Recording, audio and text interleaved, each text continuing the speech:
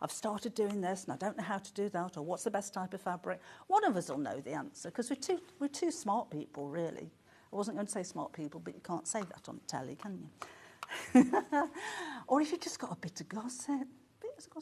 So yeah, we're going to have, hopefully, a very fun, relaxing, sewy, informative day, but we'd like it to be interactive as well. So we'd like you to come through, even if you just want to come and say hello.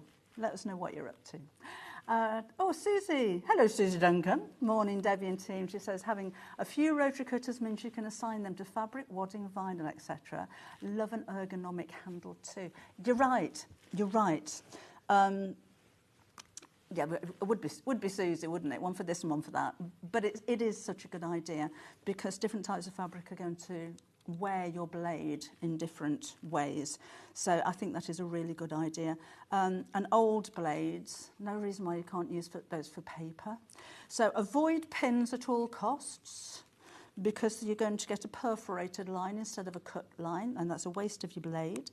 What I would also avoid is getting glue on your cutting mat. Particularly HT2, because HT2 glue, excuse me, dries so hard that can affect your blade as well. You can actually break a blade going over things like that. So do take care of them. Keep it with the blade locked away. You don't need to put a sheath or anything over it, because when the blade's not there, then you can't actually touch it or damage it, or damage you, more importantly. But yeah, having a few of them, I think, is really important. And again, 45mm, most popular size if you haven't used one before. And there we go. And if you want to, of course, you can order more. Oh, look. That's what happens. I must have hit something. You'll get these little threads that don't quite cut through. Oh, let me go over it again, it's fine. But that's what happens when your blade starts to wear, or if you've hit a pin or something, just to let you know. But don't throw them away just yet, because you can still use them on paper and wadding and the like. Right, order as many of those as you can. Shall we have a look what's on? This is what's coming up today. Oh, we've got Mickey Mouse, we've got Winnie the Pooh, we've got Debbie Shaw. I don't know. Yeah, that's a good place to be with Mickey Mouse and Winnie the Pooh, isn't it? Sarah's here at 10 o'clock with the Elephant Festival fabric launch with quilt kits. We've got 2 quilt kits. This is one of those. The elephants have actually got floppy ears on them. Fabulous. So yeah, I've got a couple of kits on there. Then, now then we've got tools. So lots of essentials and maybe a few bits and bobs that you haven't seen before. So that's at 10 o'clock. And at 11 o'clock, it's Ticks Over Tiles quilt. Again, that's with Sarah. Going to have to get Sarah's picture on there, aren't we? So that your Ticks Over quilt. And then the final show is quilt kits you will love. And that is the one where they're all going to drop down in price. Love a drop down in price.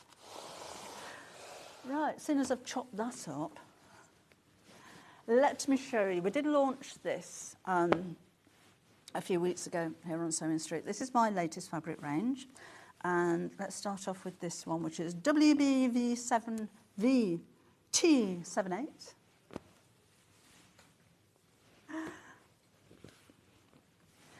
I love flowers. I love this time of year. I love painting flowers. I love the way that you can paint something that's quite abstract. You can paint something that's very recognisable as a particular flower, and they always look like flowers. I just think it's so pretty and so spring-like, and I love the garden. Oh, you should see my peonies. I've got a couple of bushes of peonies, and they're amazing. That's by the by. But these are all watercolours. On organic cotton is normally more expensive because of the process that it goes through and the way that that's been harvested and the crops are grown and the rotation of crops and everything else that's involved. I shan't get on my soapbox about it, but I do think it's important to consider. But a lot of the time you'll find organic fabrics are more expensive than just regular fabrics. Not this one. And it's really smooth and very affordable. So it's nice to work with. I mean, if you're making clothing out of it, it's a pleasure to wear it. But bag making, homewares, I just love. I was so pleased with this range. So morning, nice to see you. Debbie says Joyce. Hello, morning. It's quite sunny in London. Looking forward to seeing Sarah too. Oh, I'm glad it's sunny in London. My daughter's in London, so hopefully they'll have a nice day today. because it's half term as well. So anyway, that's the first one. Oh, what's it like in Crete? Oh, nice show. Watching over here on the Greek island of Crete, and guess what? It's raining. It's very unusual. Oh, Cheryl, I'm sorry. We shan't gloat. We shan't gloat. Apparently you've been getting sandstorms as well. Oh, that's a shame. Mind you, but it's still warm. Tulips, this one. Tulips are my favourite flower. And it's got butterflies. So little sprigs of tulips with butterflies on there as well. Yeah, I love tulips. I planted, I think I said before when we launched this, well, my son planted 200 tulip bulbs in the lawn. 200. 3 came up. But next year, my lawn is going to be amazing. Poppies. So we've got 2 poppies, the blue and the red. So this one is obviously traditional poppies. I love these wild poppies as well. They grow out of tarmac. They're so resilient. There's a poppy field not too far from where I live, and the road actually bends round, and the poppy field's ahead. So as you come over the bridge and you go down the road, it looks like you're just going to drive into a sea of red. It's absolutely amazing. I'm jumping ahead a little bit because we've got the blue poppy option, which is QRVT94, if you wanted to order that. And we looked into this quite a lot, and apparently blue poppies are called Himalayan poppies. And Alana, who is one of my girls, actually bought me a packet of blue poppy seeds. So next year, when my lawn's looking amazing and there's lots of wildflowers and everything, I'm hoping to get blue poppies growing there as well. Yeah, yeah. But that's a little bit different. Do you know, I should know this. I should know this, but I don't. You know, when we have Remembrance Sunday and there's the red poppies that most people wear, there are other coloured poppies that are relevant to. So it's purple for animals and white for peace. Is there a blue? I don't think there is there? Or maybe there is. I don't know. We'll have a look. Well, Ben, I'll have a look. Right, let's move on again. This is XOVT63. And again, we've got butterflies in this one. Butterflies and very loosely based on pansies. There is a proper pansy one coming up later on as well, with the leaves in the background. So again, they're all my watercolours. I'm not sure how Sarah works. I think she works the same way as I do, because we both design fabrics for Craft Cotton Company. But my paintings were the odd flowers and the leaves and the tulips and little bunches, and it was just pages and pages of bits of flowers. And then Vicky, who I work with, who is a very talented fabric designer, puts all the bits together. And it was her that changed the poppies from red to blue. And I thought, that's a bit odd, but I loved it. But she puts all of these elements together and creates all of these different designs, which is why it's really exciting when you first get your samples home of a fabric range, because that's when you know what it's going to look like. So they're my paintings, but a designer's interpreted those and put them into a fabric, which is so pleased. Starting my birthday in the best way possible is Pat. Happy birthday, Pat. Oh, what are you going to do? What are you going to do for the rest of the day? You're going out for dinner, or what are you doing for your birthday? Party time, get all the family round. What are you doing? This one is butterflies and flowers, so that's HKVT36. All your item numbers are appearing on the top of your screen up here. Where are you? Do you know, I don't do this very often. Still got it.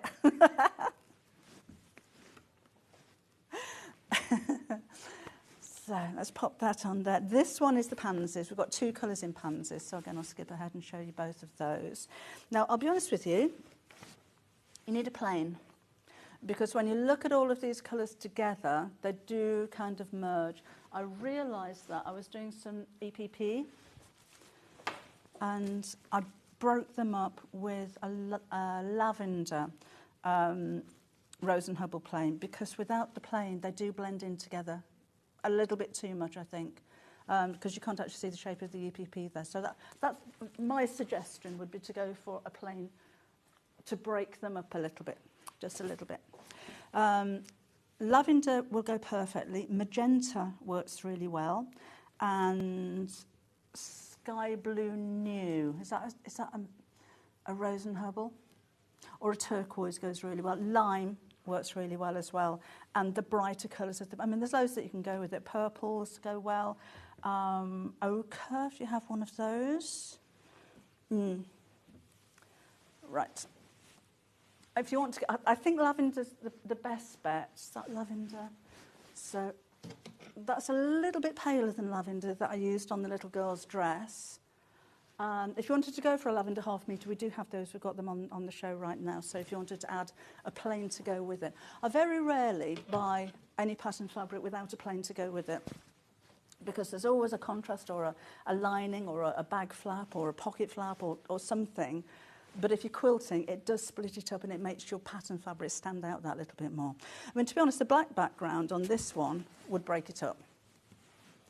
And this one, I know, has been the most popular of the whole 10-piece range.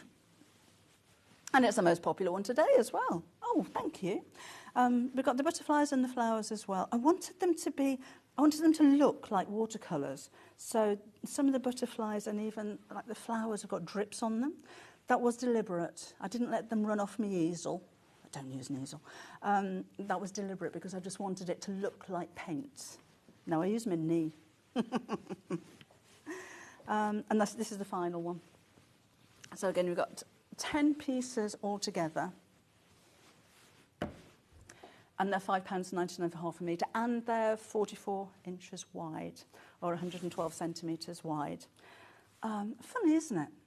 How we buy fabric by the metre, but we sew in inches. Do you do that? And particularly if you're quilting, you'll be cutting in inches, you'll be sewing in inches, but I don't know anywhere that sells fabric by the yard. So it's like we're multitasking. It's smart, isn't it? So the most popular out of those today is, it's the pansies. And it is that one of the pansies. See, even a royal blue would look nice with that. I'll bring some swatches next time. I keep meaning to cut swatches to show you what goes with what in the folk. We should do that. Ben, producer, I think they would... You know how you have from... like when fabric reps come around or anything, they show you a swatch book. I think a swatch book of all of the plain fabrics would be really handy to have here all the time, so that any fabrics that anybody brings, you can say, actually, that would go really well with the purple. So, yeah. I might just bring my own in then. And I think that would be good to have left here. So anyway, for £5.99 for organic fabric, it's a very good price. And the quality, well, would I bring you any less, honestly? No, it is true, though. If we brought you something that was substandard and you got it home and thought, well, it looked nice on the telly, but for goodness sake, it's horrible, it's like a dishcloth, you wouldn't shop with us again, would you? So we don't do that. Lisa in Leicestershire, hello, lovely to see you. W Fabric's always beautiful and fresh. Thank you very much. That's very kind of you, thank you. Right, so a very spring and summer. I love the garden when the flowers come out. Favourite time of year. So what are you going to make with it? Is it going to be your bag making, homewares, cushions, curtains, little half curtains in your kitchen window? Maybe something to brighten up the garden furniture. When you're al fresco dining this summer, should we get off my stuff and bring you some new stuff? Right. Let's have a look at these ones. Now these, Ben Producer thinks these are really cool. Really cool, his favourites. What would you make, Ben? Trousers? You could. Wide leg trousers look amazing in these. You can open that all the way. It's just really different, isn't it? I mean, no reason why. If you look at that and you think, I don't know what I'd make with all of those stripes. Let me just just while you're looking at that, I'm just going to get a ruler. Those are, if you took off the black, you could, you can make 5-inch squares. So if you wanted to cut them up into 5-inch squares and then repiece them together again, that's a great way of doing it. Moda fabric, so again, you've got really nice quality there. The quality fabric is, they tend to use a finer thread, but more of them. So you've got a lovely, dense fabric, but it's got a smooth handle to it. You can feel the quality fabric. So if you're cutting 5-inch squares, you're going to be able to get 1, 2, 3 and a bit. So 3, 6, 9, 12, 15, 18, 21, 24 squares you could get from that for £8.99. That makes it a bit of a bargain now, doesn't it, when you think of it that way? Yeah. Or you could cut it into 2.5-inch strips, because that's 5 inches wide. So you've got a decent amount of fabric roll out of those. Fabric weaving, I think, would look really nice. But they're just really, you can just use it like that, just like that. Maybe if you're making a cushion cover, you could cut it down here and have the other stripes go that way to make it a little bit different. So I know it's different fabric, but in effect, you'll have something like that. So stripes that way, stripes that way. Just for a cushion cover. Just for a cushion cover with that. Maybe with a bit of piping down there, a covered piping, or piping with a flange on it would look really nice as well. Loads you can do with it. So anyway, colour-wise, I can't see the screen. Bag of lollies, this is multi-fabric, okay. I love the designs on there. It's very, they're all called multi. Lollies collection, the Lookout. Maybe it's called the Lookout. Okay. I don't know why it's called the Lookout.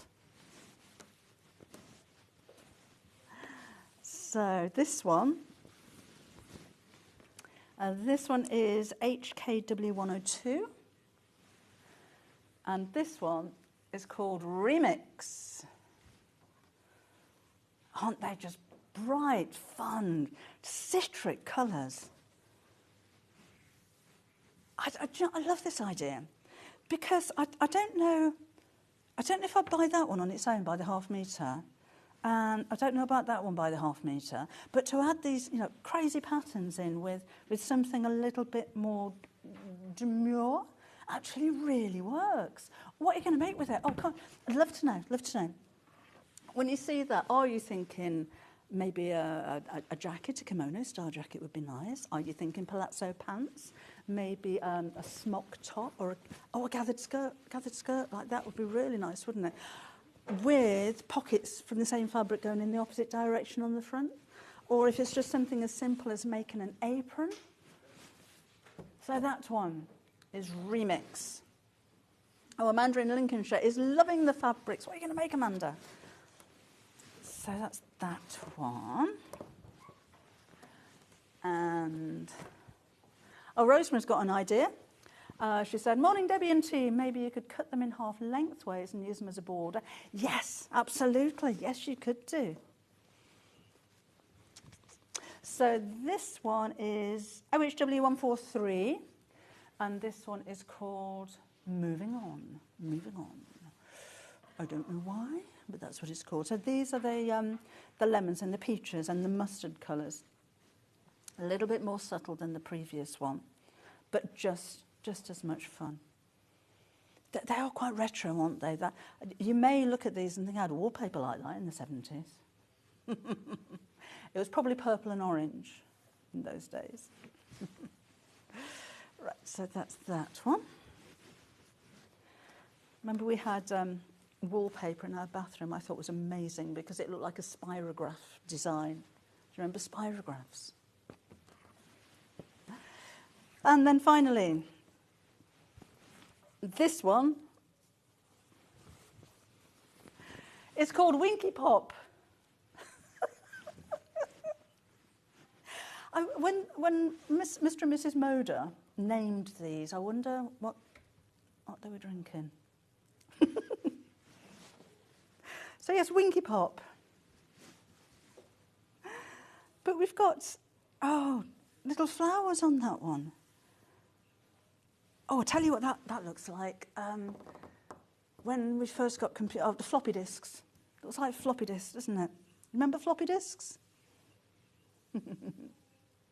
Now these again are £8.99 for half a metre. And it's a lovely quality fabric. So homewares or clothing, whatever you're making with it, or just borders, as has been suggested. Fantastic value. Right, so that's all of the Modas that we have for you. And very different, aren't they? Not something, you know, you see a lot of florals or a lot of animals or a lot of novelties, but these are just so different. The most popular one is this one, the first one that we started with. Heidi in the West Midlands. Oh, she's thinking of making a fold-up tote. That's a nice idea. Any idea where to find a pattern? Do we have... Oh, we must have fold-up totes on the website. Doesn't Amber Make do a... Oh, no, that's a panel, isn't it? Oh, there must be out there. If you can't find anything on the website, have a look on YouTube. Bound to be something on YouTube. Everything's on YouTube. But if you have a look at our website... Oh, we've got one there, look. There we go. So that is the Crafty Co Charm Tote Bag. Does that fold away? We've got lots of totes, lots of totes. Have a look if any of those fold away. Must be one there somewhere. Right. Still got more to show you. So, shall we do a bit of Mickey?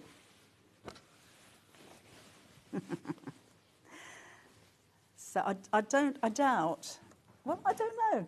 Does anybody actually remember Steamboat Willie from 1928? I was actually watching the cartoon the other day. It's on YouTube, of course it is, all in black and white. So these are the original artwork, but they have been kind of coloured in and made to look a little bit modern. Yeah, 1928. And it was actually the third Disney cartoon. I can't remember what the first two were called, but it came up with two cartoons that weren't distributed. Steamboat Willie was the first one to actually be distributed. Minnie Mouse was in there as well. And he was sailing a tugboat and coming into all kinds of scrapes with it. I think it was about 7 minutes long. Oh, there you go. So it's nice. It's just nice to see the original artwork. I think even if you weren't around in those days, it's nostalgic, isn't it? Because you've seen the images. You must have done that. You know, they've been around for a long, long time, and it just kind of takes you back. Sometimes with the older cartoons, and that probably goes right through to the 60s or even the 70s, they can look a little bit menacing. These don't. I think he's got a really nice face. Looks a little bit different in black and white, but he has got a really nice face on those. It's changed a bit over the years, though, hasn't he? Yeah. So anyway, that is the first one, which is Willie Policeman.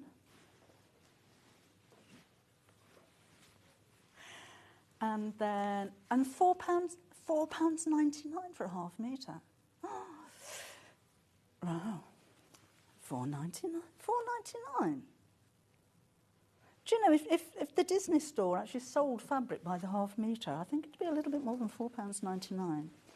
But imagine, wrong way round, backpack for school or nursery. Thermal lunch boxes would be really nice. What about shirts, dresses, pyjamas?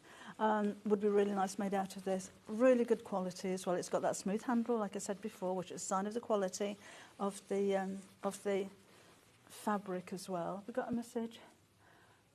Oh, do I? I have a fold-up tote bag tutorial. I've got over 700 videos on YouTube. I have no idea what's on there.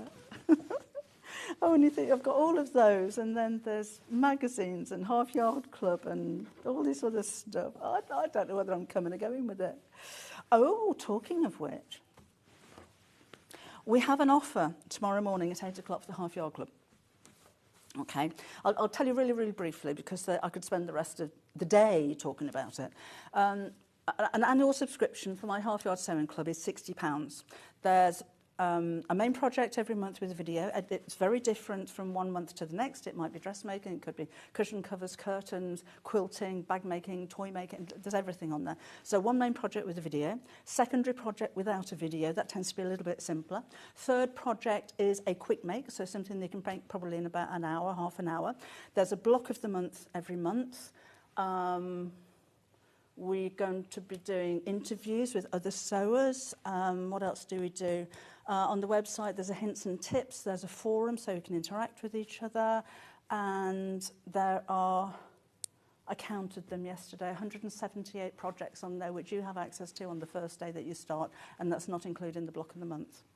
So £60 for a year's subscription. It's only £5.99 a month. However, tomorrow morning at 8 o'clock, we're going to be bringing you a Sewing Street exclusive offer of 2 years for £99. So that's just under £50 for the year. You'll be sent a code. Now, if you're an existing member, don't want you getting cross, because we're favouring Sewing Street people, you can use the code as well. So if you're already subscribing, if you've got a year-long subscription, you can pause it. You do this yourself on your account. You can pause it, stick your code in there, use that for 2 years, and then your original subscription will carry on afterwards. If you're coming up towards the end of your subscription over the next few months, save your code, and then when your subscription runs out, use the code, and then you can carry on for the next 2 years. We won't be having that as an offer on the Half Yard Club until September. So Sewing Street have the exclusive of £99 all the way through to September. So that's going to be at 8 o'clock tomorrow morning. If you haven't heard of the Half Yard Sewing Club at all, do tune in if you can. I'm going to fill the studio with samples and show you the kind of things that we make. So really, really excited about that. And we did bring you an offer last year in May on Sewing Street, and if you ordered that one, you'll be coming to the end of your subscription any time now. So maybe it's a good idea to have a look at the offer while the price is so low. Anyway, that's tomorrow. I'm going to mention it again because I can, because we're live and you can't stop me. This one is, what do we call this one? He's a sailor, isn't it? They've got anchors. Willie Captain. And then we've got the Steamboat Willie Captain, so proper name. We've got anchors and life rings and little tugboats on there. He's tapping his foot, look. Excuse me. Obviously singing a little shanty to himself as we're doing this one. And the background is like a blue and white checked. So there's lots and lots of detail. I love the detail on things like even the boat. And small enough if you wanted to fussy cut any of these. But that is about 1/2 inch big. And it's got waves and grain on the boat. And it's got a little window on there. It's amazing, isn't it? That's so much detail on something that's so tiny. And again, you've got nice expressions on Mickey as well. So that is, so I think the nice thing with Mickey Mouse, if you're making this for your kids, they won't want to watch Steamboat Willie because it's all in black and white. But it's still Mickey Mouse, and it still looks like Mickey Mouse. Everything was in black and white when we had our first telly. Excuse me. It was a Murphy TV, and I remember that. And they had those huge backs on them, and the screen's about that big, but the TV's about that big. And I can remember it was a Murphy TV because when I was little, I used to watch Camberwick Green, and Mickey Murphy was the baker, and I used to think that he had something to do with the telly because it was a Murphy. You know, when you're that big, you think all kinds of things. So yes, all of those things were in black and white. We had Bill and Ben, and Andy Pandy was in black and white, and Busy Lizzie was in black and white. I think all the Watch with Mothers were in black and white, weren't they? And Watch with Mother was on at 1 o'clock in the afternoon because that would have been just before the time you were put down for your afternoon nap. So it's supposed to be relaxing time with Mum, off to sleep, let her get some housework done. What did you used to watch when you were little on the telly? Okay, now this one, again, there's just so much detail on these. This one is Steamboat Willie the Gang. So they're all on the boat, look. See, he looks a bit cross. But we've got the parrot, and I wish I could remember what these were called. 2 Mickey Mouse. There must be one with Minnie on somewhere, because Minnie was in Steamboat Willie. With the blue stripe in the background, so there's lots of texture and lots of depth with these. But I just think they're so much fun. The parrot apparently had a really original name called the Parrot. The cat is Pete. Pete the cat. They must have been named after somebody. And then, is it Mickey and Minnie? No, they both got shorts on. Minnie would have worn a dress, wouldn't she? So that's, yeah, do you know, I can't see Minnie. I can't see Minnie on all. Under Mr. Trick there, didn't there? No Minnie. Oh. Yeah, boys only on this holiday. So this one is Steamboat Willie, The Gang.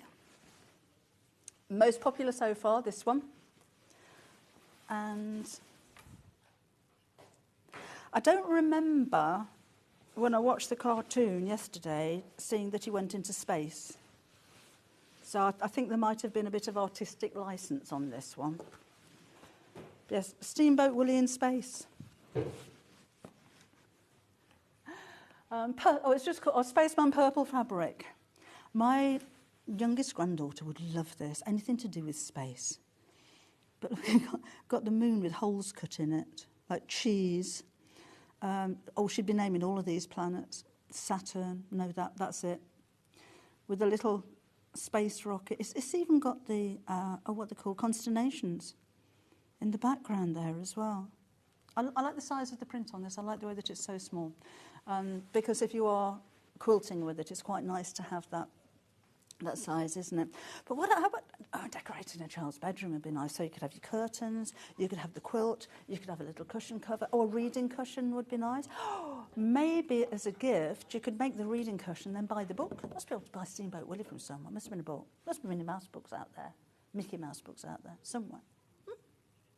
So that one is Spaceman Purple.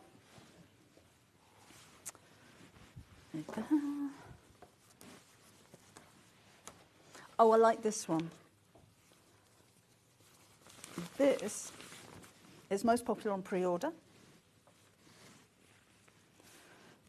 And it's a great day to be a captain. Steamboat Willie, ship ahoy. Still no Minnie. But you kind of got a taste of all of the other fabrics here, all kind of mashed together. It looks a little bit like patchwork, but the shapes are quite random. This one's just called Comic Multi. And again, nice small size to this as well. So if you are making book covers and things like that, you can get a lot of projects out of something like ½ a metre for only £4.99. But you don't lose any of the design when you're making a smaller project. They've all got small prints on these. And it's, again, only £4.99. Right. A few of you are asking if you can make and sell. I'm thinking not. We'll double check on. Well, you could double check on that one actually, but we will double check and let you know about that. The copyright apparently expired in 2024, so you might be all right. Normally with licensed fabrics you can't. But the copyright has expired, so you might be able to on this one. Don't know, I'm afraid, but we will find out. We'll find out and let you know about that one. Right. Mum Mickey. He's so fine. With the like Mickey symbols on the background of this one. And again, that small design. This one is Steamboat Willie Voyage Peach. And it's waving, tapping his foot again. Loads of colours you can mix and match within these as well. I'd go for red with all of them, I think. Every one of them. So again, £4.99 for ½ a metre, all 112 centimetres wide. Steamboat Willie, Flyer Plane. Colours of this one are nice, aren't they? Maybe I wouldn't use the red, I'd use a teal as a contrast for this one. So this is Steamboat Willie Pilot Light Blue fabric. Light blue? Light blue, it's not blue. It's a tealy green, this one. Maybe it's called light blue because the background's kind of a little bit of a light blue, but I'd say it was more of a green. Or maybe an orange would look nice with that, or even yellow. Look fabulous. I'm going to bring a swatch book next time.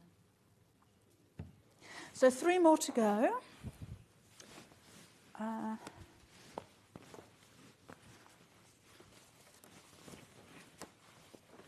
This is a little bit of everything. So we've got a policeman, we have a spaceman, we've got pilot, we've got fireman. What else have we got? That's it. So fireman, pilot, policeman, spaceman. And this one is called Steamboat Willie Does It All. And you've got the moons and the space in the background and the planets and clouds. And it's on a nice white background for that one as well. There, oh, that makes nice contrast, doesn't it? Oh, now this one, I'd go for with any one of those that you're buying. Because you will, oh, that's, see, because look, you've got the same little faces in the background. Oh, it goes with all of them, look. So yeah, an essential one. Whichever one you go for, I'd go for that one as well. Because that could kind of be your plain, couldn't it? I think, oh, I haven't done that one, have I? I'm getting all mixed up now. Okay, so this one is the Silhouette Multi. So it's got the stripe in the background. It is, I'd say, multi-directional, so you can use it with the stripe lengthways if you prefer. But it's the same iconic image, isn't it? No matter what era of Disney you're looking at, so whether it was 1928 or 2025, instantly recognisable as Mickey Mouse. No features, it's 3 circles, it's a very simple shape, but you just know who that is. So that is the Steamboat Willie Silhouette. And the final one is Steamboat Willie Fireman.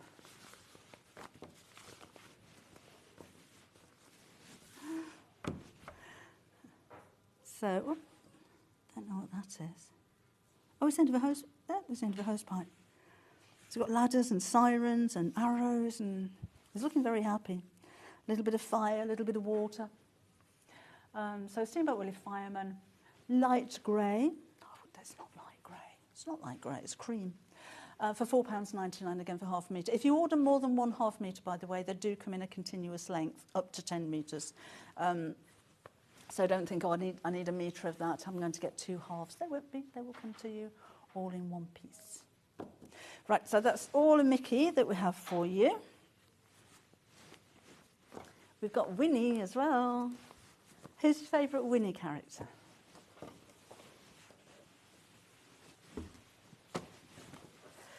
Right. This one is going to sell out. Love the colours on this one. I was talking online with a lady yesterday who was asking me for colours to match with this one. She's going to make a baby quilt out of it. The thing I love the colours. So it's not traditionally pink for girls and blue for boys. It's quite neutral. It's very, very soft. If you wanted to make it brighter, contrast with a bright pink. Difficult yellow to match. Sage might look a little bit dull, but a pale blue or even a sky blue, a bright blue would look amazing with this one. But it already looks like it's patchworked. So if you put this onto a piece of wadding, backing fabric, and then sewed around the edges, you would look like you'd actually quilted all those tiny pieces together. But that one's going to go. We don't have very many left. So check out your baskets for that one. Obviously, if you're making a quilt, you're probably going to need more than your half metre. That's what you're going to make with half metre. Let me just pick that up and show you. That's your half metre. That's what you're going to get. So if you wanted to make a small quilt, I'd go for a metre and a half even. And obviously, the larger the quilt, the more you're going to make. It doesn't just have to be quilt. What about little drawstring bags?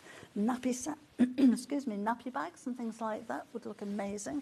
But very soft, very elegant, and I think very upmarket kind of colours, if that makes sense. Some colours look expensive, don't they? Some colours can look a bit cheap. This one looks really expensive. But again, it's going to go. Not very many left of those at all. And you've got all the characters. Oh, I'll never remember these. Eeyore, Rabbit, Piglet, Pooh. I think the owl's just called Owl, isn't it? And then Kanga and Roo. I think that's it. Oh, that wasn't bad going for me. And I think with Winnie the Pooh, it's one of those characters that adults like. Do you know, the same with Mickey Mouse, same with Alice in Wonderland. It's not, although, you know, it's aimed at children, it's not a babyish character. Does that make sense? I wouldn't mind having Winnie the Pooh pictures on my wall. Okay. Moving on, Pooh and Honey, look at this one. When you see the images, can't you just hear his voice? This one is light yellow fabric, but this has got the honey pots in there as well. Isn't it lovely? So, bright, oh, we're running out of time, aren't we? Let's move on. So that's bright yellow. Oh, rabbit. Rabbit, rabbit. Really popular, these ones. So peach in the background for this one. So again, it doesn't argue with anything. If you're making you know, decorations for a nursery, even lampshades, wouldn't that be pretty for a lampshade? Maybe gather it all at the top and put a fringe around the bottom would be gorgeous. Even if it's not a Winnie the Pooh theme and you just like rabbits, save it for next Easter. Absolutely perfect. A little bit of, oh look, hiding carrots behind his back. Beautiful. Oh, this is unusual as well. This is honeycomb. Whoops, it's directional. So we've got Eeyore, Piglet, we've got them all on there as well. There's Tigger, and that's it, we don't have a Roo. Oh, I love the ones with a tail, look, just a tail and a little bee. Oh, and this, and look, a Tigger bottom, Tigger tails. Right. Okay, so let's just make that neat. Nice colours in that one. So I like the way that all of the honeycombs are shaded as well. They're not just a block colour.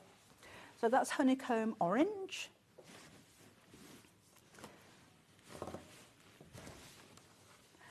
And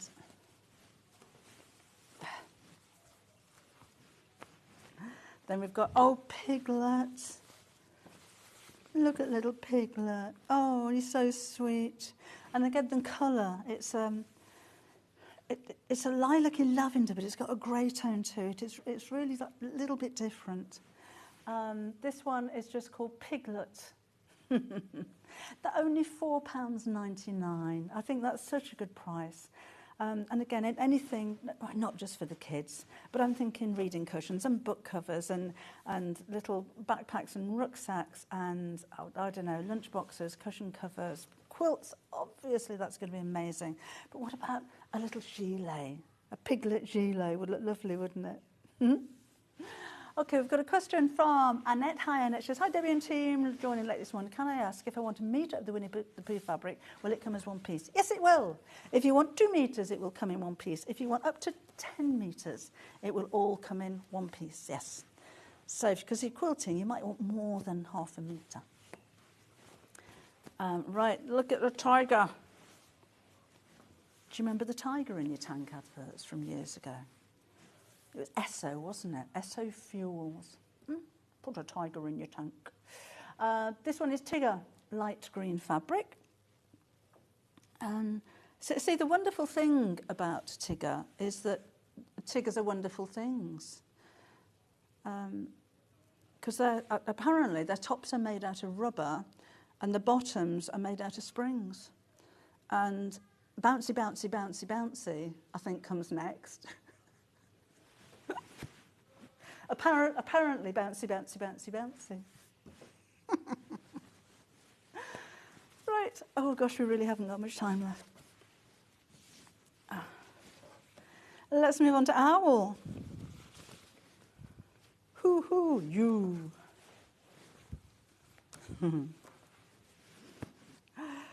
Oh, it's got a little mouse in there as well. Oh. Is that right? Apparently, says Ben Producer, if you hear to-wit, to-woo, it's 2 owls. So one goes to-wit and one goes to-woo. Oh. I've got an app. I've got I know lots of you got it already because I posted on Facebook and everyone, yeah, I've got that. I can't remember what it's called, Merlin something or other, and it's a free app and it detects bird sound in your garden. And we had a barn owl in the middle of the day the other day. Yeah, and I did record this morning at 4 o'clock what the bird song was. And we had a robin, a great tit, a blue tit, and blackbirds, and a wood pigeon, and a red-leg pigeon. I've not seen a red-leg pigeon before. All singing at 4 o'clock this morning. It was wonderful. So it'll detect ducks, but it won't detect chickens, but they're probably not wild birds, are they? Anyway, this is owl light screen fabric. And then we've got Kanga and Rue. So the colours. The colours of the backgrounds are so different. I mean, to be honest, I'd go for a white for a contrast with this because I think you're going to find it difficult. It's kind of it's not rose. Or blush. Blush would probably be the closest, wouldn't it? I don't know if it's going to be exact. Going in the high chair. Oh. Or pale blue says, but yes, because we've got pale blue in here. There is a bit of pale blue in there, so if you put a pale blue with it, it'd really draw that out, wouldn't it? I know it's got Mickey on it, but that kind of tone would go really well, wouldn't it? Or chambray would be nice. I do like a bit of chambray.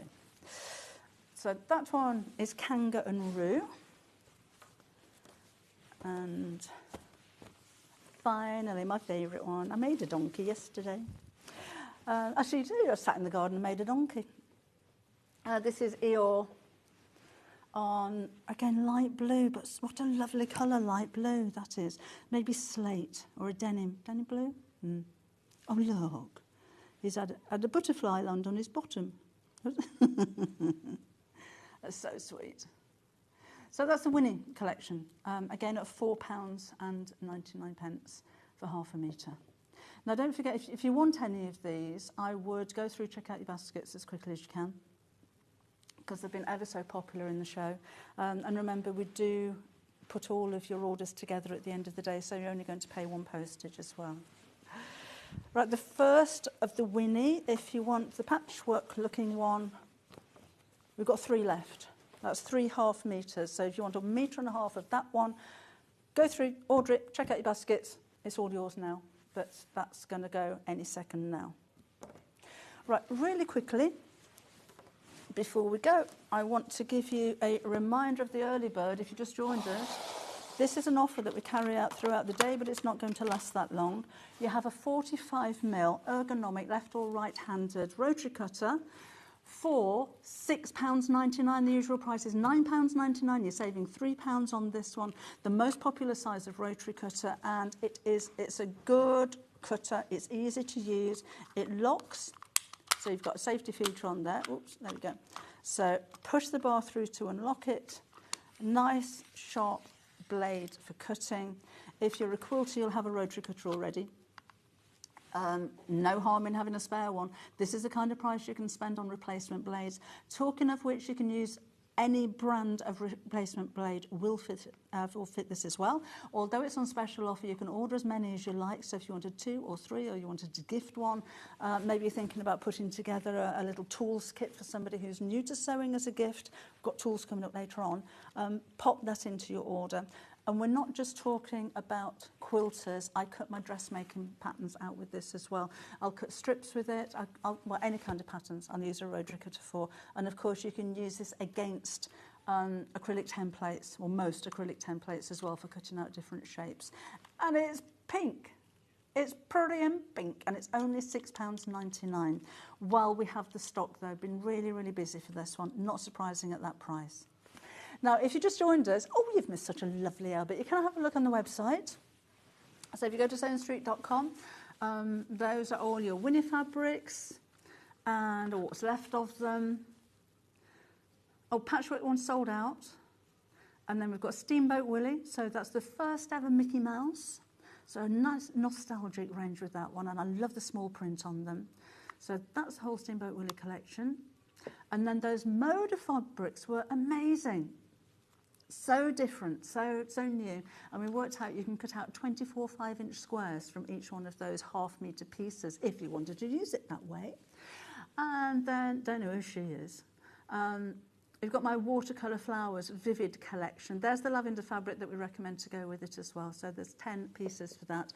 Tomorrow, we're going to be featuring the fabric again. We might give it a mention, but we've actually got fabric strips on there tomorrow. And this bag behind me here is Susie Duncan's Tiptoe Through the Tulips bag, which is made in my fabric, and that's going to be available as a pattern tomorrow as well. So join us tomorrow if you can. However, after the break today, we've got a brand new fabric launch, Elephant Parade, which is amazing and beautiful. It's really busy on pre-order already, and it is designed by the very lovely Sarah Payne, who of course is going to join us right after the break.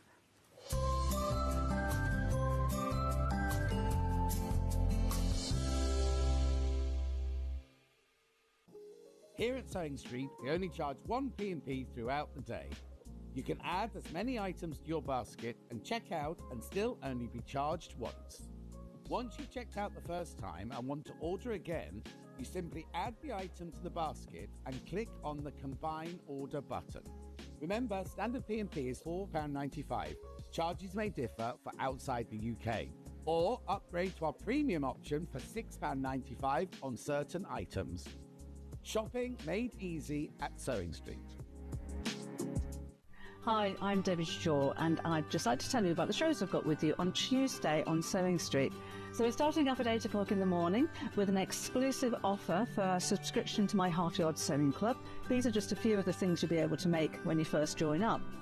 And then at 10 o'clock and 12 o'clock, I have some brand new acrylic templates, sewing themed panels, and some foundation piecing panels as well. If you like foundation piecing but you just wanted like a very quick and easy project, then these two pouches are very simple to make. And then on top of all of that, at 2 o'clock I shall be with you on the Sewing Street Facebook page for an extra stitch, where I've got more half price offers for you. So I'm looking forward to seeing you on Tuesday here on Sewing Street. Shopping with Sewing Street couldn't be easier.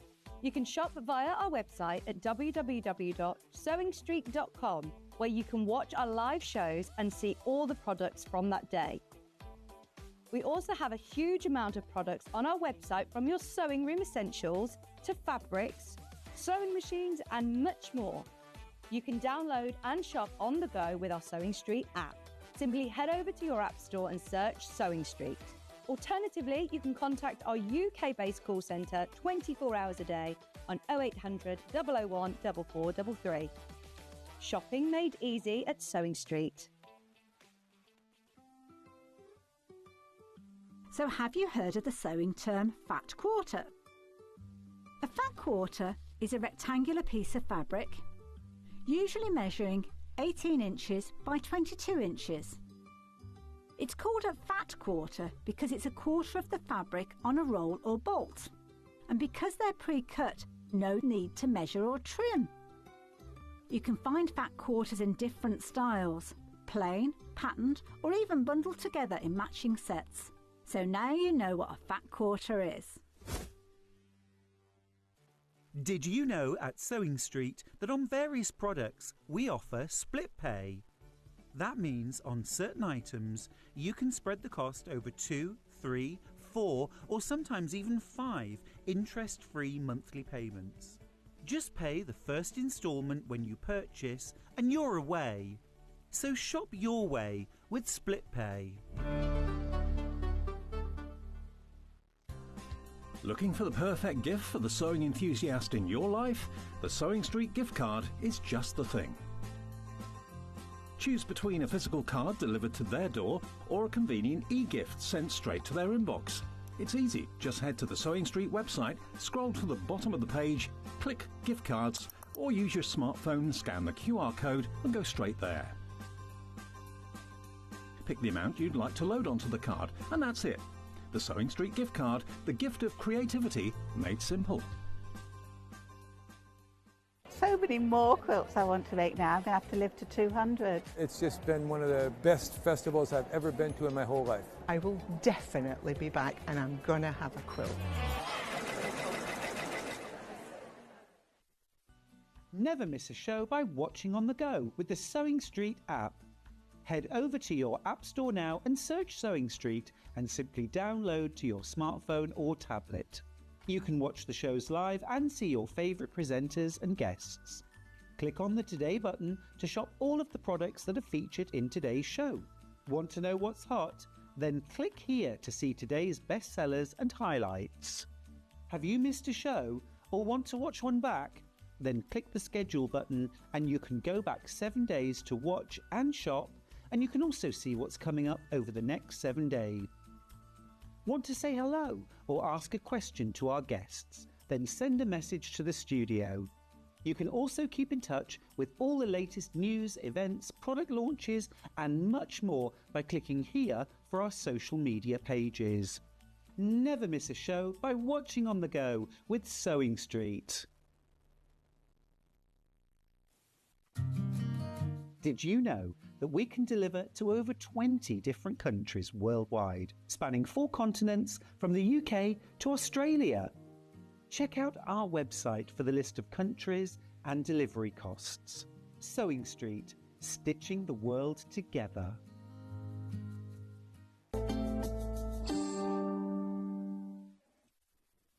Well, hello and welcome back again. And this is going to be a really exciting. I'm so looking forward to this. Miss Payne, how are you? Oh, I'm all the better for seeing you. Oh, lovely. Go on. We've had a lovely catch up this morning. We have. Seen you for months. No, it's yeah, absolutely ages. We sat and had a coffee and a chin wag and a catch up. And the world's all right now. Yeah, we sorted everything. There may be viewers watching out there that don't know who you are. Yes, Because quite a you're lot, quite I should new to imagine. Payne Street. So tell us a little bit about your background. Yes, my name is Sarah Payne, and I call myself Sarah Payne Quilter because I do a lot of quilting. I've been quilting probably for about 25 years now, and I used to have a sensible job. I did used to work in IT. I used to train solicitors on software that would do their VAT for them. So how did you go from that to Sarah Payne Quilter? I think basically I was doing a lot of craft and I got really bored, and I was away all the time. I was in hotels all week long. I get home on a Friday night, Saturday morning, then leave again on Sunday, and I thought there's got to be more to life than teaching solicitors to do their VAT. And nobody was ever happy to see me because it meant they got a day of VAT. Or solicitors' accounts rules, all that green form, legal aid. They weren't happy to see me. So I quit. And I quit on the spur of the moment because that's how I live my life most of the time. I don't really think about things too hard.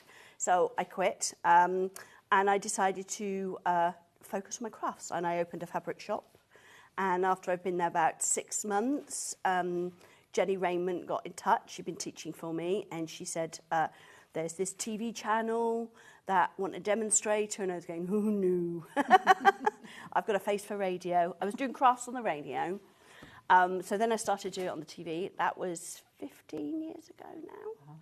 And and I started as demonstrator, and then I started designing my own fabrics. I write patterns and books, and I give talks, and I hold a sewing school every 2 months at my place in Peterborough. It's so much better than that. I get a bookkeeper now. Well, talking of fabric design, it's such a pleasure to have you bring your range to Sewing Street to launch it. Thank you. So you are the first. This isn't in stores or anything. No. I'm so excited. So you are the first ones that have seen this and that can actually order it as well. So by the time it does go into store, I don't know when that is, probably a couple of weeks or so. I haven't received it yet. But you get your fabrics first. So tell us about this. How did it come about? Okay, so this is Elephant Festival. Now, this is a range. I visited India a couple of times. I think the last time was 2019. I haven't been back for a while. But I was completely inspired by my trip. I love the colours. I love the vibrancy. And so I did some paintings which then in collaboration with Craft Cotton Company, we turned into a fabric. So all of these have, you know, elements and different stories about them. But I've done 2 ranges based on India. This is the second one. But I was desperate to do an elephant. Because I was... You don't hear people say that very often. Been desperate to do an elephant. Oh, I wanted an elephant so badly. So actually, my first experience of elephant in the flesh was I was actually sitting in a car in Delhi, and I was being driven somewhere, and I was with my guide. I was on a trip with Deborah, but she was feeling poorly sick that day. And I'm sitting in this car, and we're sitting in traffic, and I'm talking to the guide, and then all of a sudden, the car went, and I was like, what's that? And right here was an elephant bottom. So, because apparently they just do this. So nasty. They just decide that they're going to lean on something, and they leaned on my car. And it was really weird because I looked at it and I thought, what is that? But because you don't expect to see elephant flesh like 6 inches from your head. And I was like, bottom flesh? No, it was, well, I think they call it rump. Yes, it's rump. But when you push anything against a window, it sort of splays out a bit. So there was this elephant. And I was like... Oh, pictures in my mind now, Sarah. So that stuck with me, that elephant rump. Well, it was... So which one has the rump? It was more thigh because the car wasn't that high up. But yeah, it was one of those pivotal moments that I've never forgotten because it was just weird. And the way I live my life, stuff like that happens to me more often than you'd think. So these fabrics have then come out of the joy of that trip. So do you watercolour paint them? Or no, I actually use acrylics. Would you like to see? Yes. Okay, so I've got... Hang on, I've got a couple. Now, this is the elephant. Oh, amazing. So, you can see. Now, I paint in acrylics, and I tend to paint words. I'll use some. I tend to paint quite big. But this is something that I do for me. I paint for my hobby, for my... and I have unfortunately found in the last year and a half, I've not been able to paint due to health issues in the way that I did before. So I've had to learn some new techniques because my hand now won't do. So this, I was going to do background, but this has never been finished because I can't paint anymore. But I have learned new tricks, and some of them are in this. But yes, this is the elephant, and various... I'll show you, we'll look at these other bits as well, but lots of the elements are repeated. So if I put that down there, so you can see this is pretty much him taken. Perhaps I will try and finish that at some point. What would you do in the background? Well, I don't know, because I'm imagining him coming out of the jungle, you know, majestic and breaking through lots of greenery. And my thoughts were, I've actually done some other bits and pieces for that, for this range, which involved greenery. And I thought, oh, I'm going to put that... A lot of noise there. Sorry, I just noticed it's falling out. My microphone was falling out. I was trying to be subtle then. I didn't do subtle. I didn't do subtle. There we go. Yeah. So I create these designs. You do the same. You know, with Craft Cotton Company, we create these designs, and then we create a fabric with it, and there is repetition of certain elements. So he does feature, and I think he's a he. He's a he. So he features in this one, the pink one, which I think is called... Just elephant mandala pink. Yes, that's it. Because there are mandalas in the background. I'll explain about this later. But he's also in the purple. Okay. So... Oh, and I love these gorgeous, rich colours. So there he is again. And then we've got him from the side. So he's making it... And also, when I was in... I think I was in it might have been Delhi, but Deborah and I were staying in this hotel and there was a lot of commotion outside. We were on the roof having something to eat and we looked down and it was a wedding party and the groom was riding an elephant with all of this stuff decorating him. It was just absolutely mesmerising. So yeah, he had to feature heavily in this fabric range. I didn't see any elephants when we went to Delhi. There were cows, loads of cows. Yes, the cows were skinny though. Yeah, they were with very big skinny. humps on the back. Yeah, they looked hungry, whereas the elephants were sort of glossy and well looked after. I did ride a camel. Did I you? rode a camel in Rajasthan as well, as you do. But that's, so that's two of the fabrics. Because it's kind of split into, and it's a 10-piece range, but it's split into two, isn't it? Yes, so you've got purple and pink. So if you're going for the fat quarter bundles, your fat quarter bundles will be in the pink, purple, and the blue, okay? Now, this is the mandala purple. Now, I'll just show you. Hang on, let's see if I can get this started again. Because one thing I've had to do since my stroke is learn to work in a different way. Hang on. Right, you chat amongst yourselves. Remember, this is organic fabric as well, for £5.99. So if you're, if you're conscious of things like that, then organic, I think, is the way to go.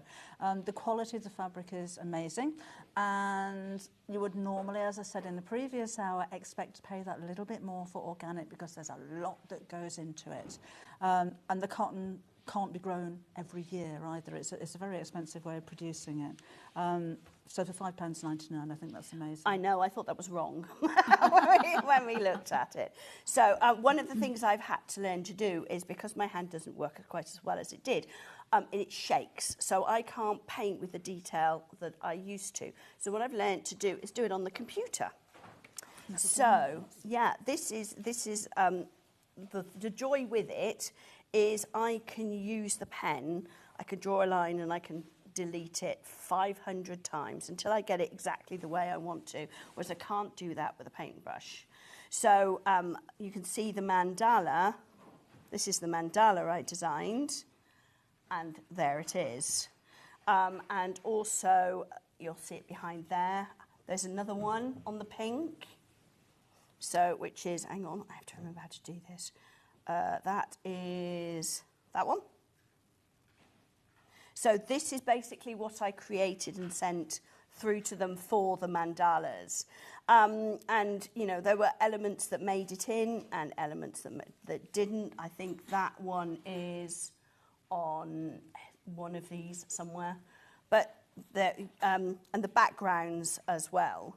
But also, I had gone to Florence to art school for 2 weeks. You get around a bit, don't you? I do. I used to, as I say, I had a proper job once. Now I don't. I go on holiday instead. No, I went to art school in Florence to play with some mixed media techniques. And one of the things I had to play with was like paper crafters. They often use, I'm trying to think what the word is, sludgy stuff. Paste. Like paste to get to get a background, and that's how I created the background here with this texture on. This was artist paste that you do put on with a palette, so that created that. And then what I also did is this piece. So this was a piece that I was playing with, which is gouache. I had to go at lino cutting and lino printing, layering, masking, produce that, which you can see is a direct. You're going to be a hobby maker soon, aren't you? I wouldn't know. No. So all of these elements, like the little flowers here, they said, do you want me to take out the bits where it doesn't completely print? I went, no. So you can see it's not. So it looks like it looks like a lino print. Yeah. So, and this element is repeated. There's a blue version.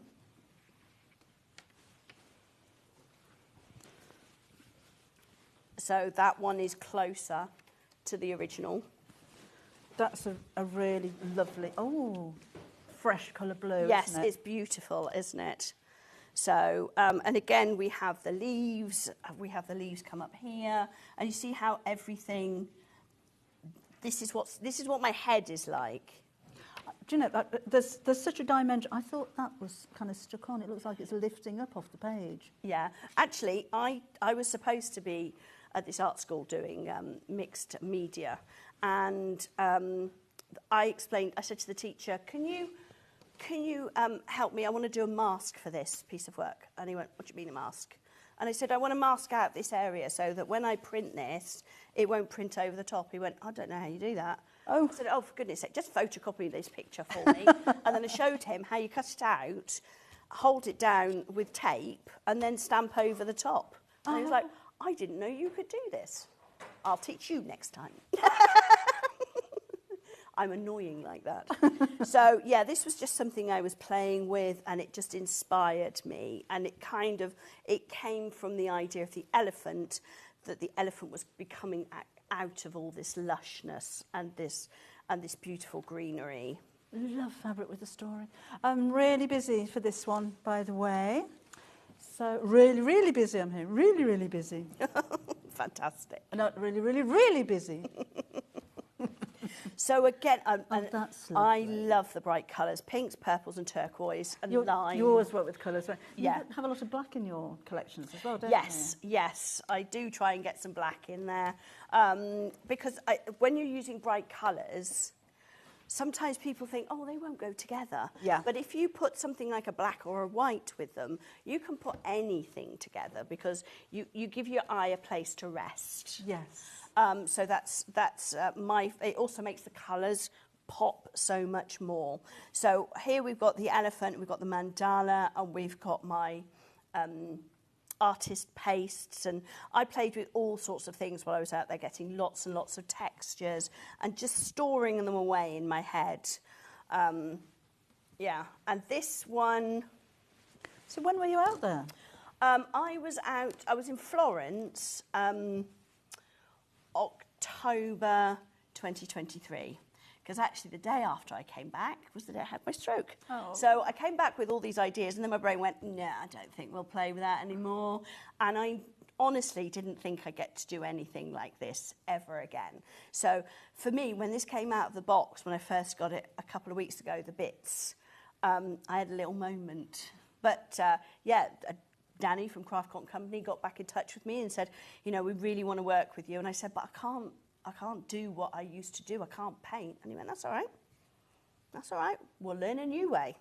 So the next couple of fabric ranges have got some stuff I painted before, and then stuff that I've done since. So this... So it's not a quick process, is it? No. I started this... Even without what you've gone through. Yeah. Designing fabric from the day you do a painting to when it's actually produced. Yeah, because also I have to... First of all, I have to decide on a theme. Yeah.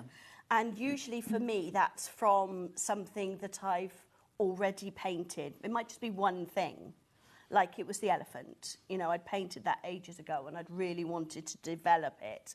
And the next range that's coming out at the end of the year, there's a pheasant who lives in our back field called Phil. And Phil was the starting point for that. So, taking something and choosing the colours, I love the process, but it is quite laborious. Yeah. And also doing it, especially as I do big pictures, doing original artworks, as well as having a more than full-time job. You know, it can be tough fitting it all in. But this one was actually inspired. It's still, the India range, but I took a trip to the V&A. I love the V&A. And they had some textile panels with these kind of chintz designs on it, and that inspired this one here with these shapes.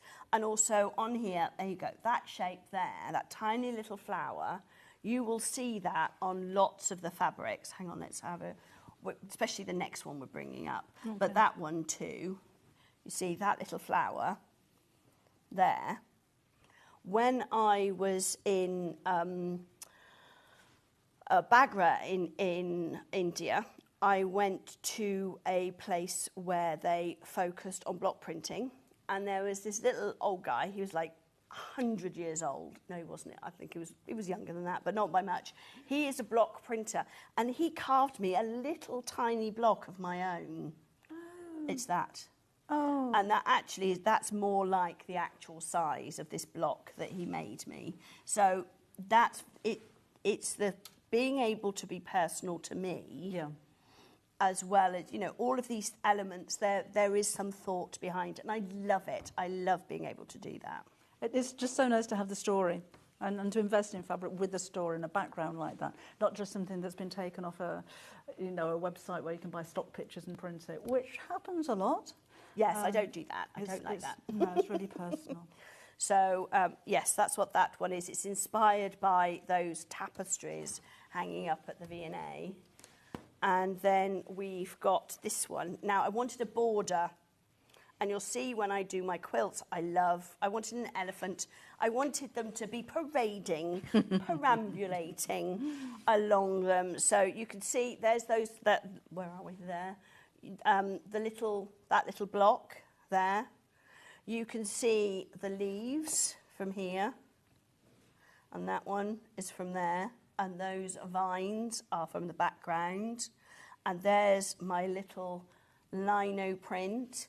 So everything, even though the colours are very, they can be very different because you've got purple and turquoise and whatever, they all work together, and we take little elements of each one. And this, I think, is about 5.5 inches. Okay. So you could cut it like that. With the quilts that I've actually done, I've cut just the elephants. Trying to get the most use out of the fabric. But it was conversations like, which direction do I want them to walk? Do I want them selvage to selvage, or do I want them parallel? And I said, I want them selvage to selvage. So if you've got 1/2 metre, you can cut probably 4 elephants, four lines of elephants out of them. So this is my elephants on parade. And again, you know, the little shapes on here. And you're working very closely with the graphic designer, with Vicky. You would have worked with Vicky, and we're sort of going, okay, but can you add more shadow to that elephant? Can you make that purple darker? I don't like that green. You know, so that process takes a long, long time. We've got one more to show you. Yes. So that's the elephant parade. And this is mandala Turk for turquoise. Because, you know, I don't want to be shy and retiring when it comes to colours. Sometimes I do sensible colours, but not often. So this is that really punchy turquoise. If you're getting the Fat Quarter bundles, this is in the blue bundle, obviously, but it's very, very punchy. And I've got those lovely mandalas and the texture behind, because I think I don't want any real areas of plain. Yeah. So it's sort of going back to Vicky and saying, actually, that's too big a gap there with nothing on it. Because if you're doing EPP, English paper piecing, and you've got a small bit, you want to have something interesting to look at. So we end up having conversations about scale and, you know, how close things are or how far apart. And that would be lovely for EPP, wouldn't it? It would, yes. So if you're buying a blender to go with it, would you go for black or white? Definitely. Yeah, we've got some patterns, and one of them I've used the white with it. I did toy with the idea of going with a black because I think they're both very punchy. The problem is going with black, they look wonderful in person, but they photograph really badly. Oh, really? Yeah, black photographs really badly because it always looks a bit... And also, I molt like I'm a golden retriever. So every time I take pictures of anything that's got black fabric, there's gold curly hairs all over it. So Sarah Payne, she molts like a dog. That's the truth. So that's the final one of the 10-piece collection, organic fabrics at just £5.99. So if you just joined us, have a look on the website on sewingstreet.com, and you'll see all of the fabrics that you can order there as well. Now then, We do have some pre-cuts, so we're going to look at the charm pack first of all. There we go. Now, the charm pack, the fabric strip and the 10-inch squares are all exclusive to Sewing Street. These won't be in the stores when these eventually get released to stores. They are exclusive to Sewing Street. So I'm really jealous because I've got one of those. Yeah, they've given me one bundle and one bundle of, you know, the other bits and pieces. I'm like, gonna make something with them. Oh, can I give me the 10-inch? Sorry, chuck them all over. I've got one here that I've actually opened. Oh, that's a good idea. Yeah, this is mine. Because we'll never get that back neat again. So there are 40 in there. There are 4 of each of the 10 designs. Hang on. Excuse me.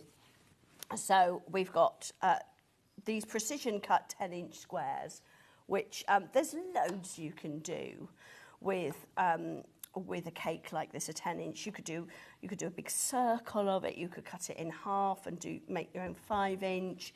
You could sew 2 of them together and go across diagonally and make half square triangles. You could add another colour in and put squares here. I'll show you this later. Here, here, and then here, here to make your flying geese. You know, it's a very versatile shape. So we've got, as I said, 4 of each. There's 4. And they're all 10-inch squares. They're all 10-inch squares. I know we've worked it out before in a previous show. How much is the meterage on a 40 pack? There's a so that's it'll be, well, if you do 4 by 10, that'll be 40 inches. 40 inches minus the seam allowance, so about 39 inches by about. Used to work in IT. 9 and a bit inches. That's not bad for stroke brain. I can barely remember my name some days, but ask me for quilt measurements. So, yeah, there's quite a lot there. Yeah. Obviously, the more you cut them up, the smaller it's going to get. Yeah, the smaller it gets. So, but this gives you 4 squares of each of them. So it's a good, well, there's a lot of fabric, but it's a good kind of taster, isn't it? Yes, yeah. Because, you know, you might, buying 10 fat quarters is great, or 10 half meters, but 10 half meters is quite a lot of fabric. Yeah. And actually you can make 2 quilts with that, which we'll show you in a bit.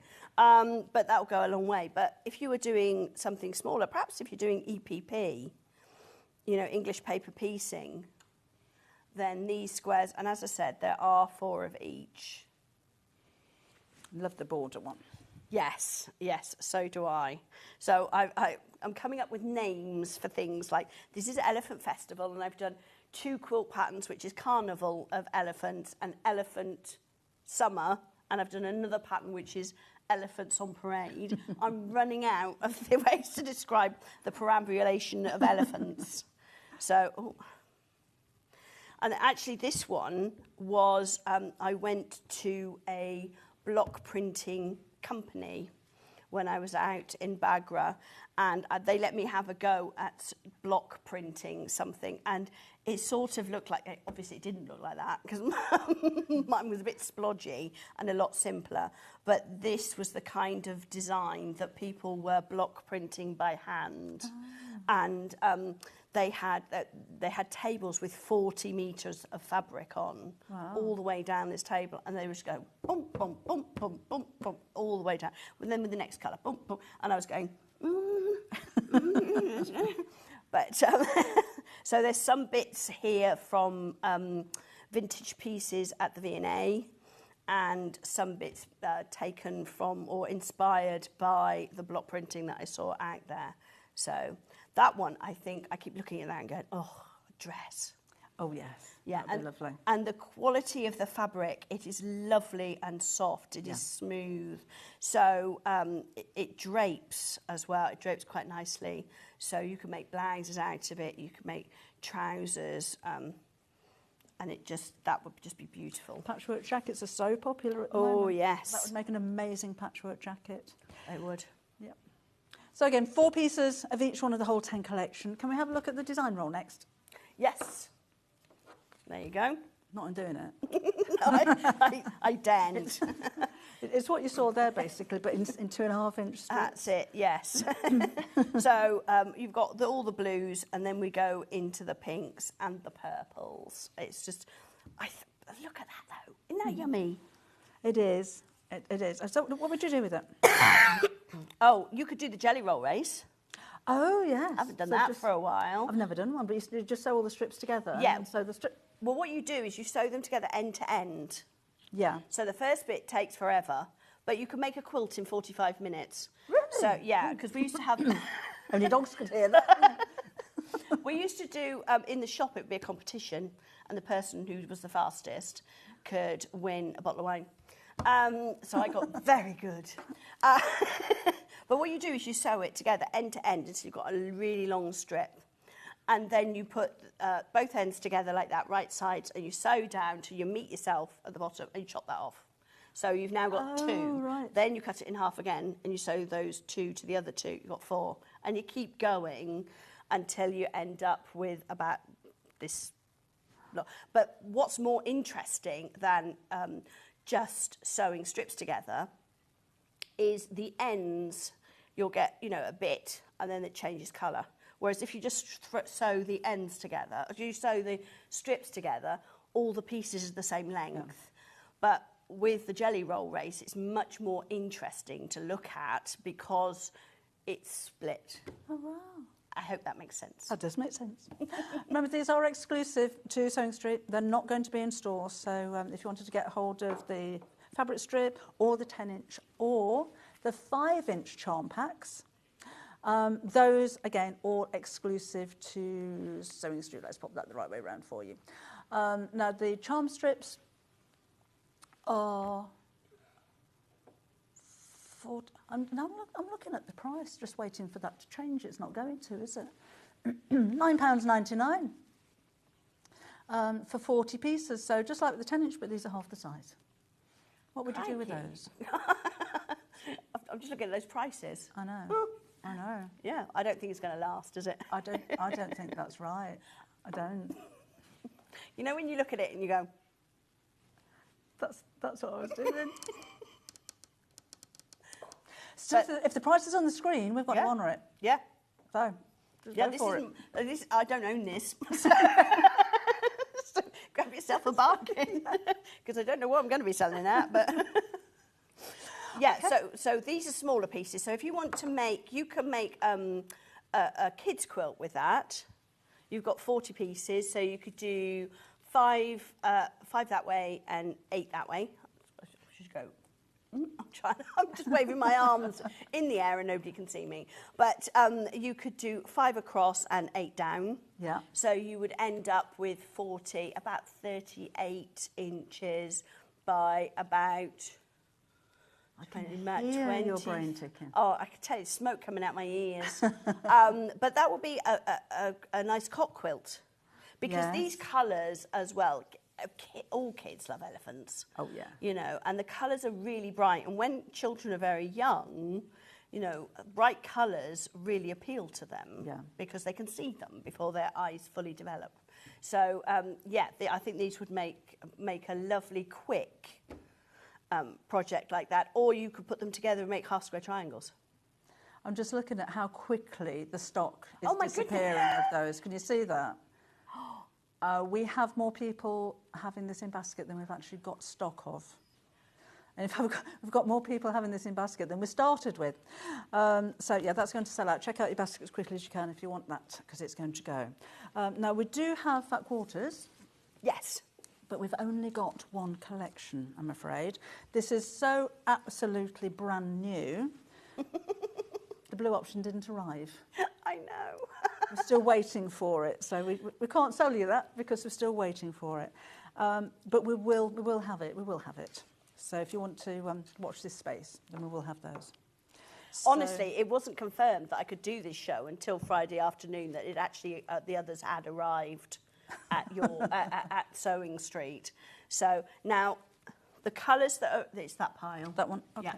So those are the colours for the blue option.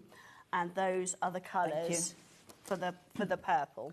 So this is what we've got, but it's the fat quarters, remember. So because I can't take it out. No, but, I mean, these prices, honestly, you could make the 2 quilts that we're going to look at with just this. Instead of buying a fat quarter of each, you could buy half a metre of each and make 2 quilts. That's a good idea. That might be your only option, because again, when you watch the numbers going down, we don't actually have many left. Is that what that number is going down? Okay. Yep, the one that's going down kind of 1 a second. Yes. Is just going to go down and down and down until it gets to 0. I'm not used to seeing that, you see. We didn't used to have that, did we? No, we do. We know you're there. So again, a really limited stock now on this one. Okay, and again, they're only £14.99 for 5 of those.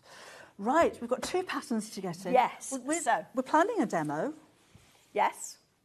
I'm planning to do elephant ears. Yep. As you do, but rather than elephant rumps. We've only got 20 minutes left. Okay, that's fine. That's fine. Right. So, Carnival of Elephants first, please. Yes, Carnival of Elephants. Now, these are my patterns, and I print all of my patterns, and I am totally obsessed with these. There is lots and lots of colour. Okay, so this one is... I'm trying to get under the camera. Yeah, there we go. sorry, Oh, sorry. Right Yeah, so this is the Carnival of Elephants. Now, if you have a look, can we show the sample? It's the one on the left, because this is something that I am very proud of. My elephant ears. You don't have a wander over? Yes. So, do I need to go? Ooh. Right. So, can you see? They've got 3D ears.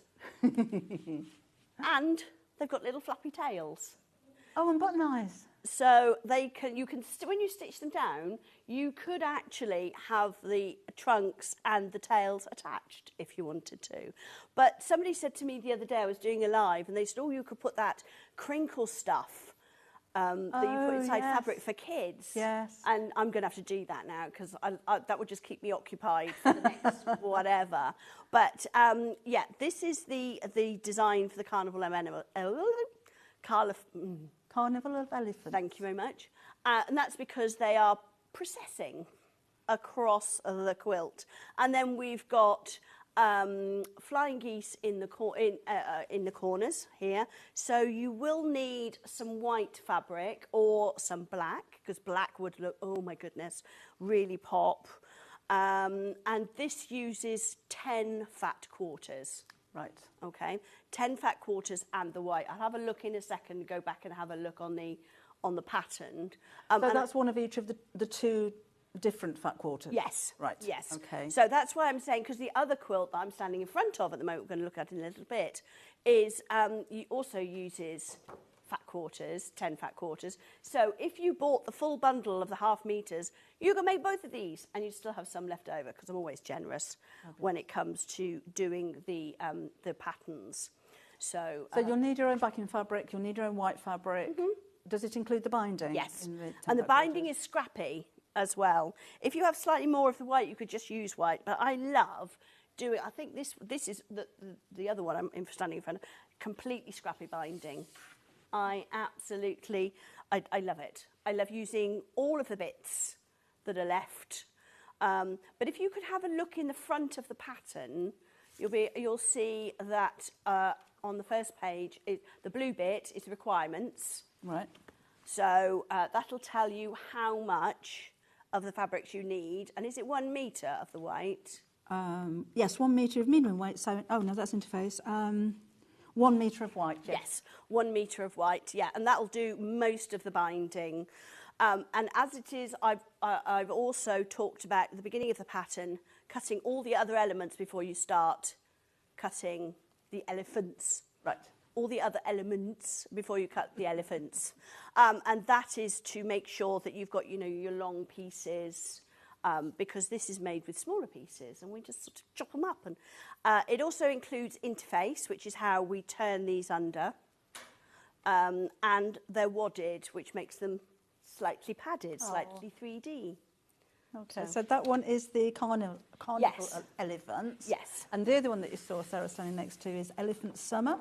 Yes, so Elephant Summer is this one.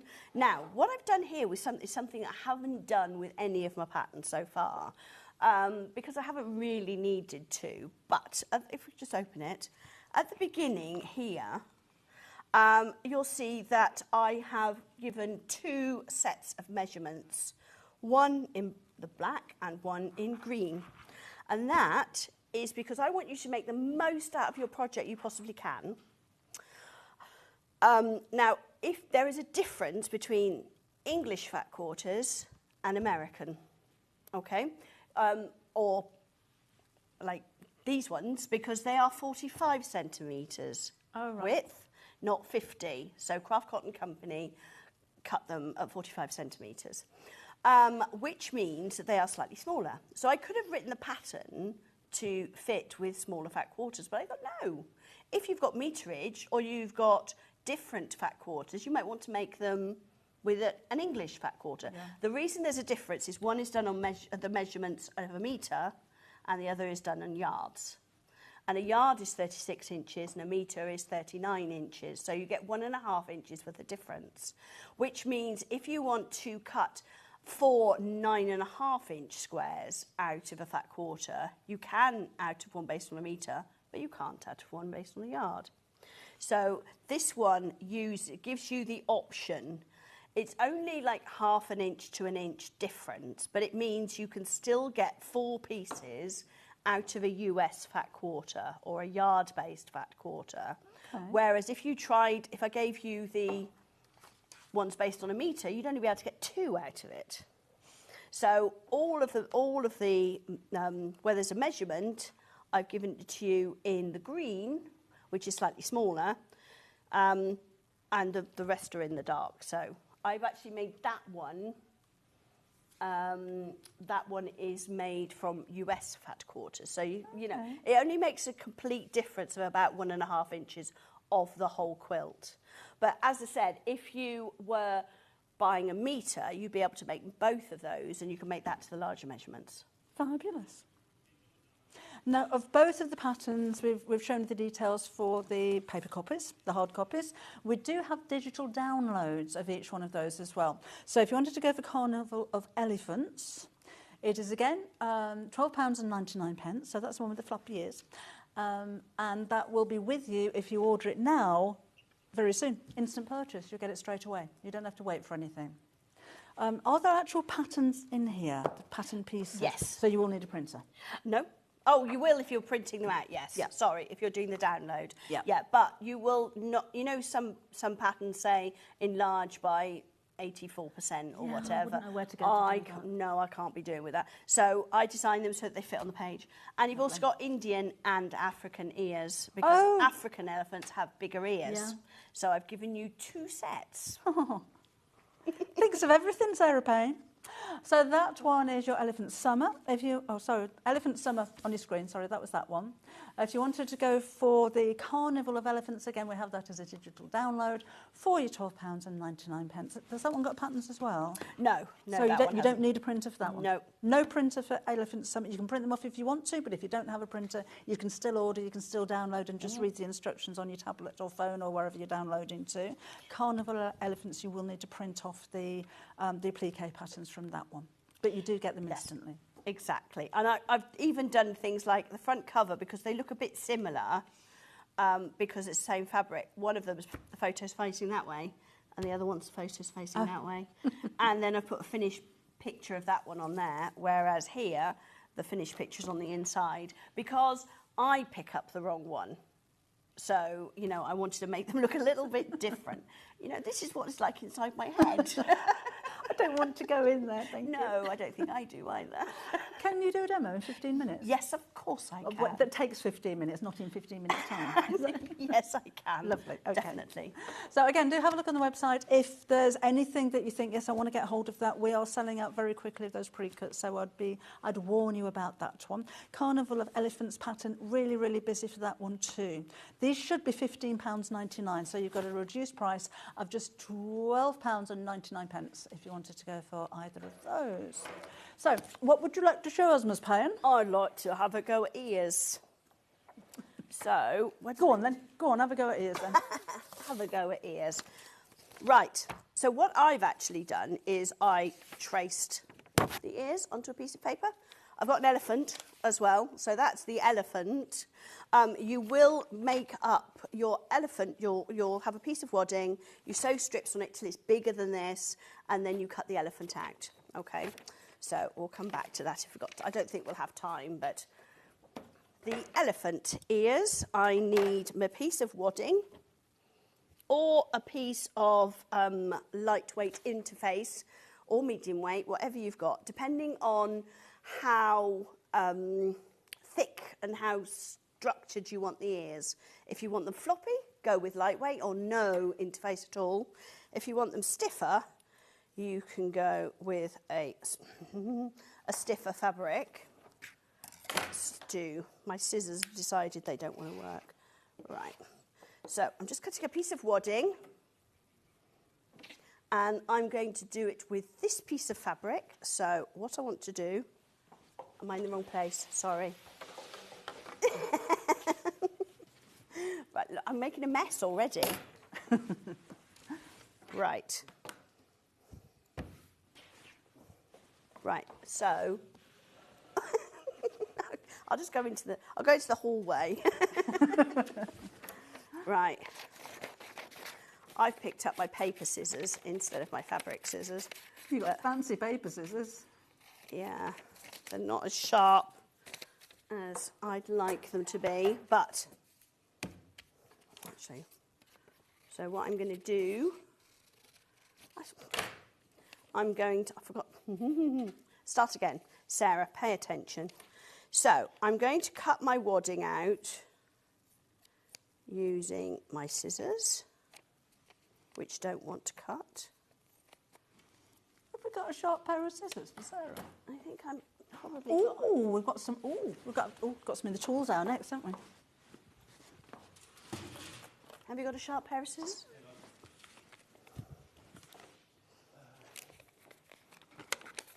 Are they all right? Maybe. Okay, we're going to try these, Sarah. Sorry? Going to try these. This is where we test products, isn't it? Yeah, if they don't work, I've got some fancy scissors in the next Oh, those Fiskars are nice. No, okay, I'm opening them. Oh, that's better. Right. You don't have to be exact because, you know, every Indian elephant or African elephant, this is an African one, they've got slightly different sized ears. All right, so I'm using that as a template. All right, thank you very much. I'll use those in a second. I'm just going to pop a pin. Right, so I've got two pieces of fabric. As it is, you'll put these on last. So everything's finished in the quilt.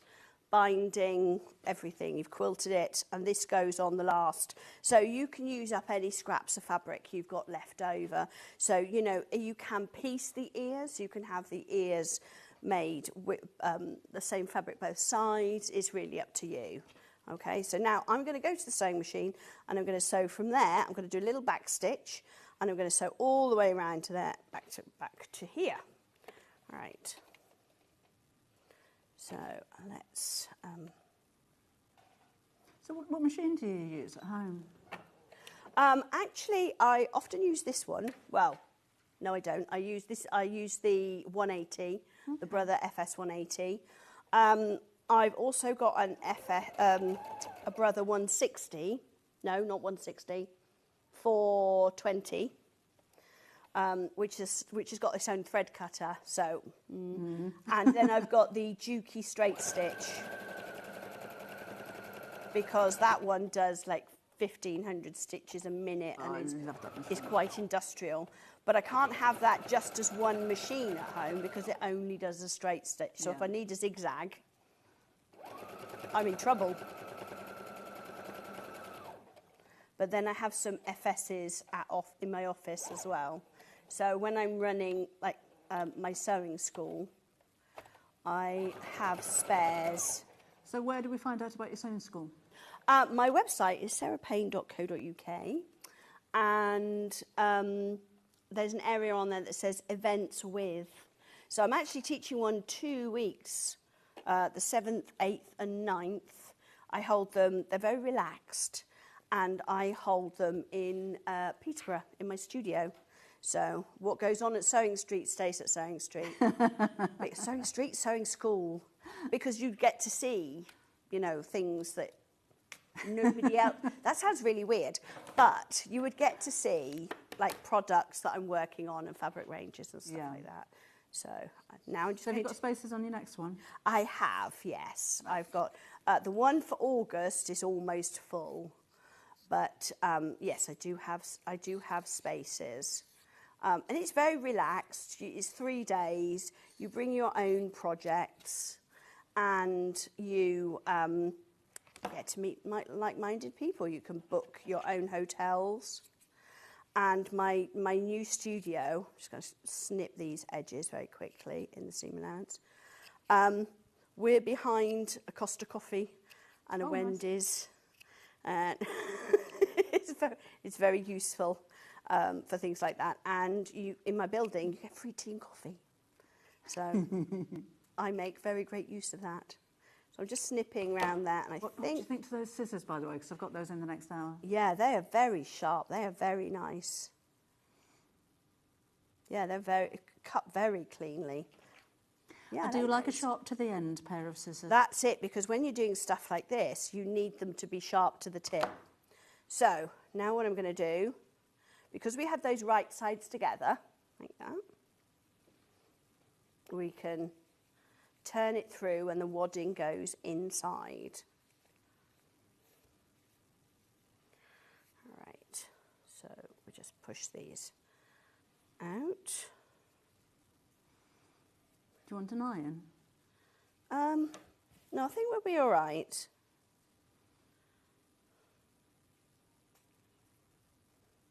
So have you got another fabric range coming out this year? Yes, I've got a reprint of one of my earlier fabric ranges coming out next month here. So that was Elegant Peacocks. They don't usually reprint, do they? No. So it's quite... And then towards the end of the year, I have one based on the wildlife around where I live in Rutland. Phil the pheasant from the back field. A tawny owl that hunts in our car park, because I live there are 6 little houses in a row in the middle of fields and everything else, and nobody around, so we get to see a lot of things. Yeah. So yes, that's a bit more like my British Waterways range. The colours aren't quite so mad. So right, now I'm just going to clip these. How are we doing on time? I don't know when I started. I wasn't counting. You've got about 3 minutes. Okay. But if you want to take your time, we're happy to eat into the next show. Right, so now I'm just going to sew all the way around and shut at the little gap and make sure that I stitch that down as well.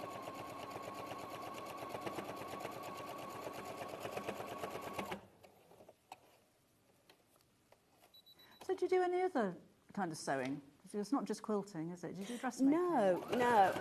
I embroider a lot. I love embroidery. In fact, I've been embroidering since I was about 5 or 6. So that's sort of very peaceful for me, is to do a bit of hand sewing. I started with cross stitch, and then I've studied with Royal School of Needlework. And I went on a course with them in Hampton Court Palace a few years ago, and I loved that. You do like to do your courses in the poshest of places, don't you? Oh yes, I love a bit of glamour. So yes, I would love to study in a castle. That was really good, because you got to go through doors that said like staff only, that nobody else gets to go through. And people would look at you and go, "Why is she going? Why does she get to go in there?" All right, now we've done the template. So here is our ear. And I've got black thread in the bottom, so ignore that. But what we do now is you're going to place a pin at the halfway point. Okay. And place a pin between the top and halfway down. You don't have to measure it, just eyeball it, okay? And then we're going to fold up at that first pin and fold down at the second pin. And basically, when you then hold that, you see that is how you get the shape of the ear. So when you go to sew that down, you'll sew along here again. That's why you want a matching thread, really. But that will give you, the more you twist it, so the sharper this angle of those edges, the more you twist it, the more your ear will be proud. So if I just hold it up against, there we go. So then you sew them in place like that. Okay. And that gives you your 3D ear. And then with the elephant, you said you used interfacing. Interface, yes. So did you fold it over the interfacing? Yeah, so you stitch it all down to your wadding, so it's quilt as you go. Right. And then in fact, if we go to the pattern, I can show you. Yeah, we'll put it, put it there. Okay, you see, you put the interface on the front and you sew round it, and then you cut it away and then you turn it through. And that means your elephant is now raw-edged. So you get the 3D-ness, the sturdiness that comes with having that wadding in there. But there's no raw edges. Yeah. Because you could, if you wanted to, you could bond web it or heat and bond it down. But I think that's... It's nice to have the padding in it, isn't it? And also that adds some stiffness to it. So I prefer that method. It does take a little bit of effort getting his trunk through. So getting the trunk, because if you cut all the way up there, sometimes it curves under a little bit. But, you know, you're using a white interface, so it might show a little bit. If it does, it's not the end of the world. You know, if you look at the side, you can see a little bit of the white. Yeah, that's fine. But I'm thinking as well, because of the size of the elephant, if you're decorating a child's room... Yes. Little 3D elephants. Now, elephant bunting. You could hang it. Also, in my first book, this elephant has been developing for years, but there's a cushion in the back of that, a two-legged cushion, because I first made it for my friend who was undergoing treatment at the time, so she was lying down a lot. And I made her this big elephant cushion with 2 legs, so she could lie on its tummy. And the legs would come. Besides, I couldn't work out the gusset, so I didn't bother. So I just went, it's going to be a cushion. And I did the 3D ears. So that then went into the book, which then became a version of this quilt, which has then come up here. So sometimes you take a particular thing and it takes a while. Yeah. It goes through different stages. So I've made little elephants, like this size, as toys. And yeah, it's in the back of my book, just using up the scraps from the other projects that are in Sarah Payne's quilt school. So if you wanted to go for this one, you'll need 10 fat quarters. Yep, and a metre of the white, then obviously extra wadding and stuff like that. 10 fat quarters for the other quilt. Yes. So if you went for half a metre of all of the 10 fabrics, you can then make both of them. Yes. And you'll have the 2 patterns to go with the 2 of them. Because I'm thinking as well, it might be quite nice, maybe in black, just cut out the elephant shape and applique it onto that one. Yes, definitely. And probably you would need enough contrast. So, like you say, round it in black. You could free motion round it if you wanted to. Oh, if I'm not used to free motion, then I could do with a book on how to free motion. Do you know anybody that does one of those? I might. Have we got it here, actually? There we have. Well, give you the details anyway. It's in the next show box. Producer running out of the gallery to come and get us the book. We'll have a chat more about that in the next hour, because you're going to be back again at 11 o'clock. Yes, I am indeed. Did you change your times on your social? Kind of. I went, oops, because I've been telling everybody I was on 8 and 10, and I'm on actually at 9 and 11. So I could have had an extra, I didn't have to get up at 4 o'clock, I could have got up at 5. You could have done, yeah. But then we wouldn't have had so long to chat, would we? So again, take a look on the website. You'll see all of the details there as well. I'll tell you what we will do. What's that? Hold the line. Oh, yes. Have a quick look at Sarah's previous range that we have for you as well. This is British Waterways, which, again, I painted all the elements. So I'm not going to unwrap it, but this was after a trip to see my mum on her narrowboat. My mum and my stepfather live aboard. Oh, take it out. Okay. They live aboard. I think they're on the Avon and Kennet Canal at the moment. But they have their boat, and it was... I went on it and saw stuff and then painted them. So all of these elements were painted. I was having a Monet moment, obviously. So those are my water lilies. They're not Monets, but again, I paint with acrylic, so it's bold sweeps.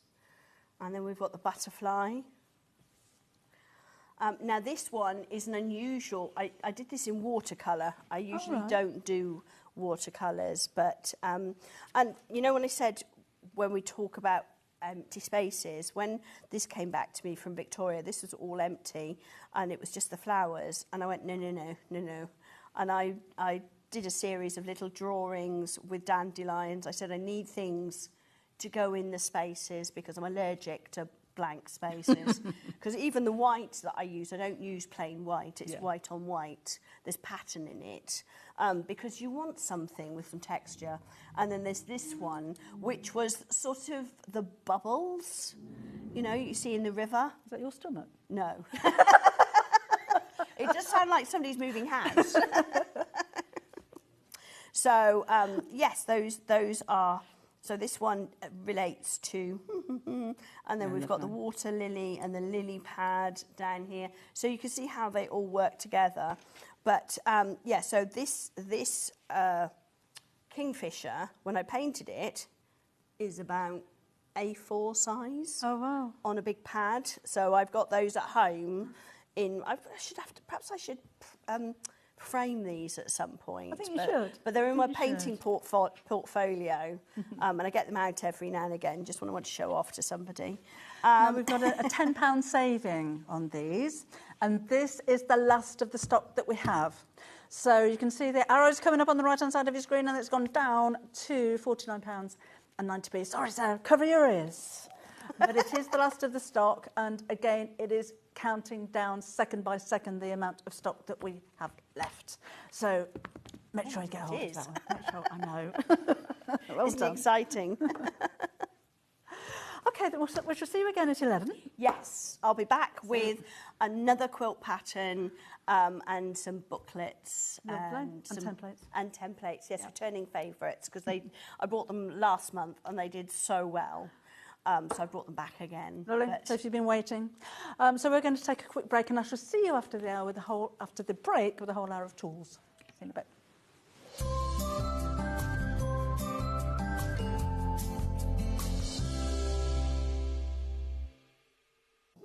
Here at Sewing Street, we only charge one P&P throughout the day. You can add as many items to your basket and check out and still only be charged once. Once you've checked out the first time and want to order again, you simply add the item to the basket and click on the Combine Order button. Remember, standard P&P is £4.95. Charges may differ for outside the UK. Or upgrade to our premium option for £6.95 on certain items. Shopping made easy at Sewing Street. Hi, I'm Debbie Shaw, and I'd just like to tell you about the shows I've got with you on Tuesday on Sewing Street. So we're starting up at 8 o'clock in the morning with an exclusive offer for a subscription to my half-yard sewing club. These are just a few of the things you'll be able to make when you first join up. And then at 10 o'clock and 12 o'clock, I have some brand new acrylic templates, sewing-themed panels, and some foundation piecing panels as well. If you like foundation piecing, but you just wanted like a very quick and easy project, then these two pouches are very simple to make. And then on top of all of that, at 2 o'clock, I shall be with you on the Sewing Street Facebook page for an extra stitch, where I've got more half-price offers for you. So I'm looking forward to seeing you on Tuesday here on Sewing Street. Shopping with Sewing Street couldn't be easier. You can shop via our website at www.sewingstreet.com, where you can watch our live shows and see all the products from that day. We also have a huge amount of products on our website, from your sewing room essentials to fabrics, sewing machines and much more. You can download and shop on the go with our Sewing Street app. Simply head over to your app store and search Sewing Street. Alternatively, you can contact our UK-based call centre 24 hours a day on 0800 001 4433. Shopping made easy at Sewing Street. Did you know at Sewing Street that on various products we offer split pay? That means on certain items you can spread the cost over 2, 3, 4 or sometimes even 5 interest-free monthly payments. Just pay the first instalment when you purchase and you're away. So shop your way with split pay.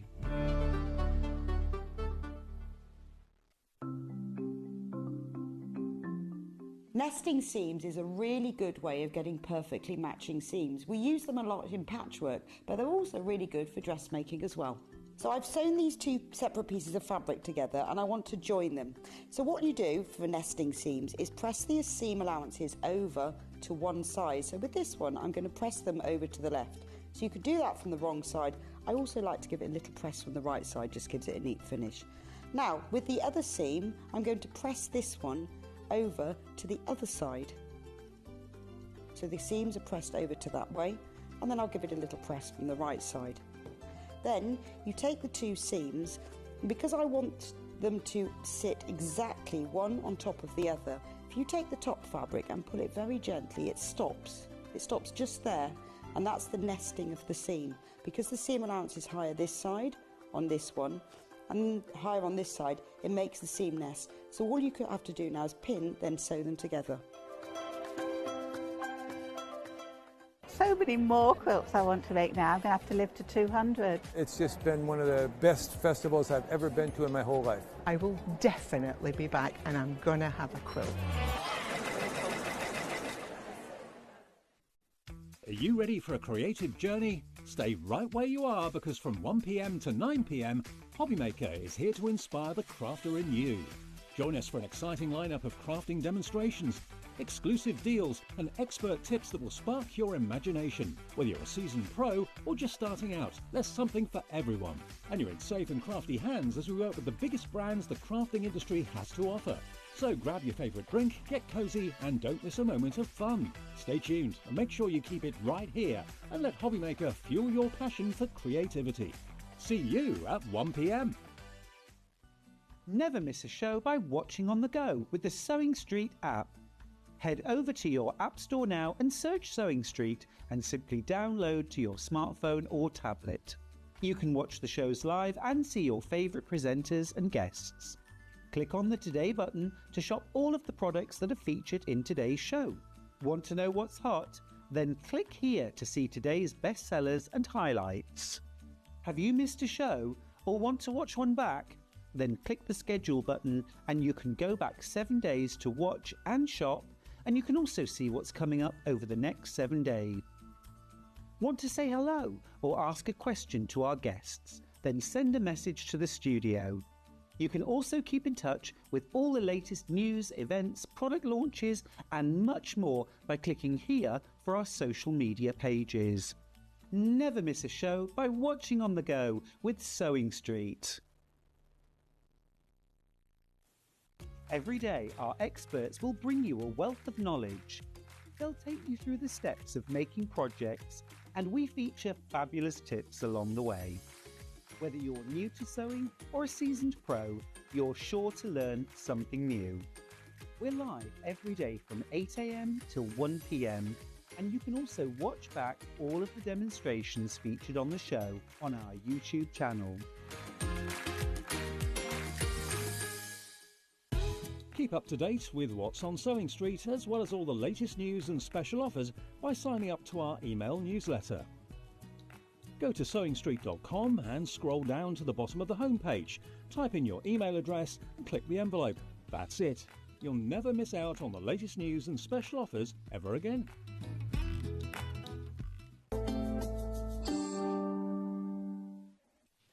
Hi, welcome back again. In this hour, we're going to be looking at tools. So we've got some consumables, which you should be stocking up on, and we've got some new items that you might not have seen before. But part of the tool collection are things that you're going to be using to enhance your handbags, which is hardware. I love hardware on a bag, any kind of hardware, even if it's a magnetic snap or something, a D-ring, because it gives it a shop-bought look. It makes your bag look really professional. Most hardware doesn't come with instructions. So even if you wanted to fit a magnetic snap for the very first time, they don't come with instructions. Some of the more complicated hardware still doesn't come with instructions. So I wrote a booklet for you. So this is my beginner's guide to bag hardware. So if you've seen different types of hardware and you think, oh, I love those kind of class, how on earth do you fit that? I'd never be able to do it. I'm going to make a mess of my bag flap.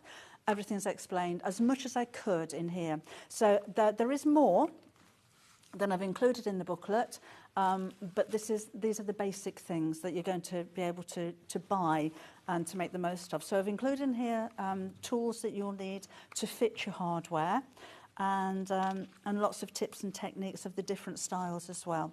So like thumb locks, these kind of locks, you need to cut a hole in the flap. So twist locks, like this is a twist lock. So it's got one half of the lock which goes through the other half and then twists to lock it. There's lots of different styles of them. The bird that we have is also a twist lock. There's loads of different. The butterfly is a twist lock. But you will have to cut a hole in your flap at some point to allow this the tongue to go through. So that is what can be a little bit daunting to people. I've got to make a hole. If I get the hole in the wrong place, if I make the hole too big, it's going to spoil the bag. You're going to have to start all over again with that bag flap. So I'll explain to you in here how to measure, where to cut the hole, what to cut the hole with, and my hints and tips on how to fasten the locks on to make them permanent as well. Ones like the butterfly, for instance, you'll need to normally cut a hole and then make holes for the 3 screw holes. This butterfly is like a filigree, it's got holes in it. So the whole of the shape can't be cut out. You need to see the fabric in between there. There's not enough of the clasp to actually hold the 2 sections together. So you'll need to make little holes. But with the bigger clasps, like the bows, then you will be able to just, oh, it's down here, cut around the whole shape. That's what makes it so much easier. So those are my hints and tips for fitting them. I fit an awful lot. I've made hundreds of bags, honestly. Twist and thumb locks we don't have on the show, but these are the ones where one part of the lock is hanging off the end of the flap, and the other part is, these fit with legs on the back like these. So you just make 2 holes and those go through. So that's a lot easier to fit than making holes in your fabrics. But then D-rings, you know, we kind of take these little things for granted, don't we? I've got tips and hints for you there as well on how to stop your handle sliding up and down when you use a D-ring. Using a double D-ring, you can buy double D-rings, but using your 2 of these D-rings to make an adjuster as well, or a fastening there. You can use them decoratively. You know, these are purposeful, these are decorative. And we've got different shapes of rings as well. There's triangular rings, all kinds of different shapes. Bag straps, which aren't really part of hardware, but you don't make a bag normally without a bag strap. So how do you make that bag strap? What about webbing? There's different types of bag straps. How do you turn it through? I've tried to think of everything that, as a beginner bag maker, you're going to think, how do I do that? Which one do I use? How wide do I use it? What's the best way to do that? Swivel snaps, that's these kind of things. Come in different sizes, different shapes, but they all work kind of the same way. So this allows you to attach a bag strap to your bag. So this will work in conjunction with a D-ring, a rectangle ring, a triangle ring. But I'll show you again how you're going to fasten that. Sliders and adjusters. Now these make your strap adjustable, like this. There is a technique of doing this. I've just got a knot in my strap there. That was for display purposes. So just undo that. But this again gives your bag a professional look, but it allows you to have the perfect length of strap for you. You find these a lot on backpacks and rucksacks. So you'll have 2 of those on the back so that you can fit that perfectly over your back. But there is a trick and a technique to putting those on that makes it easy. And that will be used in conjunction with one of your swivel snaps and your D-ring as well. So you'll need to go for all of those. Try and go for the same colour in all of them. So again, lots of different shapes and sizes. The smaller ones you could just use to make a lanyard. They go up to 38 millimetres in general, which is an inch and a half. So if you've got a wider strap, they'll accommodate those. You should have those on the website. And your sliders and adjusters, again, you can see with the backpacks, these all work in conjunction with each other. Magnetic snaps. There is more than one style of magnetic snap. So some of them you push prongs through your fabric, some of them you can sew in, and some of them are invisible. So these are sewn onto the inside of the lining, like with this bag, so you don't see them. So I'll show you how to fit all of those different types. And these type of straps are a magnetic snap. They're in 2 pieces, as you see there, but they look like a buckle. They are a buckle. You can undo them if you wanted to, but it's a magnetic snap and they're really, really easy to fit. And then bag feet. Now, bag feet, I say, are decorative because when you've got 4 feet in the corners, they look really lovely, but if you've got weight in your bag and you put it down on the floor, it will weight your bag down. So the idea with bag feet, or they're sold normally as protecting your bag from the dirt on the floor, they won't. They're pretty, they're decorative, they're a professional finish. And then finally with rivets, I got a green machine. I got a green machine. Life changer, honestly. Everything has a rivet on it these days. If you haven't got one yet, it's one of those things, I know I say this a lot, so I may be boring. There are certain tools, certain things that I've looked at, just like you do in the past, and I think, oh, that's a lot of money. It's like, that's a lot of money, I can't afford that, don't want that. My Juki sewing machines, oh, they're a lot of money. First time you use them, you think, that's why. My scissors that I use at home, oh, such a lot of money for a pair of scissors, but they're amazing. Green machine, oh, that's a lot of money to put rivets in. They don't just do rivets, but everything has rivets in it. Every bag I do make have rivets in it. And they're sturdy and they're professional. However, there are alternatives, little tools and things that you could buy and little kits that you can buy to add things like that as well. So I'll show you how to use both the green machine and these other little tools as well, and the kits. So I hope you find that helpful. So I tried to cover as much as I could. There's lots I couldn't fit in there, but then that would be a proper big 96-page hardback book. But this is a really simple beginner's guide. It's just worth having, I think, as one of those references.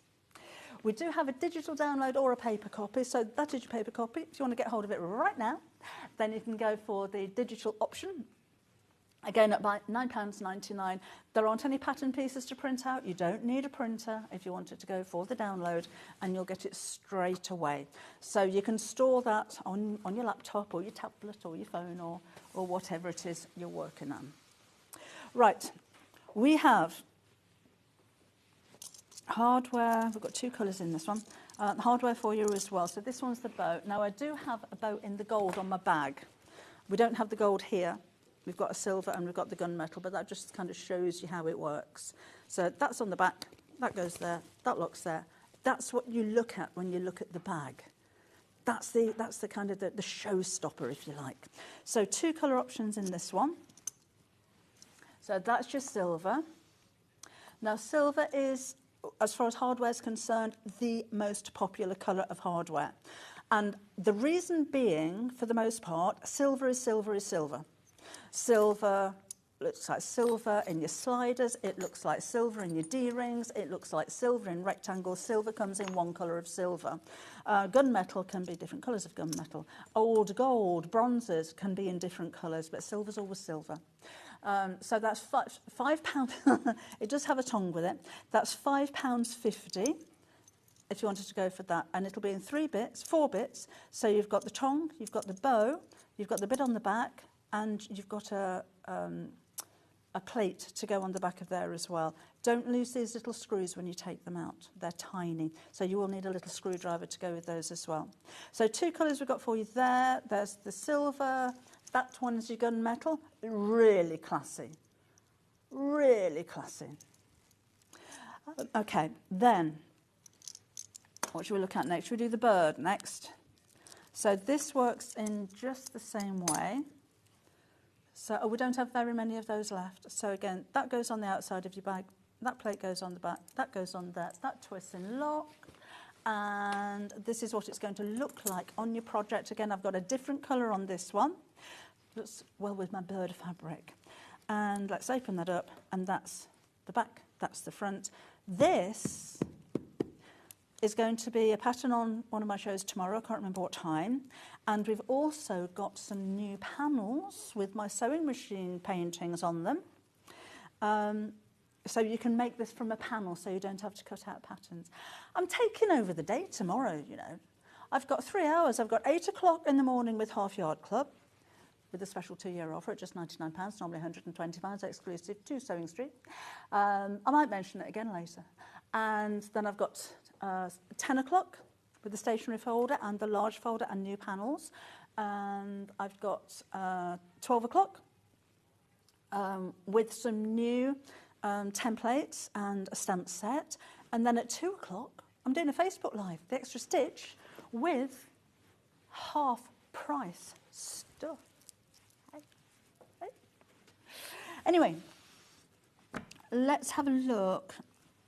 Let's look at sliders. So these are the adjusters that make your straps longer or shorter. So this is silver. And they've got the loose bar in the centre. So 25mm is 1 inch, so that's probably going to be the size that you go for. And again, just to show you what it does, I know this is gold, but it does that with your bag strap. So you can make your own straps. You can use a 1 inch wide webbing. We also have rainbow.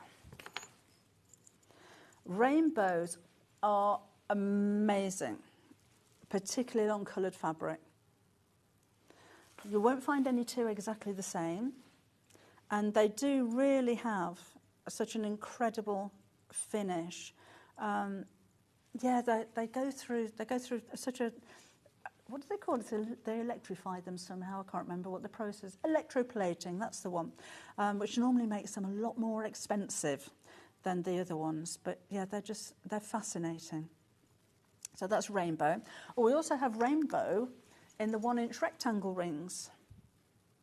So those would go together as a nice little set. I'm not sure if you've got more on the website actually, because I brought you an awful lot more than these. Because we did have some swivel snaps as well. Have a look on the website. But again, we've got rainbow in the 1 inch. We also have a silver in the 1 inch. So these are rectangle rings, remember. So these ones, of course, I haven't got a sample of that. But if you're drawing in one strap, so great if you're going to do an adjustable strap because your strap will thread through there and this part goes onto your bag. But use them decoratively as well. They don't have to be purposeful, they can be decorative. Also available in bronze, I think we call that bronze. And they're in, I think they're £1.99. Are they £1.99? I don't remember doing that. And we've got a gunmetal as well. Oh, and we've got a gold. We've got the gold ones too. So that's the gunmetal, again at £1.99 for two. I have to say, the quality is really good. I've chosen these, I supplied these, and sometimes you can get rectangle rings that feel as though they're going to bend. They can be really thin, they can be really lightweight. I'm not going to do that to you because, like I was saying in the show earlier, if I sell you something that you get home and you think that's a rubbish bit of tin, you're not going to shop with me again, you won't trust me anymore. And with hardware, I think, you know, you want to, there's your gold ones, by the way. You want to enhance your bag. You want to make it look professional. You want it to look as though it's shop bought. You want the compliments from it. If you're making what you're selling, particularly, the hardware is really important. These things particularly can be really, really cheap quality. These aren't. They're all really... listen to that. They're all really lovely quality. I wouldn't bring you anything less. And again, those are only £1.99p. Shall we look at D-rings? We've got gold. You can never have enough D-rings. And these are 1-inch D-rings or your 25mm D-rings. £1.75 for 4. Oh, I think I might have done my sums wrong there. I've done my sums wrong there. So gold, we've got gunmetal. Nice chunky D-rings. D-rings again sometimes can be a little bit. These you can see the chunkiness of my D-rings there. Chunky D-rings. Again at £1.99. Oh, we've only got 2 of those left. Oh, and then we've got the bronze. Come here with the bronze, and again 4 of those for your £1.75. Worth getting hold of at that price, even if you haven't got a bag in mind. They don't go off. I've missed something. Oh, back to the sliders again. We've got 2 38mm, so that's 1.5 inch sliders. And we've got those in the gold, which are £1.99, or you've got the silver option, which again is 2 for £1.99. The final piece of hardware they've got for you here is the swivel snaps or lobster claw clasps, and again they're chunky. They're really nice chunky ones. They're £3.50 for the 2. I've got a sample of the gold. This is the bronze that you're looking at, or the old gold, antique gold. So I've got a copy of the shiny. I've got a sample of the shiny gold just to show you the way that they work. Rivets. But these are the antique gold. The nice thing with antique gold is that it doesn't show scratches as much as silver or gold would do. So if this is going to be your everyday bag, then this is going to be a good option for you. Because, I mean, they will scratch eventually, but they don't show scratches as much as the very shiny ones do. And they're only £3.50. Right, that's your hardware. Right. Fiskars scissors. Do you know what I love about these? I use Fiskars, or the girls use Fiskars in my office to cut fabrics up because they last for ages and the quality is amazing. But these are sprung. And the thing I like about that, if you have problems with your hands like I have, I've got problems with my knuckles, I've got problems with my wrists, that's not going to get any better. I find with scissors, it's the opening that hurts. I can squeeze, it's when you're forcing them open that I really struggle.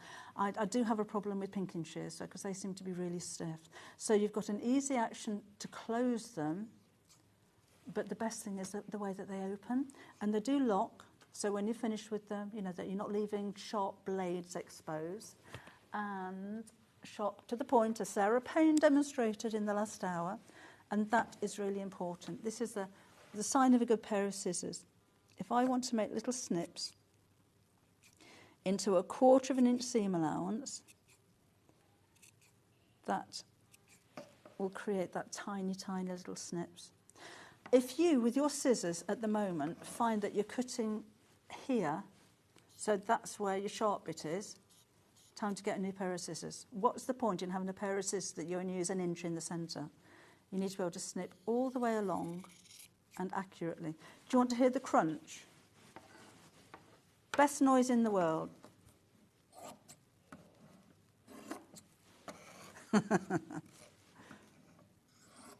How's that?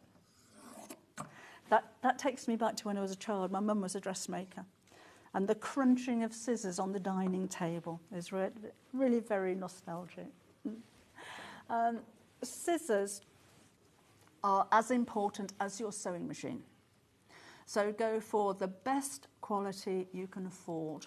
And do have more than one pair. These are your dressmaking shears. You don't use them for paper.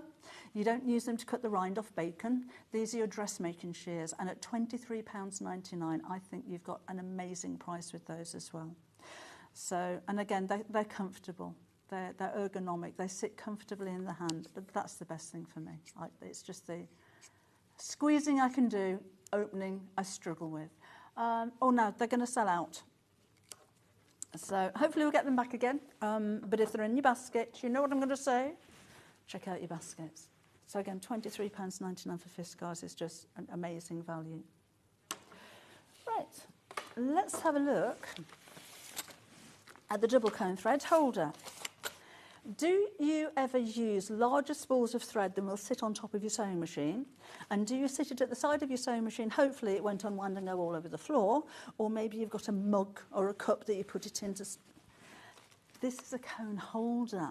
So it'll take smaller ones as well. Shall I open it? It won't be able to sell it if I open it, you know. I might have to take it home. Whoops. Well, at £5, I'll buy it off you. I'll buy it off you. So let's see how this goes together. So that goes in there, that goes in there. So, and that goes in there, and that goes on there, and that goes on there, and that goes on there. Oh, I can go higher. Have I lost a little bit? So 1, 2, should have another one of those in there. What have I done with that? So it can go higher than that as well. Let me get that so I can see it. There you go. So you can sit your spools on here, and again, it'll take smaller ones, and then pop your thread over the top here, and then that goes into your sewing machine, as you can see on the little picture there, if you can't see on the little picture there. So it keeps your thread. Oh, I'll tell you another thing. If you're doing, if you're using a twin needle, not every sewing machine has all of the bits and bobs and the guides to sit 2 spools of thread on your sewing machine. So this is a great idea. So you've got the one spool on your sewing machine, and then the other one is controlled in the unit here. £5.99. Definitely going to go for one of those. Definitely. It's weighty enough. It's got screw holes in it, so if you do have the kind of worktop that you can actually screw that into the worktop if you're going to use this all the time, that may be an option, or you can put it onto a block of wood and make that more wordy as well. And oh, I tell you what, a good idea. If you're hand sewing, you've got your thread already off the spool there, and it's kept nice and tidy as well. Oh, I wonder if you use a yarn on it if you're knitting. I'm not a knitter, but I wonder if you could. Well, if you're a knitter, let me know if that's going to be useful for you. It is an extra pair of hands holding your thread. Oh, lots of you in baskets for this one. I'm not surprised at that price. And again, it's a really nice quality as well. Only the second time you've seen it. Looks like a moustache, doesn't it? No, I'm not going to do that. I'm not going to do that. Okay, I'm going to do that. So again, and it comes to pieces, so...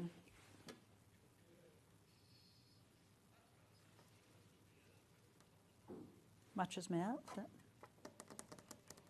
So again, £5.99. Does a moustache suit me, do you think?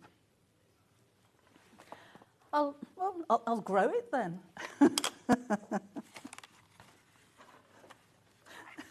Yeah, November. We'll just watch this space. Can you imagine? What else should we look at? How about the bobbin winder? Oh, I didn't bring any thread. Oh, right. This is an amazing price. Because it's £37.99. That's not an amazing price, I heard you say, but this is going to be an amazing price. So on here, whoops, there we go. It winds your bobbins. So it doesn't matter what size of bobbin you have, or if you've got a metal bobbin or a plastic bobbin, or what size of bobbin, really doesn't matter. You've got 2 spools to store your spare bobbins. The one that you're going to wind will go on here. You follow the arrows and then, oh, put your thread on there. Follow the arrows all around here. That's a tension, so that's important that it goes around this one. Wind up a little bit of your bobbin, sit it on there and switch it on.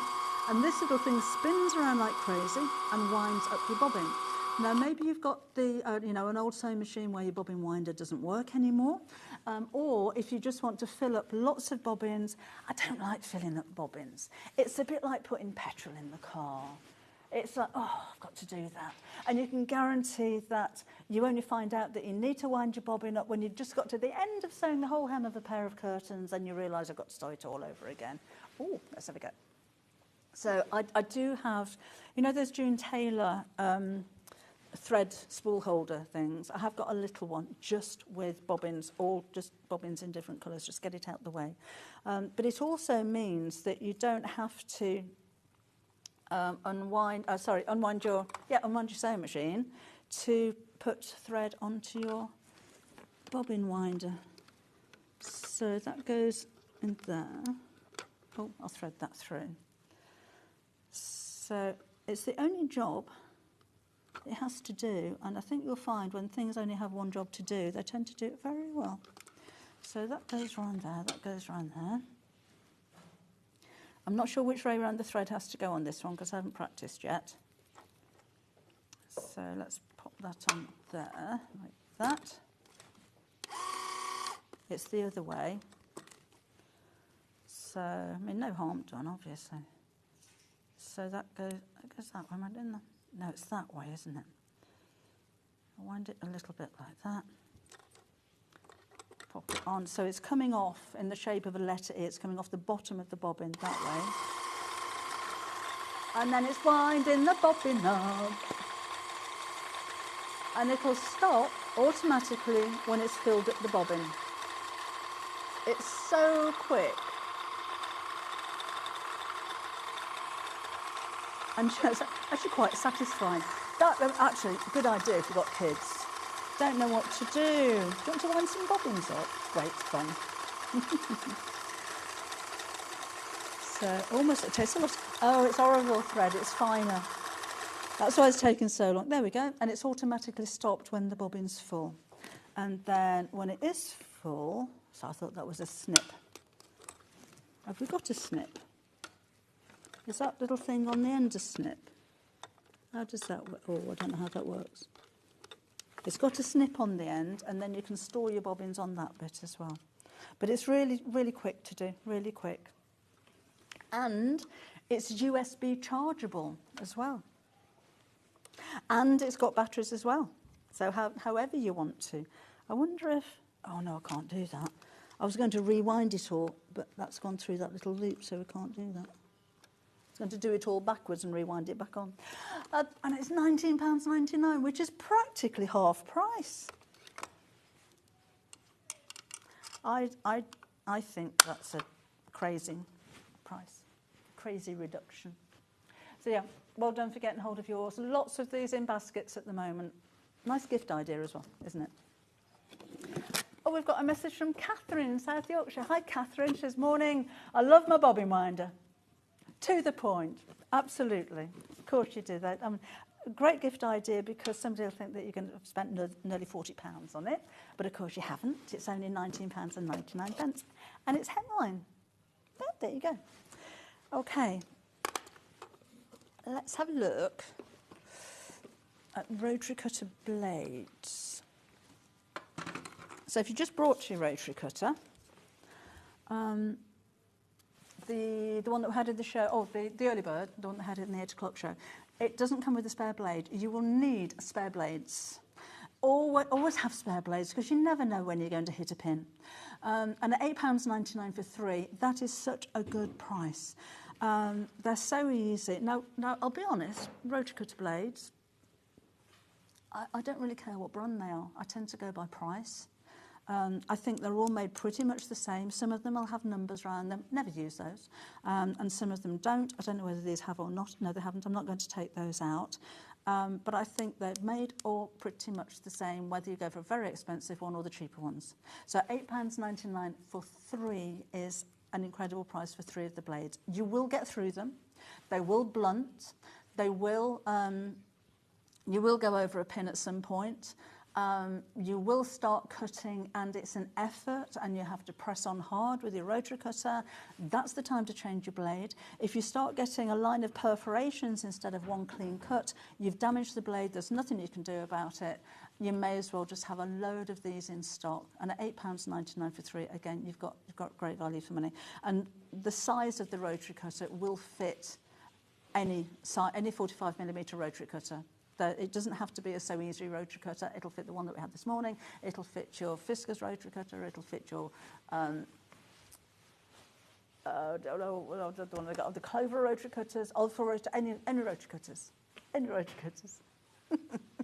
Just trying to think brands of rotary cutters. There's loads of them. So £8.99, your price there. So what do you want to do next? We've got loads of stuff.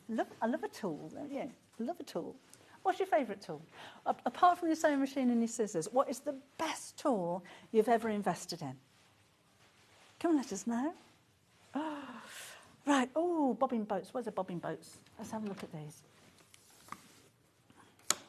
So actually, if you're going for your bobbin winds, you're going to need these, aren't you? The 3 of these, let me just get my bobbin. I'll get my bobbin and stick them in. The thing I like about these is that you wind your thread around tight enough and pop it in, and you don't get all of your thread dangling around. If you're taking your spare bobbins to a workshop or a demonstration or something like that, if they're rattling around in the bottom of your sewing bag, they're just going to be all unravelled and unwound by the time you get there. So there's 3 of them. You could maybe have one with brights, one with neutrals, and one with black and whites if you wanted to colour coordinate them. And you know, you can tip them upside down, you can drop them in the bottom of your bag, and it grips onto each one of those bobbins so they're not going to fall out. I wonder how many you can fit on there. It doesn't say on the packaging. So let's have a look. 1, 2, 3, 4, 5, 6. So easily 7, so 21 bobbins that's going to hold in total for £17.99. But again, it keeps you organised, keeps everything nice and neat. Chuck them in a drawer. You know, if it's more unusual colours that you don't use so often, they don't have to be on display anywhere, then just pop them in a drawer, and again, nothing's going to come out and the thread's not going to get unwound. So they're ideal. And again, for gifts, if you're struggling to buy something for somebody who sews, because fabric can be very personal, you can never have enough thread, and you can never have enough of these to keep your bobbins organised as well. So even if 2 gifts are bought exactly the same, I'd use them up. So again, they're £17.99 if you wanted to go for those. We've got a bit of glue. Ooh. I've started using these. It's dark blue. Doesn't stay dark blue. It's a repositionable. It's a bit like 505 spray in a stick. In fact, it is 505 in a stick. So temporary glue stick. If you're gluing in a seam allowance, like a 1/4 inch seam allowance, put in a zip in, too big. But if you're putting a plique onto a project, then that's absolutely perfect. If you wanted to hold layers of fabric together instead of pinning, this is absolutely perfect. So it does wash out, so it's not going to stay blue on your project, and it just twists it from the bottom. But if you are using any kind of adhesive while you're sewing, do make sure that it is a fabric adhesive. Don't go using a Pritt stick if you're going to use a sewing machine. It's going to gunge up the machine. These products are designed to work with your sewing machine. They're not going to damage it, and they are designed to wash away and not leave any residue, and they're not going to damage your fabric either. So again, that's only £6.99. I'm not surprised this was really busy when you first launched it. I'll be honest with you, last time I was here, Hayley gave me one. I said, oh, try that. I thought, that's a bit big and a bit blue, and it goes very blue. I've nearly used it all. They're really, really useful. Have the smaller one as well, but for larger projects and a plique, this is absolutely perfect. So again, that's £6.99. We also have... Should we do this one? This is high-tack, all-purpose, very sticky glue. Not just for fabric. It's ideal for paper craft as well. General crafts, it says. And it's only £2.99. Let me just double check. Very fast and sticky. Fabric, silk, paper, wood trimmings. Sticks to variable surfaces. China, metal, polystyrene. Oh, not many glues do that. Unaffected by cold or heat. If you use between two, it bonds when it's ironed, basically. So you can put it onto your fabric, maybe putting a piece of ribbon onto a project, you can reposition it, and then when you iron it, that's when it becomes permanent. So if you wanted to fit a zip or something like that, it is very sticky. It says on there, look, it is very sticky. So just be aware, you've got a very, very sticky glue, but again, you've got time to use it and reposition it before you iron it, and then you make it permanent as well. But again, it's not just for your fabrics. China, metal, polystyrene, wood, glass, collages, and all kinds of craft work as well. But it's very sticky. Be aware it's very sticky. And it's only £2.99, which is a fabulous price. Should we do that one? My favourite glue for bag making. When I'm putting my hardware on a bag like that, I've put HC2 glue behind it. Because even though it's got screws in the side, it may still twist, not when it's got the glue behind it. That back plate is glued on. That won't even lift up. If I'm making a bag that has a frame, even if it's a sewing frame, I will put the stitches through the frame so it looks like it's been sewn, and then glue it. And this is strong enough that if I've tried to tear a frame away from the bag, the fabric will tear, the glue doesn't come apart. It's clear, it's runny. Make sure that you put the lid on after every time you use it, because it will dry hard on the end. And this is the one that I was saying, don't get it on your cutting mat, or if you do get it on your cutting mat, don't go over it with your rotary cutter when it's dry, because it's solid and it will damage your rotary cutter blade. It's incredibly versatile. I will use it if I'm putting buttons or even safety eyes onto a toy. I'll put a little bit of glue behind that button just to make sure that nothing is going to, or no little fingers are ever going to pull that button off. It makes it solid and permanent. If I'm hand sewing, I was just thinking, because I made a donkey yesterday, I will put a little bit of glue behind the eyes to make it solid. But if I'm hand sewing things on like the ears, a little bit of glue drizzled on the inside of the seam means that it makes it permanent. So those stitches aren't going to come undone no matter how much they're played with and tugged. It's just an extra little bit of security, and they last for ages. And it's only £5.99. Highly recommend this one. I know there are lots of other wet glues out there, and you're probably watching thinking, well, I use this and it's the same, and this one does the same job. I don't know. I haven't used them. That is the one that I use. That is the one that I'd recommend for you to go for. So, right, that's only £5.99. We've got a seam aid. Now, this is an interesting little tool. This will go, you see the shape of it? When you're sewing things like, if you're going over the seam of a pair of jeans, and you've got that seam that kind of wraps around like that, which probably gives you 1, 2, 3, maybe 6 or even 9 layers of fabric. When you're approaching that seam on your sewing machine, the foot will go up like that because it's hitting the bulk of the fabric.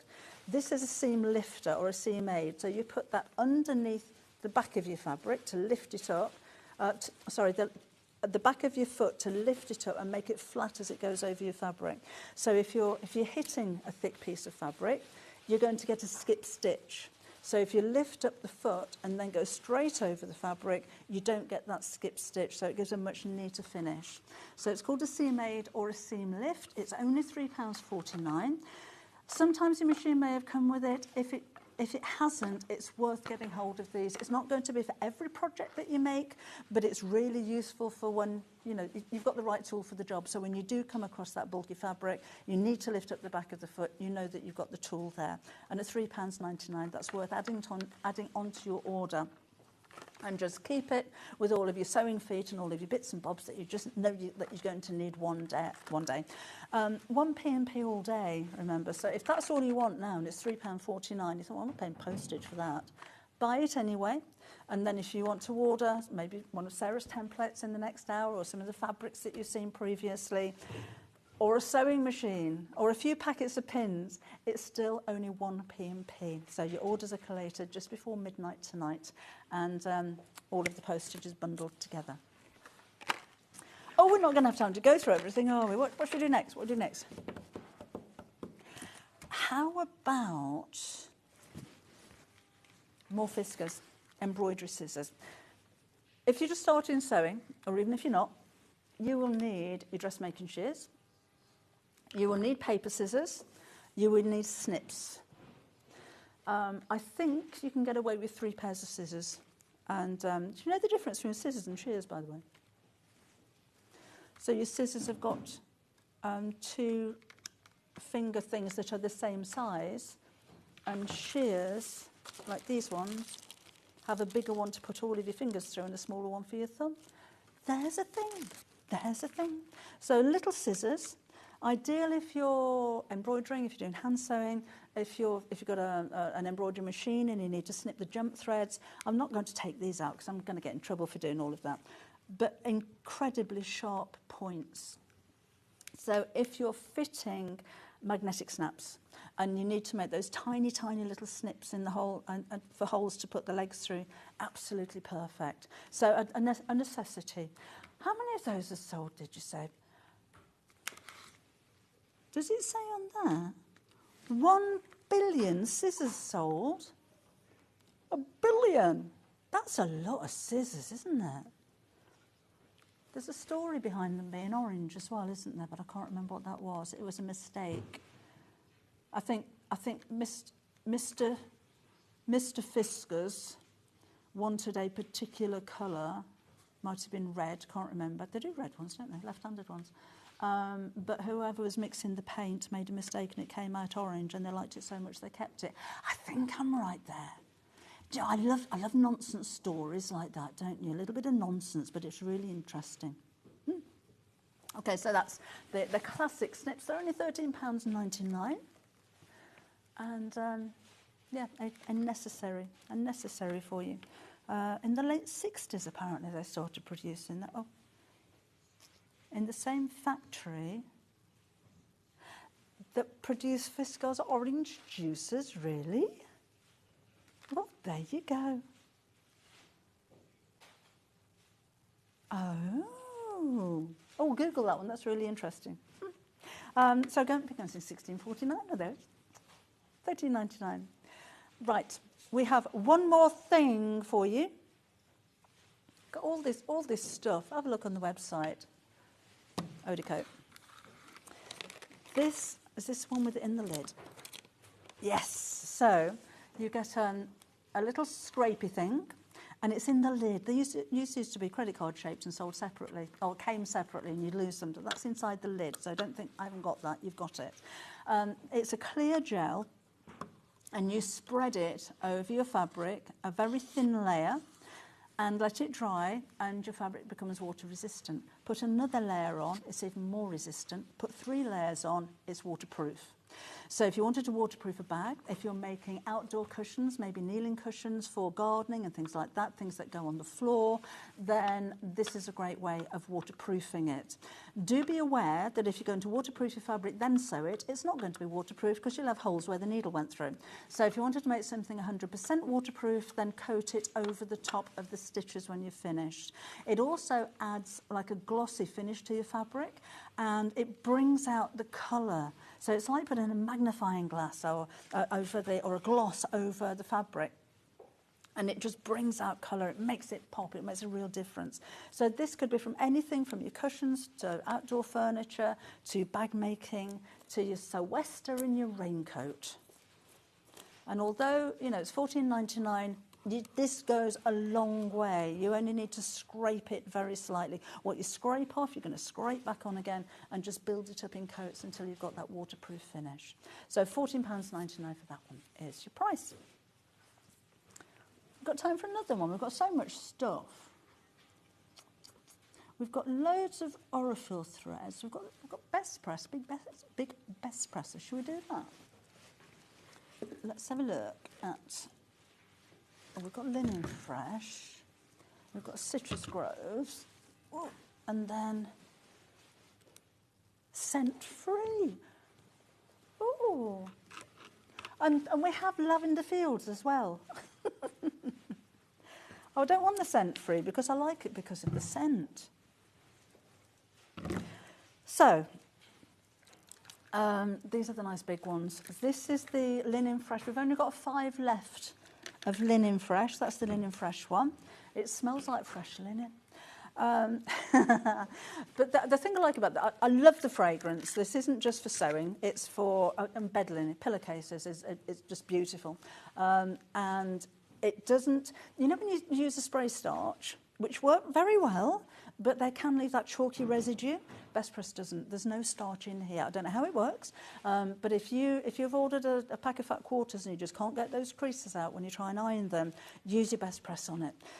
If you've had fabric that you've bought that's maybe been off the end of the roll or the bolt and it can be a little bit creased up, use your Best Press.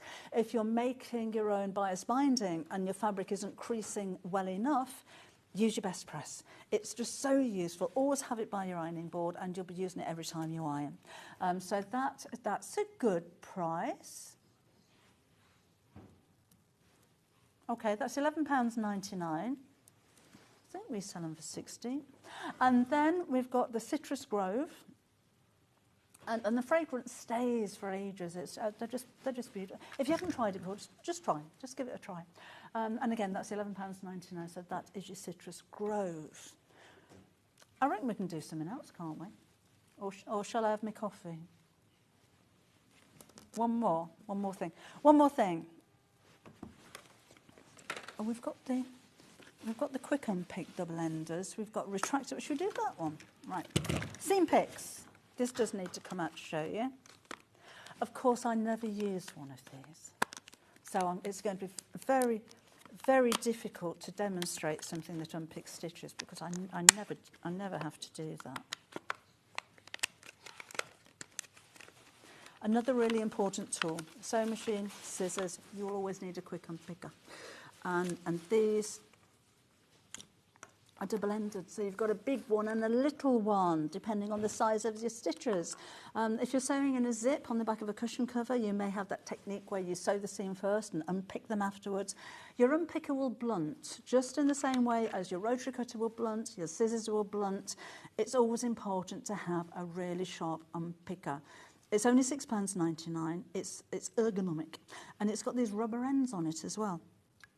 So when you've unpicked and you've got all of those little bits of threads and you're picking them out, or you get a pair of tweezers to try and pick them out, you give it a rub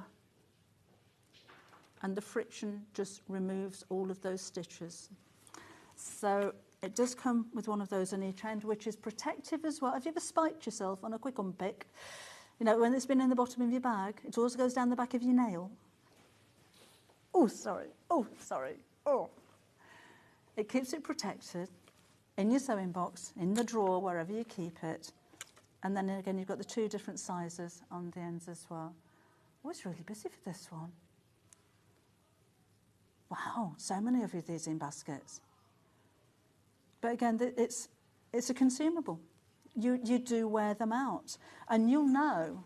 You'll know. I don't know if you think about this too much, but you know these are blades ultimately. That's a little blade on the inside of there, and a little blade on the inside of there, which will go blunt. So you'll be unpicking away, and you're finding a struggle. You may have to force your unpicker under there, and then it'll slip.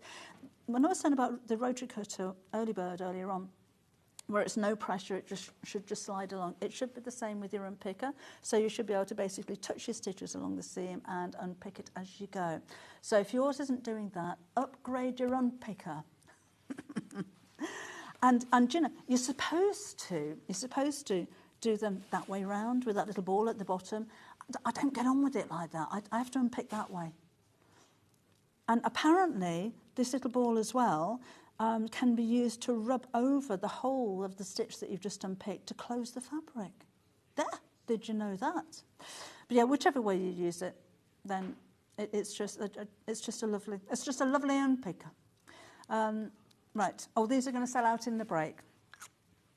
So let's go to said break, and then we'll be joining Sarah again for the next hour. See you in a minute.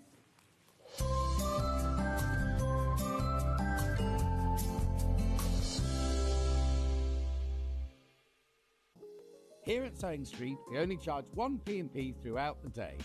You can add as many items to your basket and check out and still only be charged once. Once you've checked out the first time and want to order again, you simply add the item to the basket and click on the Combine Order button. Remember, standard P&P is £4.95. Charges may differ for outside the UK. Or upgrade to our premium option for £6.95 on certain items. Shopping made easy at Sewing Street. Hi, I'm Debbie Shaw, and I'd just like to tell you about the shows I've got with you on Tuesday on Sewing Street. So we're starting up at 8 o'clock in the morning with an exclusive offer for a subscription to my Half-Yard Sewing Club. These are just a few of the things you'll be able to make when you first join up.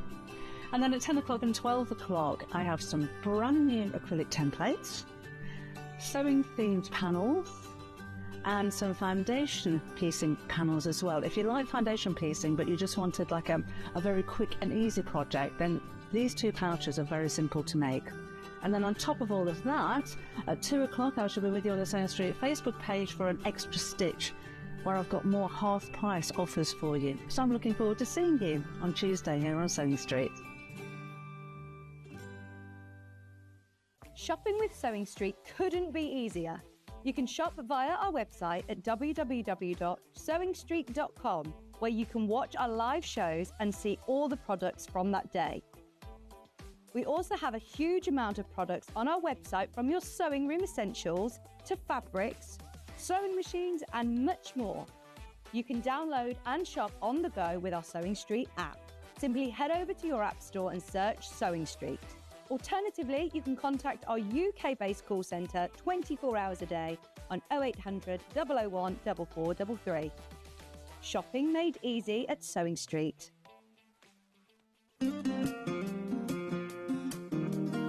Pressing your seams in dressmaking is not like ironing your clothes normally. You have to properly press it. It's not rubbing it over really quickly, but it will make your sewing look 100% better, so don't forget to do it. Sometimes you have to press your seams open.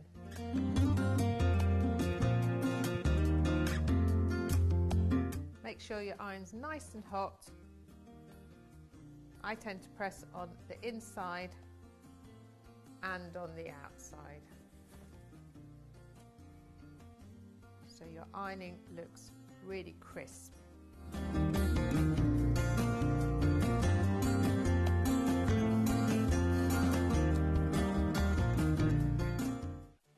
Did you know at Sewing Street that on various products we offer split pay? That means on certain items you can spread the cost over 2, 3, 4 or sometimes even 5 interest-free monthly payments. Just pay the first instalment when you purchase and you're away. So shop your way with split pay. So many more quilts I want to make now. I'm going to have to live to 200. It's just been one of the best festivals I've ever been to in my whole life. I will definitely be back, and I'm going to have a quilt. Never miss a show by watching on the go with the Sewing Street app. Head over to your app store now and search Sewing Street and simply download to your smartphone or tablet. You can watch the shows live and see your favourite presenters and guests. Click on the Today button to shop all of the products that are featured in today's show. Want to know what's hot? Then click here to see today's bestsellers and highlights. Have you missed a show or want to watch one back? Then click the schedule button and you can go back 7 days to watch and shop, and you can also see what's coming up over the next 7 days. Want to say hello or ask a question to our guests? Then send a message to the studio. You can also keep in touch with all the latest news, events, product launches and much more by clicking here for our social media pages. Never miss a show by watching on the go with Sewing Street. Looking for the perfect gift for the sewing enthusiast in your life? The Sewing Street gift card is just the thing. Choose between a physical card delivered to their door or a convenient e-gift sent straight to their inbox. It's easy. Just head to the Sewing Street website, scroll to the bottom of the page, click Gift Cards, or use your smartphone, scan the QR code and go straight there. Pick the amount you'd like to load onto the card, and that's it. The Sewing Street gift card, the gift of creativity made simple. Every day, our experts will bring you a wealth of knowledge. They'll take you through the steps of making projects, and we feature fabulous tips along the way. Whether you're new to sewing or a seasoned pro, you're sure to learn something new. We're live every day from 8 AM till 1 PM. And you can also watch back all of the demonstrations featured on the show on our YouTube channel.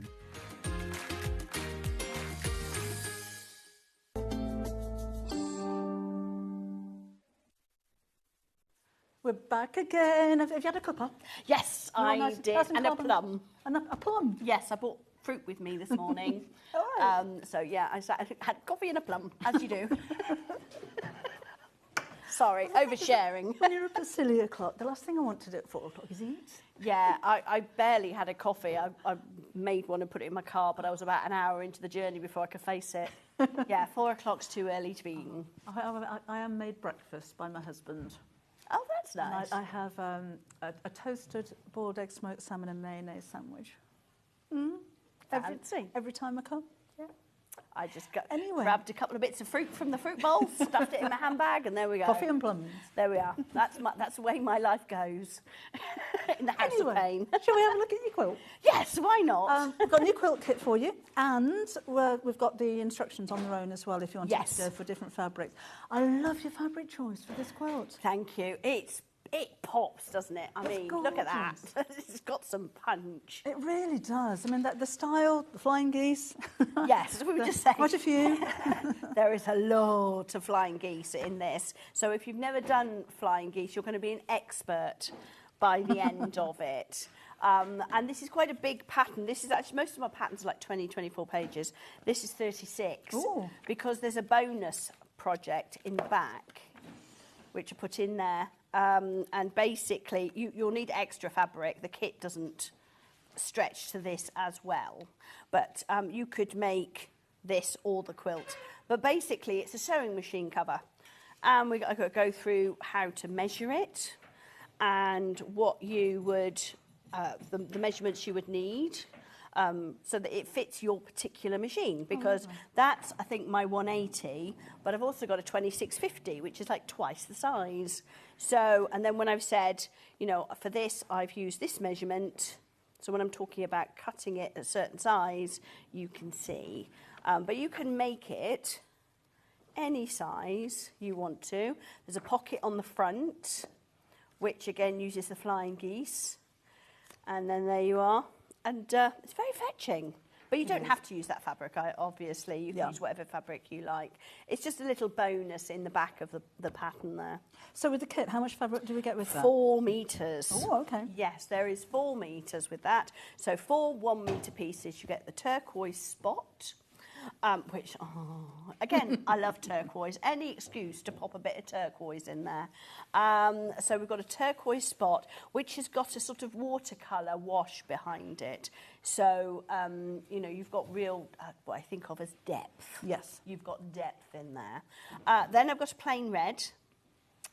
Then we've got a textured blue, a textured navy. So I don't know if you can see, there are darker areas, so it's not completely flat. And then we've got the white on white. Now, the white on white I'm using for this kit at the moment. It's got leaves on it. It's got little leaves. You probably can't see it, but there's always texture. I try to avoid plain white. So I've got enough of this to do all of these kits. She said famous last words. And if I run out, it's a dot. It'll be a dotty pattern. Yeah. So is there a metre of each of those? Yes. So if you wanted to mix them up and use the same colours but a different combination. Exactly. Now, this also has a flange border. Right. So you learn a different technique, which is always nice, which gives you that two-tone technique, two-tone colourway. Yeah, so you've got the outside of the binding is done with the red, but there's a little strip of navy in there as well, which I think really makes it pop. I think of the binding as a picture frame. Should we do something? Should we do it? Should we take a £5 off? Yeah. Let's just take a £5 off. So a special offer, your price is going down from £79.99 to £74 £39.99. How much backing fabric will I need? You will need, because this is 39 inches square, Right, so you're going to need sort A of metre? slightly more than a metre, because 39 inches is a metre, and you should always have a little bit extra around the outside. Right. But to be honest, when you're looking at pieces of fabric, sometimes they come in they're 39 and a half, 40 inches. But yeah, that'll do. And then a crib size piece of wadding, they're 45 inches by 60, so that'll be enough for that as well.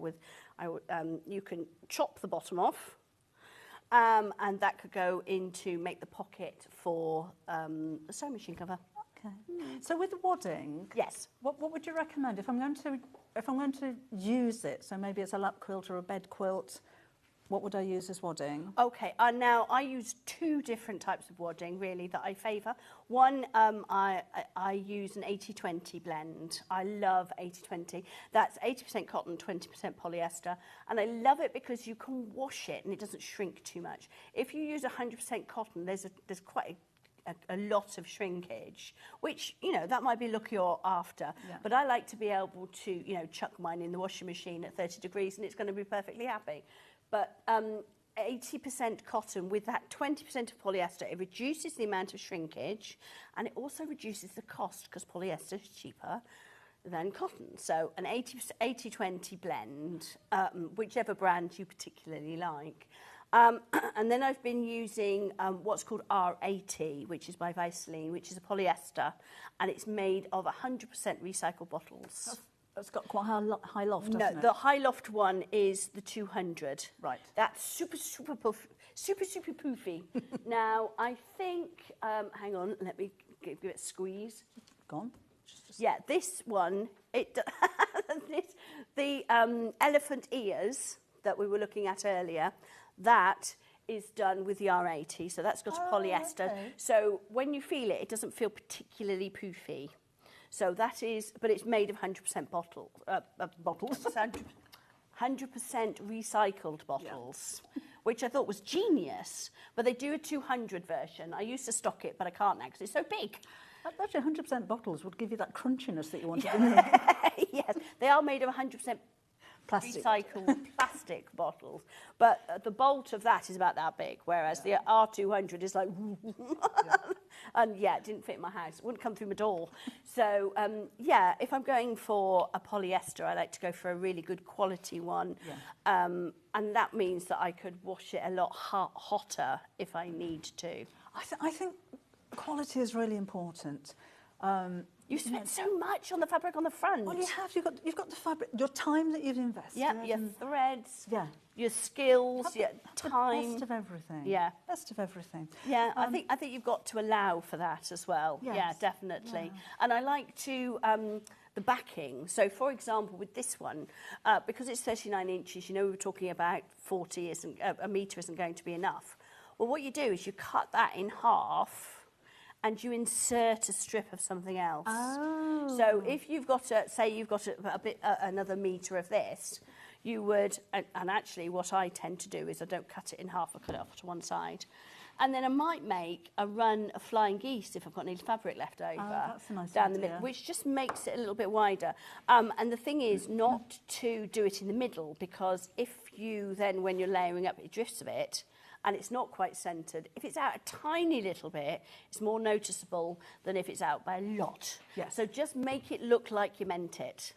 And you can get the more out of your fabric. But it could be a strip of the binding fabric left over, just to give it that extra width. Oh, but that's such a good idea. I like to Because if invest. you're buying 1.5 metres, because that's how fabric's sold, you're going to have maybe a waste of fabric. Exactly. It's a great exactly. tip. Thank Yes. And if your fabric's not big enough on both angles, what you can actually, I don't know if I can demonstrate it here, what you do is you cut it diagonally. Yes.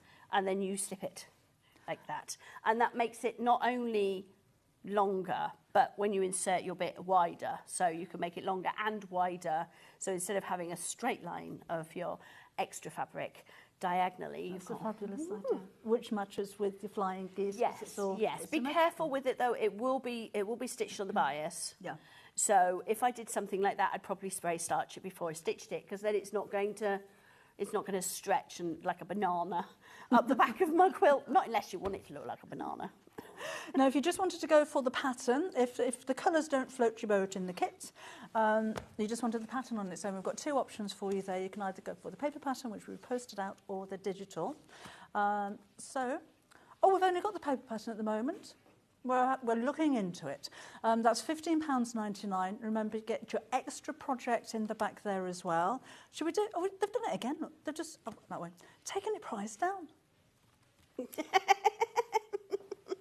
I couldn't possibly comment. It's bank holiday. Nobody's upstairs. We do what we want. It's only £12.99. So what you've got in there is you've got a lot of information, okay? When you look at my patterns, they're all written in the same way. So if we just turn back to the page here, I write, you know, the requirements and then anything you need to remember. And then there's these little Sarah says, I turned into a Disney princess, apparently. Helen Disneyfied me with an app, and I think that's quite funny. But those are my top tips or things that you need to remember. And then they've always got loads and loads of photos in. I like loads of photos. I much prefer a photo to a diagram. Yes, I do as well. It does mean that if I want to redo the pattern, I've got to retake all the photos. Yeah. But for me, that's my problem. That's a me problem and also you problem. But I like to do it so that you can read the text. Obviously, it's a good idea. Make sure you read it. But then if you need an extra help, each picture photographs each step. So you could just read what it says underneath. I wouldn't suggest you only do that, but, you know, and there are lots of photos, which is why, you know, I invest in these patterns. Yeah. Because they're nice quality. It's not floppy paper. No, they're not. I get them professionally printed. And, yeah, I'm very proud of them. Well, it is. It's like flicking through a book. Yeah. If not a better quality than a lot of books. But you're going to keep this. You know, this isn't going to be the only quilt that you make. You may make this one and then put it to one side, and 5 years come later and think, I'm going to make it all over again. Yeah. And, you know, when you get to the back of a pattern, it often says quilt and bind. Yes. Whereas mine, it says, this we talk about the quilting. We talk about how I quilted it, how you might quilt it, what foot you need. Then we start, I'm going, you know, starting your thread, finishing it, trimming it. Then we've got the flange binding going on here. That's when there's a little flap of the binding. But then there's like 4 pages of instructions on binding.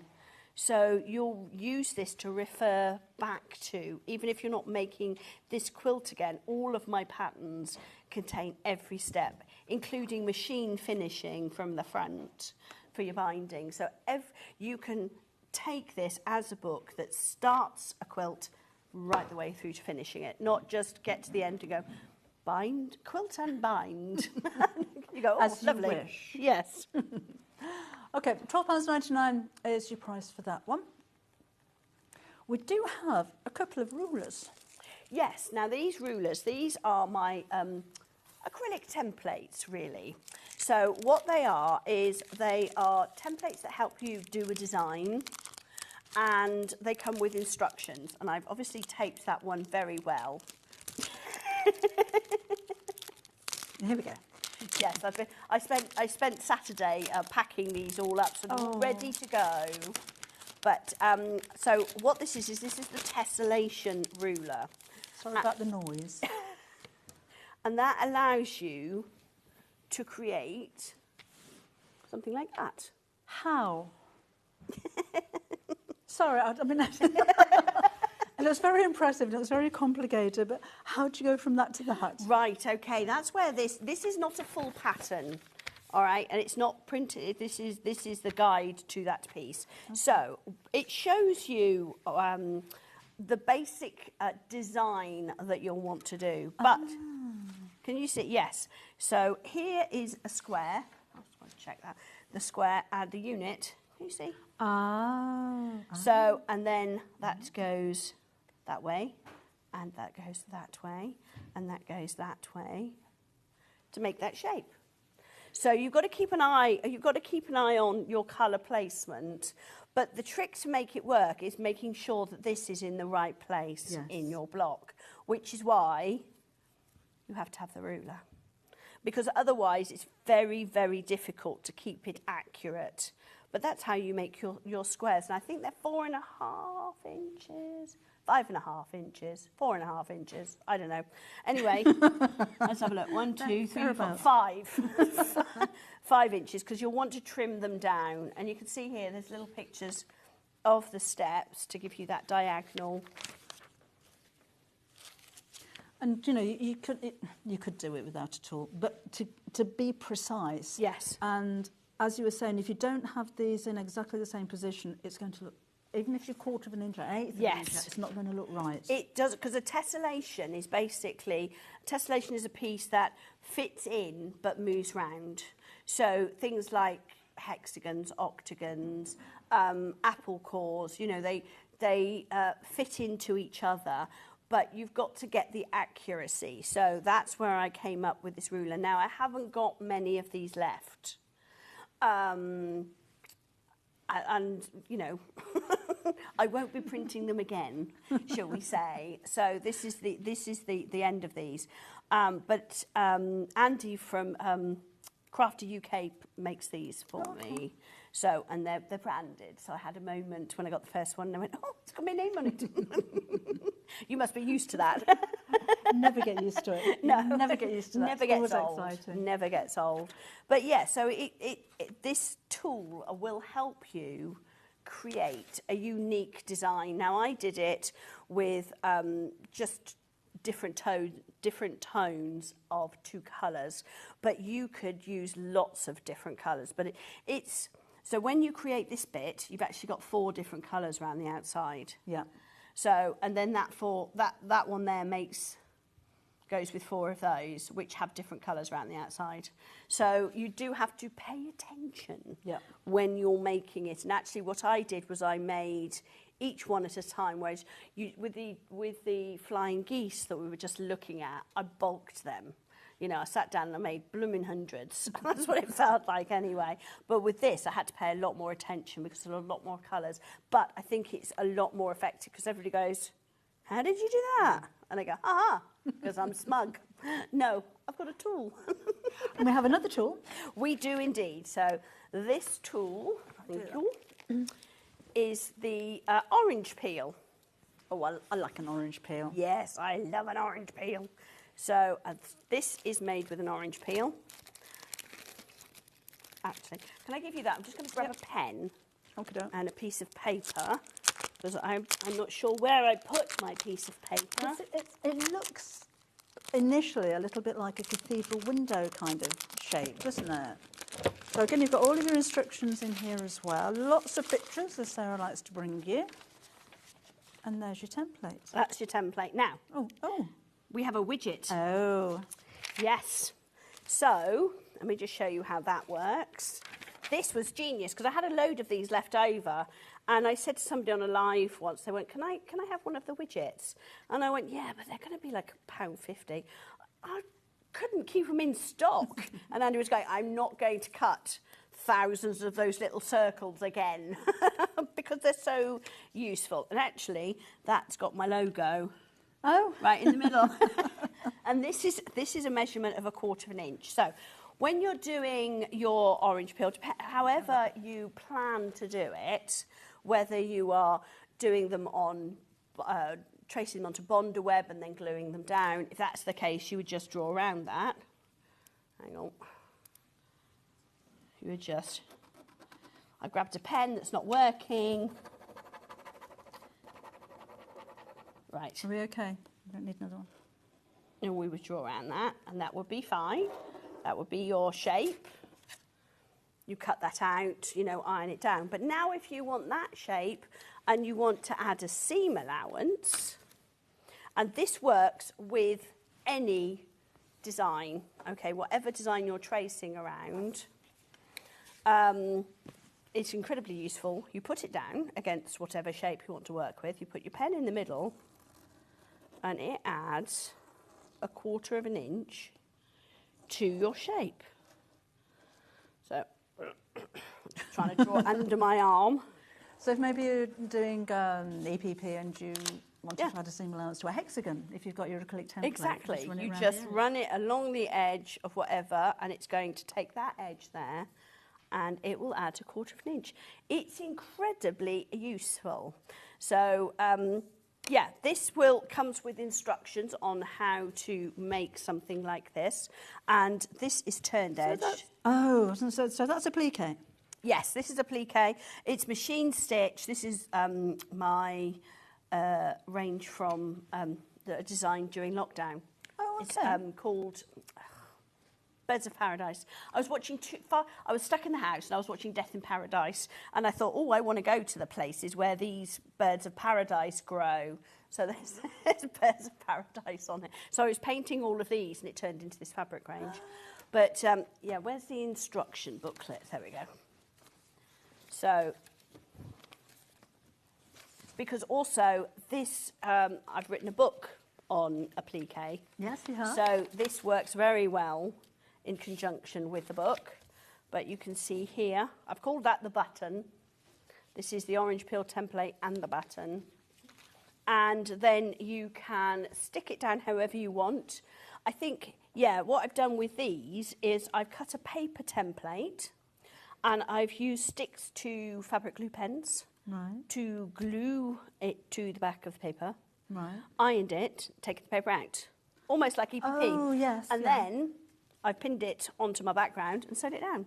So it folds the edge under with the aid of a little bit of fabric glue, and then I've used a sewing machine to stitch with blanket stitch all the pieces in place. Because I was saying at the beginning, it looks a little bit like a cathedral window type of thing. It does. I would imagine, looking at this initially, that you've sewn, you know, the two different shapes of curves together, and on a quilt of this kind of size might be a little bit laborious. Yeah, don't give yourself Easy a way to do headache it. like that. Really striking finish, but you need the tool for the job. You do. And that's your tool for the job. We can go to a demo now. Okie dokie. Hang on. I'm just gonna Oh, stick the quilt kit, by the way, really busy for the quilt kit. Absolutely flying. Remember, we've got the instructions on their own. If you want to go for the kit, this is probably going to be the last of the kit, isn't it? Yes, it In is. these colours. Yes. That's going to be it. 4 metres of fabric. In the turquoise spot blender, you've got the red, you've got a navy blender, and you've got a white on white as well. So what we're going to demo. Right, so I'm going to pop over here, and I'm going to find me little bits of fabric, and I'm going to show you how we make these, because they're quite small, and it's kind of, you just go, but there are a number of different ways of making flying geese, and I like the version where we make 4 in one go, because I'm lazy, and you've got to make lots of them. So I'm just going to correct you there. You are the least lazy person I know.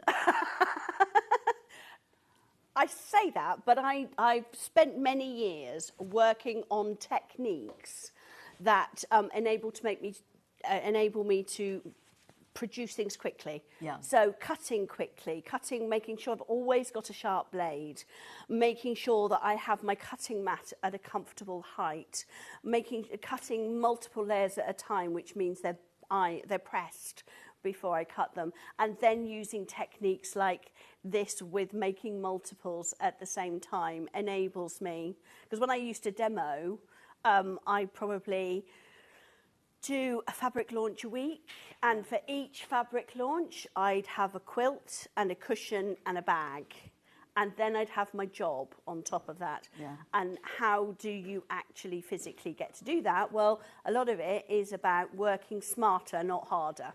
So that's what I do. I don't like to claim I'm smart, but I like to keep it simple. Yes. Kiss. Keep it simple, silly. So what I've got is I have got one square. That's all right. It's okay. We'll do 2. I thought I'd cut 2 of the. I thought I cut 2 of the red. Never mind. So I'm going to do the flying geese on this quilt. Let's have a look at them. Which is this. Okay, this section here. So we do all of that in one go, and then we'll make that, and then the 2 for the next strip. Okay. So what we've got, you'll have to buy the pattern to know the measurements. So I have got, when I was talking about earlier, I mentioned another fabric which was a spot white on white.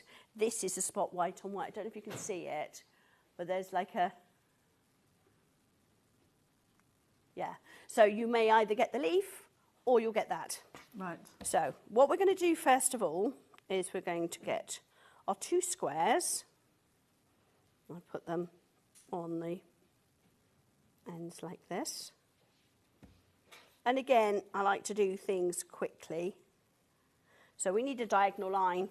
I draw them on afterwards. You can sit there and draw all your diagonal lines on the back. You're not pinning? I will do in a second. Oh, right. It's just I can't put the... none of my pens are working. Hang on. There we go. Michael, we've got a pen. What kind of pen? No, it's okay. Oh, is it It's right? okay. Oh, it's It's, all right. it's working now. Yeah, I tend to pin it afterwards because the ruler doesn't sit very comfortably on the top.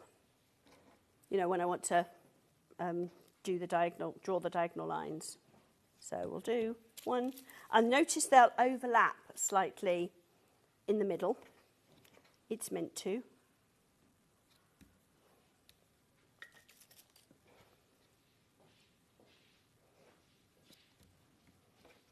Right, so there's one. There's another one.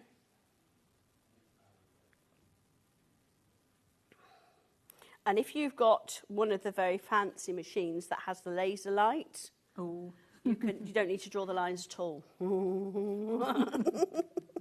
And believe me, when you've got to do hundreds of them,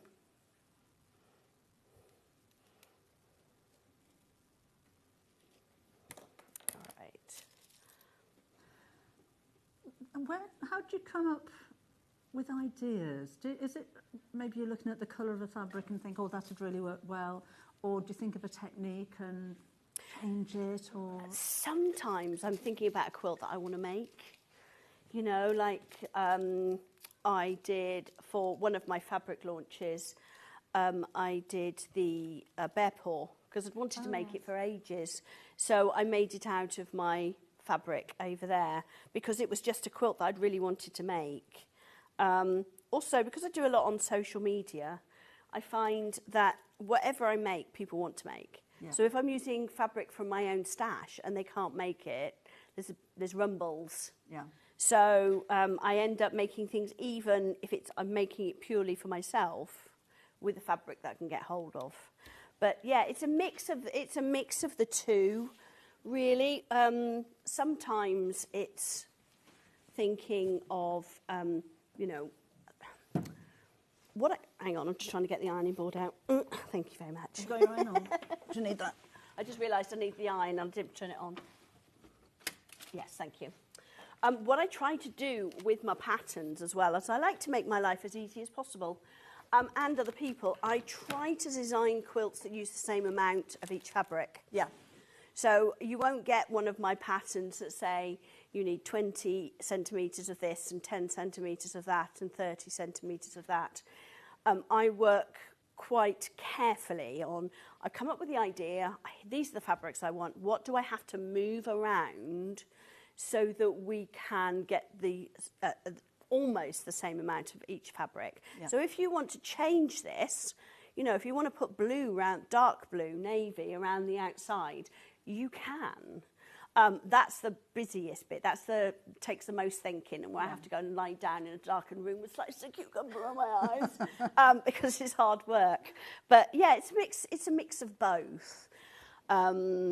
Sometimes it's the fabric, and then other times it's you know what I want to make. Yeah.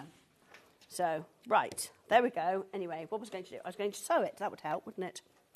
So.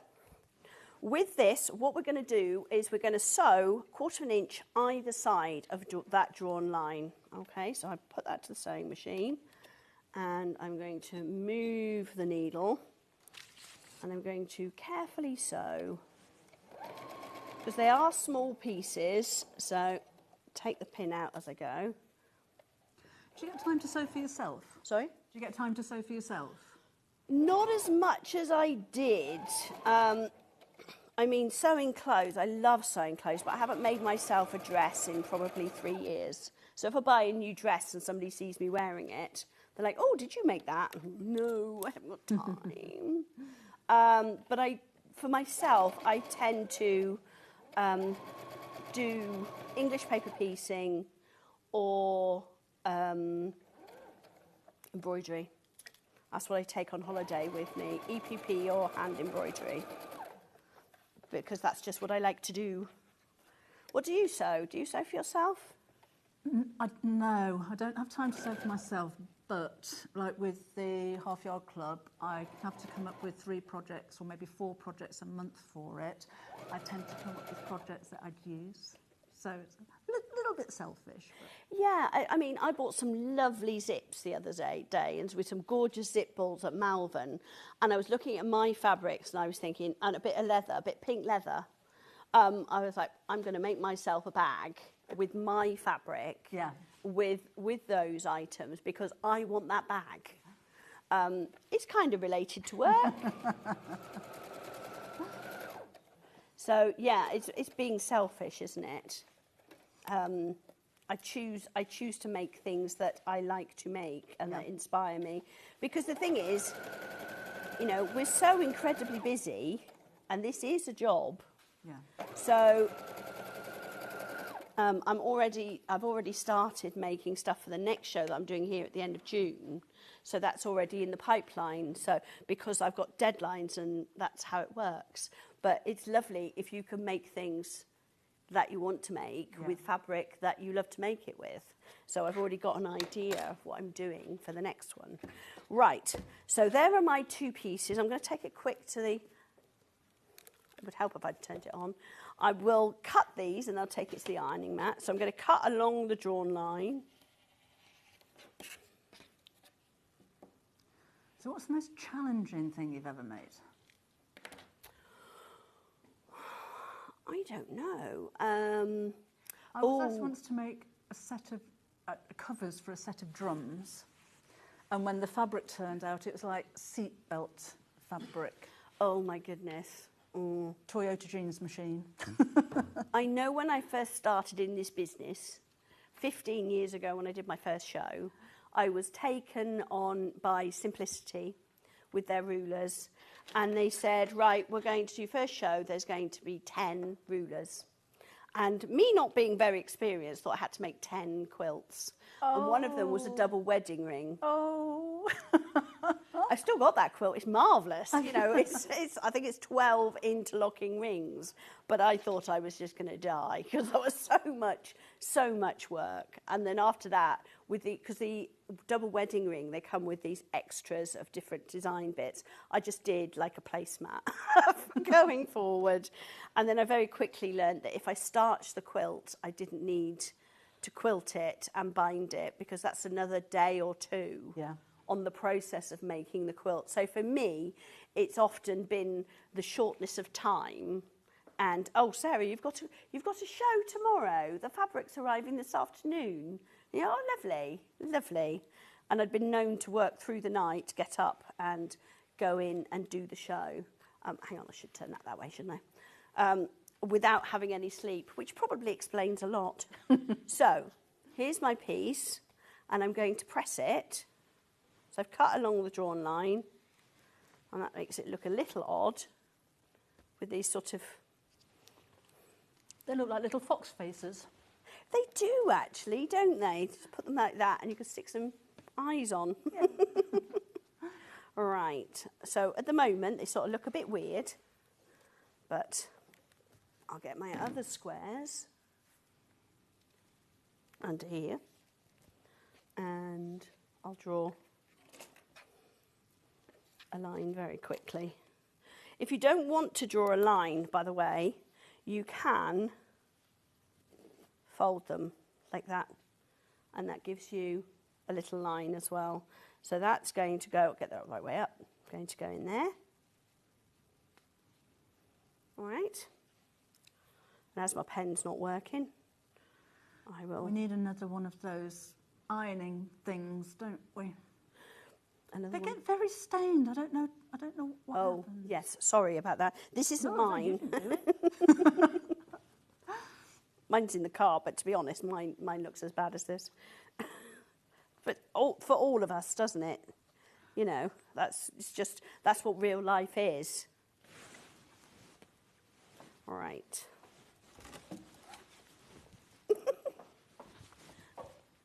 That's no better, actually. I was just going to bring in a new mat, but it's a little bit stained, so I'm taking it out again. Right, so I've placed these on the top. See, most of mine have got like an imprint of an iron. Especially as I've got an Aliso, you know, that comes up. And then if I go and use something like this, I forget and leave it like that because it doesn't go whoop. Oh. Right. When we were in the last studio, in fact, not the last studio, the studio before that, when I used to present during lockdown, I left an iron facing down on the carpet on the floor. On the what? On the carpet, on the floor.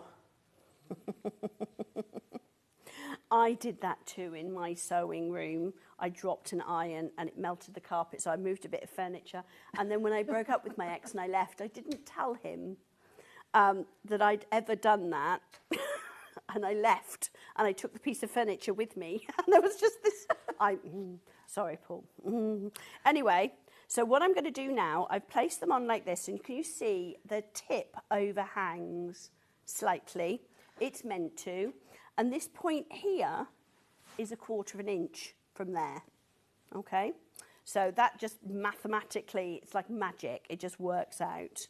So we'll take that to the sewing machine and I will sew down that line and down that line. And I'll do that with all 4 pieces. So...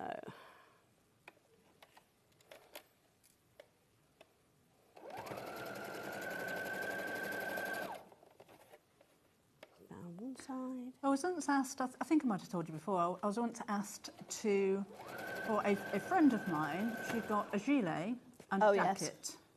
And she wanted sleeves putting in the gilet and didn't like the jacket, so could I take the sleeves out of the gilet and put them in the jacket? It was really thick, heavy fabric, so I had to do it by hand. So I unpicked the sleeves and I sewed them both in the gilet, and when I picked it up, I'd put them on the wrong way. So I unpicked them all, re-sewed them back in again.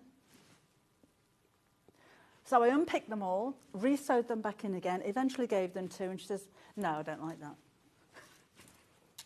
You see, now what I do, because the amount in the building where I've got my studio, there's lots of businesses, and somebody finds out that you do some sewing, and I've had grown men come into my unit and say, can you just fix me trousers? You know, or the zip's gone, or I've sat on, and I'm going, what do you think? My answer now is, you wouldn't ask Michelangelo to paint the garage door, would you?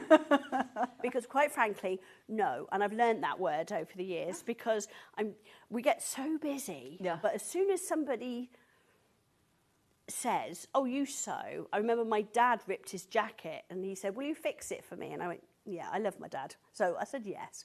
It took so long because everything was lined, so everything had to be taken apart until finally I got a front panel and managed to sew that up. It took me about 4 days. I was like, I'd rather just bought you a new jacket because... And I've managed to... My hiking jacket, one I wear, you know, because it's waterproof and everything. A couple of weeks ago, I threw it down in my sewing room in disgust on the ironing board and didn't notice that the iron was on.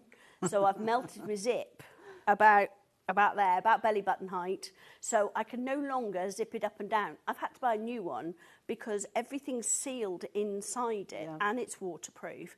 So as soon as I start, the seams are all bonded as well. If I try unpicking it, so I either get soaking to the belly button or I buy a new jacket. And quite frankly, I'll buy a new jacket. Anyway, I digress.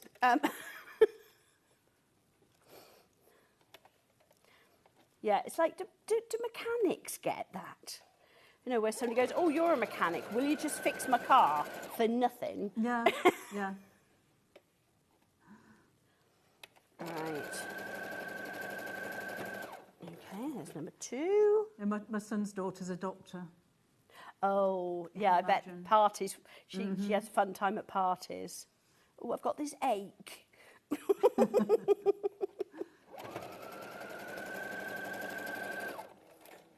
So how many flying geese are there in the quilt?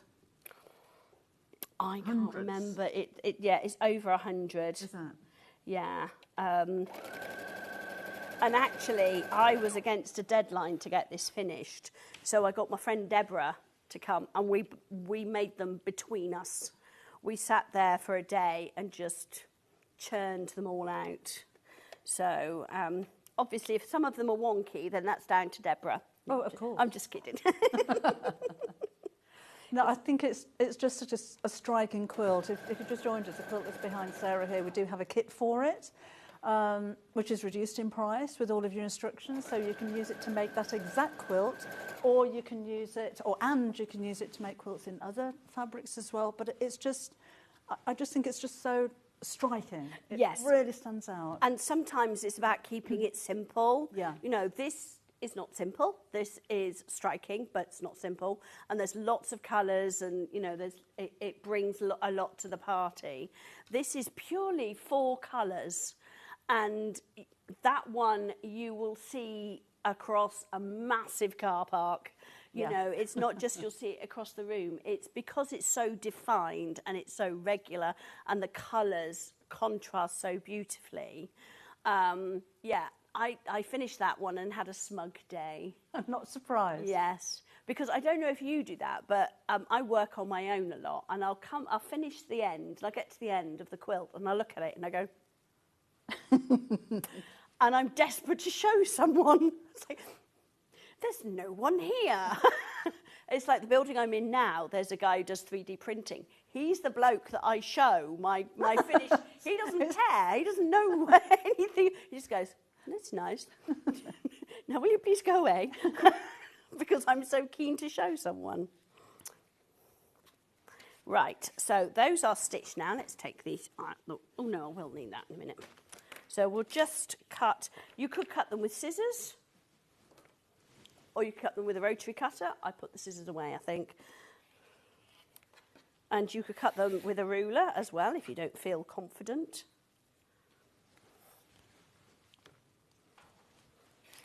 Like that.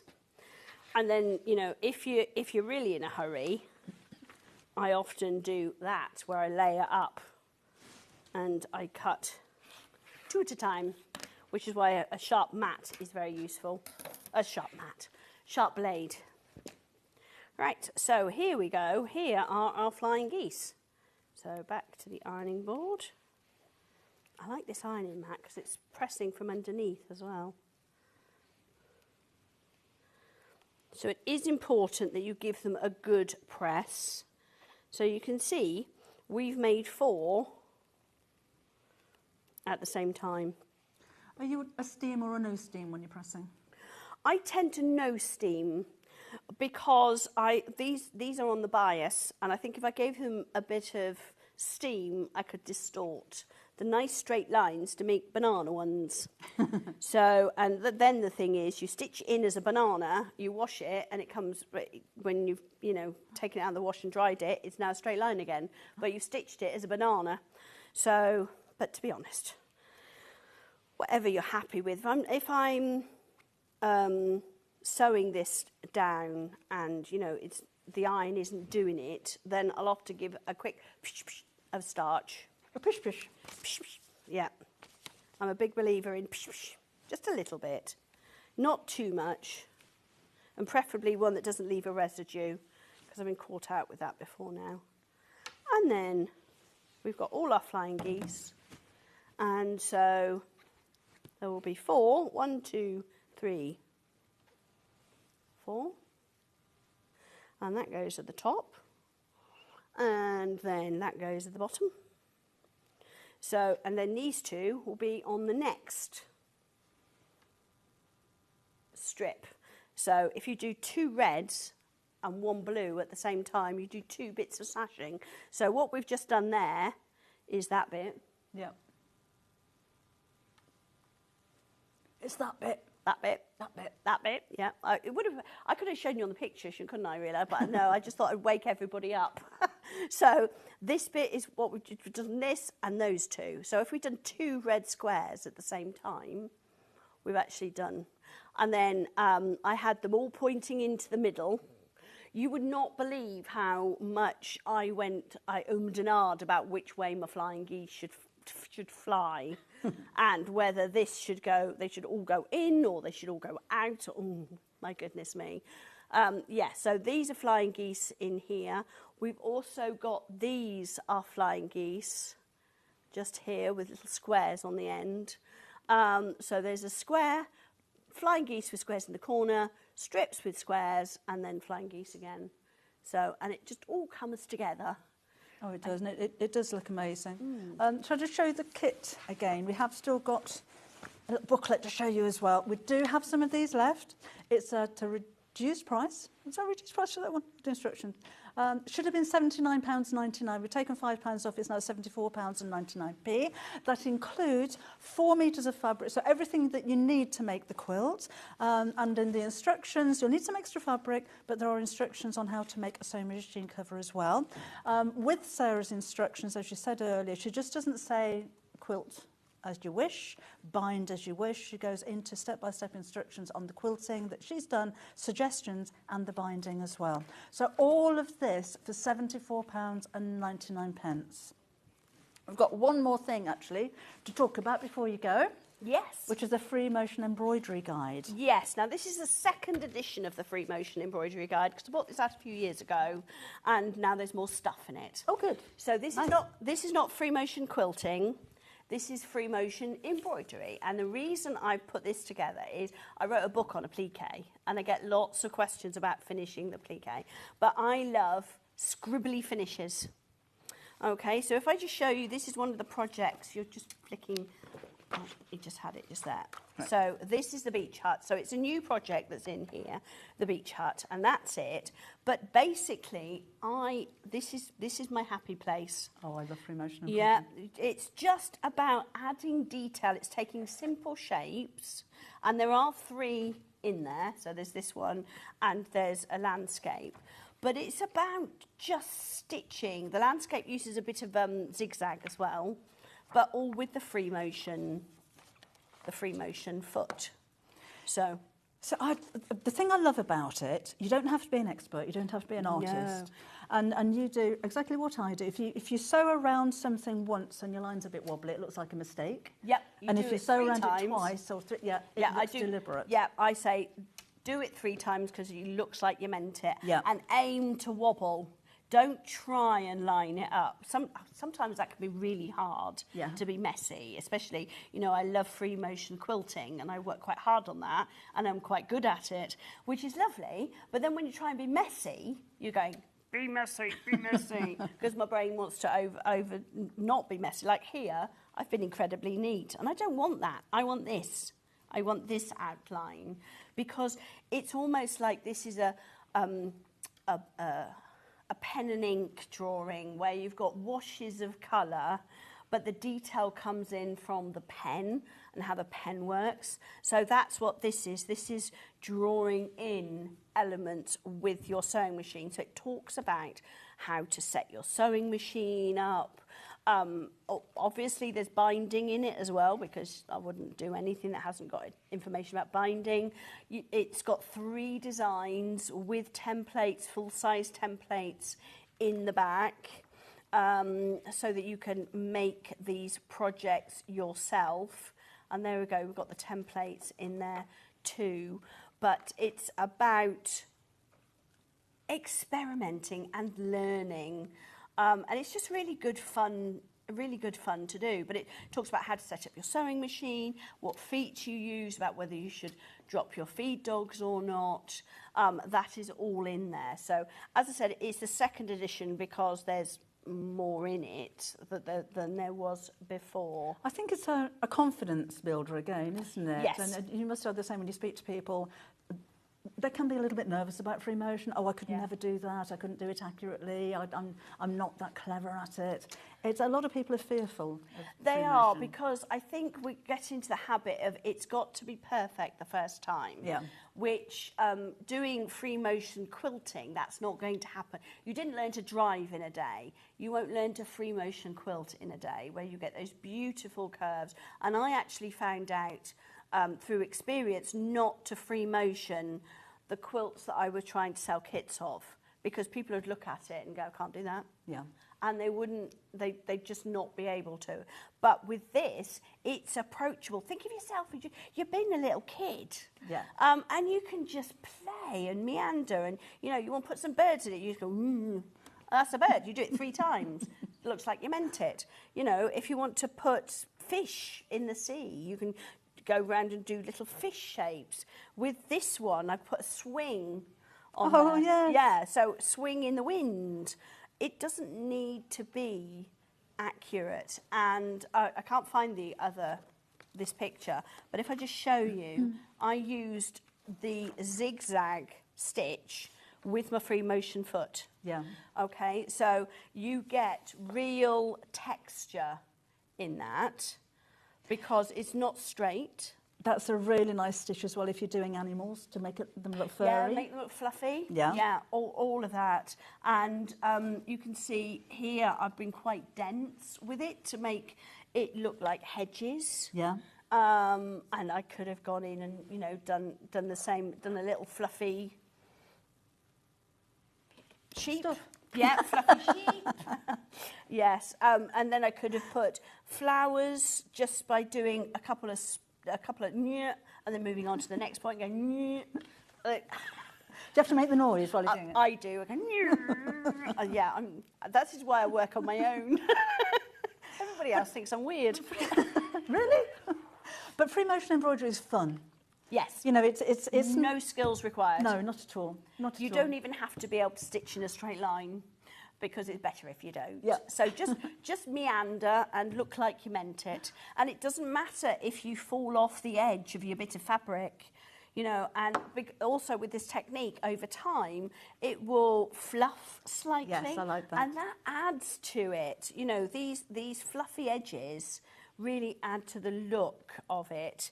And I just love it. It's one of those things that I love doing free motion when my head's in a mess. You know, and you've got all that noise going on in your head. I don't need to think about it. If I'm making a quilt, I have to concentrate. But, you know, you've got your VAT due, return due, or, you know, the kids are running around screaming or whatever. You've got all that noise. With this, I can cut the noise out because I don't even need to pay attention. Yeah. You know, I can just let it flow out and just go, You can't unpick it, so just go with it. And enjoy it. Now, £12.99 for you. Do we have the digital one of this as well? Oh, we do. So £12.99, that's the details on the screen for your paper copy. If you want this now, if you just can't wait for the post to come, then you can go for the digital option, which is, again, £12.99, and that's instant. It'll be with you straight away. So what date are you back in June? It was 23rd. 23rd. Yes. What day is that? Remember? I think it's a Monday. Okay. All right, I look forward to that. It's been really fun. It's been lovely to see you again. So we shall see you again soon. Thank you. Yes, you will indeed. Remember, you can carry on ordering after the end of the hour. And after the end of the hour, in the next hour, it's going to be our last live hour of the day. And I've got some reduced price quilt kits for you. See you in a bit.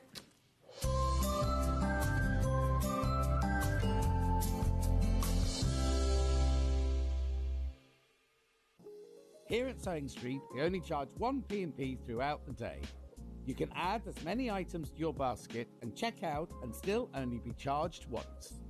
Once you've checked out the first time and want to order again, you simply add the item to the basket and click on the Combine Order button. Remember, standard P&P is £4.95. Charges may differ for outside the UK. Or upgrade to our premium option for £6.95 on certain items. Shopping made easy at Sewing Street. Hi, I'm Debbie Shaw, and I'd just like to tell you about the shows I've got with you on Tuesday on Sewing Street. So we're starting up at 8 o'clock in the morning with an exclusive offer for a subscription to my half-yard sewing club. These are just a few of the things you'll be able to make when you first join up. And then at 10 o'clock and 12 o'clock, I have some brand new acrylic templates, sewing-themed panels, and some foundation piecing panels as well. If you like foundation piecing but you just wanted like a very quick and easy project, then these two pouches are very simple to make. And then on top of all of that, at 2 o'clock I shall be with you on the Sewing Street Facebook page for an extra stitch where I've got more half price offers for you. So I'm looking forward to seeing you on Tuesday here on Sewing Street. Shopping with Sewing Street couldn't be easier. You can shop via our website at www.sewingstreet.com, where you can watch our live shows and see all the products from that day. We also have a huge amount of products on our website, from your sewing room essentials to fabrics, sewing machines and much more. You can download and shop on the go with our Sewing Street app. Simply head over to your app store and search Sewing Street. Alternatively, you can contact our UK-based call centre 24 hours a day on 0800 001 4433. Shopping made easy at Sewing Street. Did you know at Sewing Street that on various products we offer split pay? That means on certain items you can spread the cost over 2, 3, 4 or sometimes even 5 interest-free monthly payments. Just pay the first instalment when you purchase and you're away. So shop your way with split pay. So many more quilts I want to make now. I'm going to have to live to 200. It's just been one of the best festivals I've ever been to in my whole life. I will definitely be back and I'm going to have a quilt. Not only is Sewing Street live from 8 a.m. till 1 p.m. on Sky 670, Freeview Channel 73, YouTube and the Sewing Street app, now Virgin subscribers can watch on Channel 754, which means there are more ways to watch your way with Sewing Street. Never miss a show by watching on the go with the Sewing Street app. Head over to your app store now and search Sewing Street and simply download to your smartphone or tablet. You can watch the shows live and see your favourite presenters and guests. Click on the Today button to shop all of the products that are featured in today's show. Want to know what's hot? Then click here to see today's bestsellers and highlights. Have you missed a show or want to watch one back? Then click the schedule button and you can go back 7 days to watch and shop, and you can also see what's coming up over the next 7 days. Want to say hello or ask a question to our guests? Then send a message to the studio. You can also keep in touch with all the latest news, events, product launches and much more by clicking here for our social media pages. Never miss a show by watching on the go with Sewing Street. Looking for the perfect gift for the sewing enthusiast in your life? The Sewing Street gift card is just the thing. Choose between a physical card delivered to their door or a convenient e-gift sent straight to their inbox. It's easy. Just head to the Sewing Street website, scroll to the bottom of the page, click Gift Cards, or use your smartphone, scan the QR code and go straight there. Pick the amount you'd like to load onto the card, and that's it. The Sewing Street gift card, the gift of creativity made simple. Every day, our experts will bring you a wealth of knowledge. They'll take you through the steps of making projects, and we feature fabulous tips along the way. Whether you're new to sewing or a seasoned pro, you're sure to learn something new. We're live every day from 8 a.m. till 1 p.m. and you can also watch back all of the demonstrations featured on the show on our YouTube channel.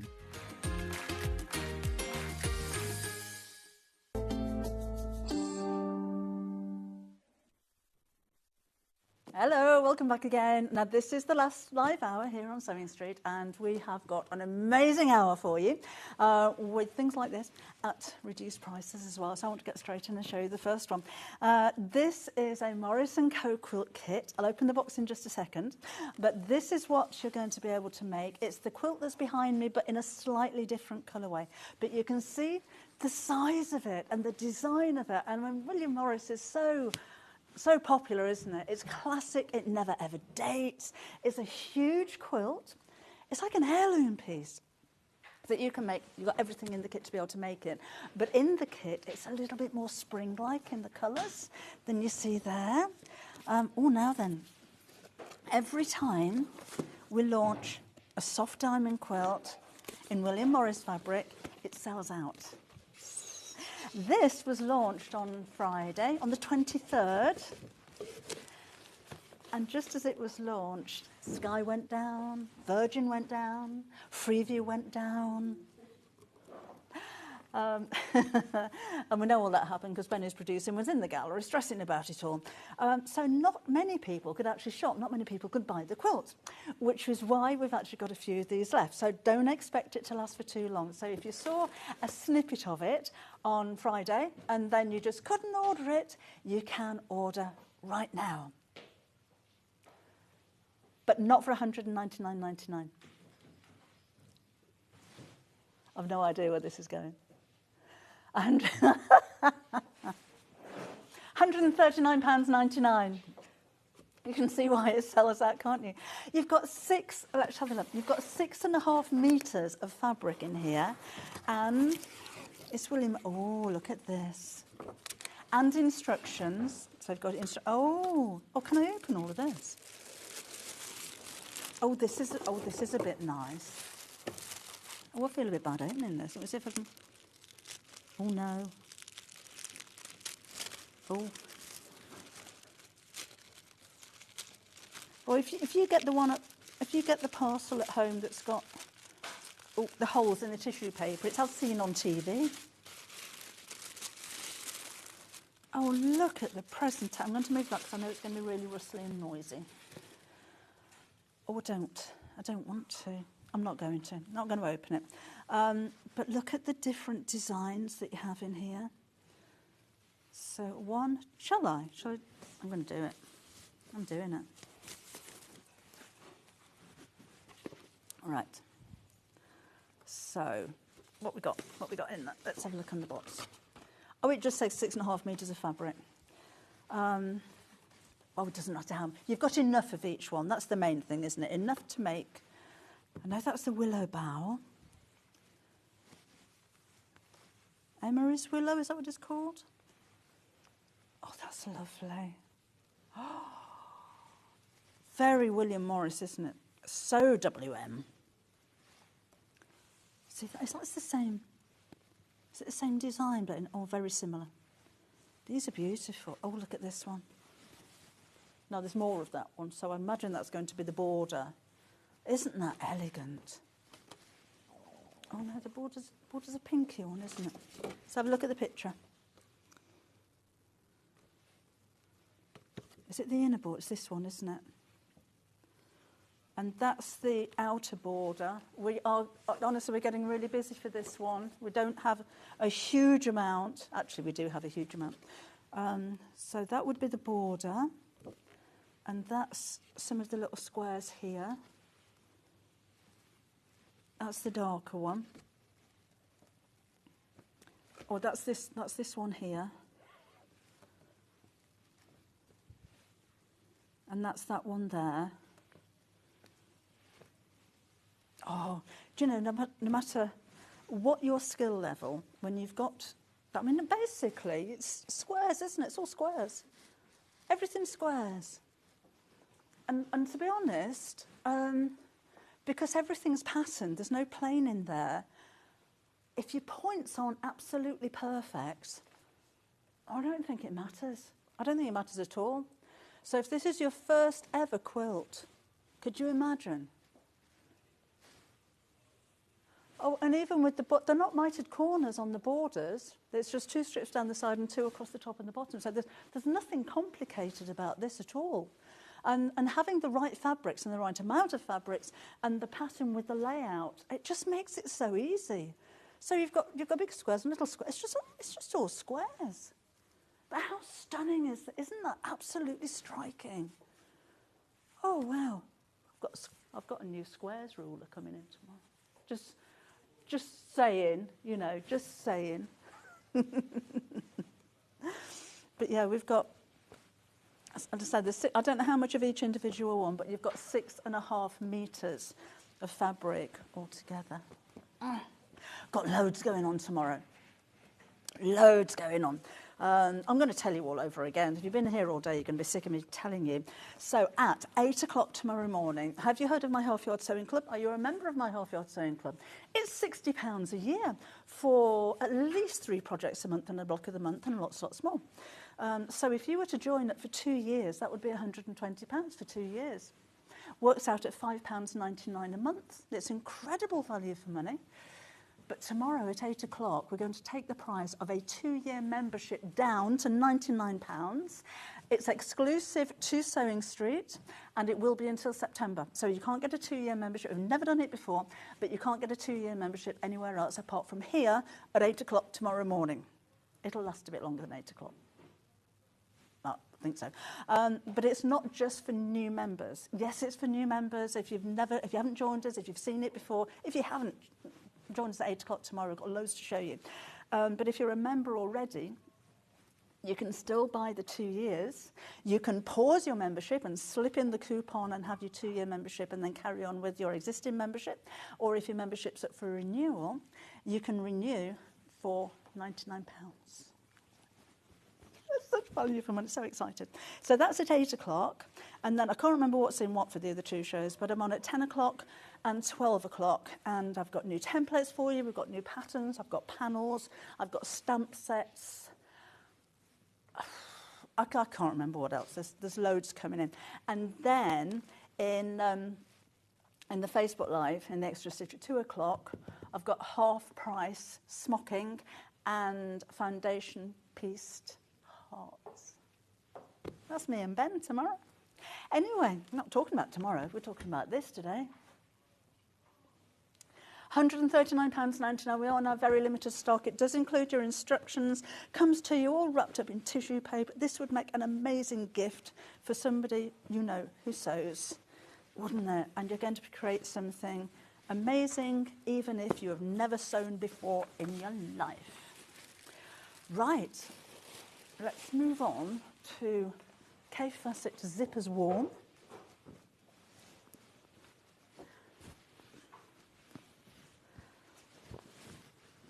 I'm the right way round, or doesn't it matter? Here you go. We're dropping the price. I don't know where it's going because I can't see the screen. £139.99. That's amazing, isn't it? Beautiful. So this is huge. It's a huge quilt. Again, complete with your instructions in there. So how much fabric we got in this one? Oh, it doesn't say on the box. Doesn't say. Oh, Cave. Right. Let's have a look. I'll put that over there and have a look in here. I love a kit. I like it when you can say exactly what you're going to make and you've got all of the fabrics that you need to make it. Because particularly when you've got really bold colours like this, where do you start? What do you put together? How do you know what's going to work or not? And the colours that you might think if you were to go into a fabric shop would clash, or I wouldn't put that with that, then you know that they're going to work because these have been put together by Kay Fawcett. Whoops. So you, oh, we've got more tissue paper. Oh, we've got more in baskets. We've got one left. What, oh, they're sold out. Okay. Oh, I've just torn all tissue paper for nothing. Oh, sorry if you get the one with the torn tissue paper. It's not like you're going to reuse it or anything, is it? Right. Next up we have Hoffman Whimsical Tumbling Blocks. So that one can go over there. Thank you very much, Michael. Where is it? Oh, we've only got 2 left, so I might not get to show you anyway. Do you know, I'm not even going to open that one. £159.99 for this one. You can split the payments as well, you know, on these if you wanted to. But we, again, only 2 left and we've got 4 in baskets. Need to check out as quickly as you can. Need to check out. Oh, it's not that one. Oh, we've got it somewhere, I'm sure. But do you know, tumbling blocks I absolutely love. I think it's so clever, it's so effective, the way that the colours there really stand out. It gives depth, it's an illusion, and they're really simple to make. We've got 1 left, only 1 left now. We've got 6 in baskets and we've got 1. Oh, I feel like I'm at an auction. I'm not going to open it, there's no point, is there? But those, I mean, look at the amount of fabric that you're going to get in there as well. There is loads altogether. Candy Quilt was, oh, it doesn't say how much is in it. But really, again, beautiful colours, and they're Hoffman, so you've got the quality of the fabrics there as well. As I'm talking really quickly, aren't I? Sorry about that. £53.33 in your flexi basket if you wanted to split the payments. It's like a race. 6 of you in for the last one. Who's going to get it first? Who's going to get it? So, well, I'm going to stay here till it's gone. Somebody's going to check out their baskets in a minute. Someone will do. But isn't that amazing? Have we got a size, Ben? 40, is it for 185 by 198 centimetres? That's almost 2 metres. Oh, that was really big. 72 inches, that's 6 feet by 77, so it's over 6 feet square. Oh, that's amazing. Oh, sold out. Well done, well done. Oh, what shall we do next then? William Morris Rustic Elegance Light we're going for now. Right, so £199.99. £129.99 is your price for. Is this worth opening the box? Yeah? Should we do it? If I do it really slowly, they'll sell out before I rip tissue paper, won't they? And it's another Morrison. I love the colours of these. They're elegant, they're soft. And you know, it's quite, it's quite autumnal, don't you think? The colours there. You get it made by the autumn. 0% interest if you split the payments. Oh, what? No, we're down to 2 left. Oh, here we go again. Only got 2 left now. You're waiting for me to tear the tissue, aren't you? All of your instructions are included. Oh, I think this might have been ripped before. Oh, look at this. Oh, that's really heavy. Oh, just imagine, you're going to get your box home, you're going to open it, you're going to take out your instructions, you're going to open your tissue paper, you're going to open the ribbon. Oh, 4 in baskets, 2 left, 1 left, 4 in baskets, 1 left. Oh, I'm not going to take it all out. Look at these. They're beautiful. Classic. Oh. Right. That's the big blocks in the middle, isn't it? I'm gonna try and open it. Is there still 1 left? Only 1 left. Don't know why I'm whispering. So, let's go the birds and the willow bells and the floral. So those are going to be the bits around the edge here. We have 1 left and 9 of you in baskets. That's the border fabric. Oh, this one, look. The beauty. Oh, sold out. Congratulations. Oh, wow. Thank you. So the last 3 kits we've brought you back to back, all now sold out. What should we sell out next then? What about artisan blossom red? Not £184. I like this business. I've not done this before because you do that and you do that, and the price just goes down, just like that. Don't know where it's going. And, oh, while all this was going on, we've got 1 left. It's £159.99. That's what you're going to be able to make. And you've got over 8 metres of fabrics. There are 10 fabrics in total. Instructions are included. Now then, just say content may vary slightly, but you won't notice. They're sold out.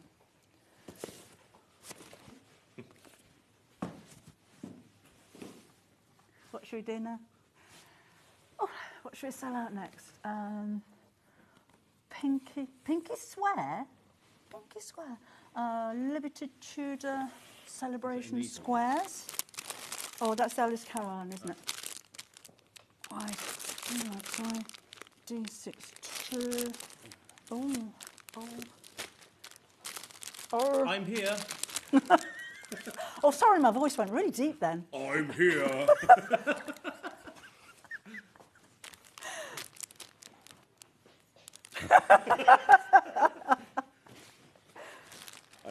Have we got it? No. Well, it's going to sell out anyway. We probably don't even need to show it. Well, we've got a picture of it.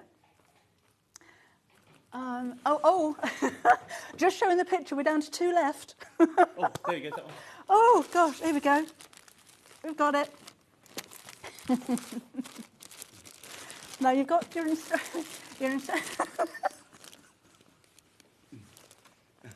Can we have the dance next time? Oh, don't even tempt me. So you've got your full instructions in there as well. 1 left now. And those are all of your fabrics. Oh!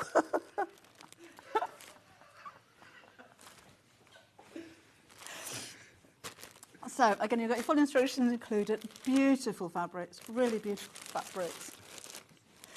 And the finished size is 62 inches by 72 inches, if you wanted to get sold out.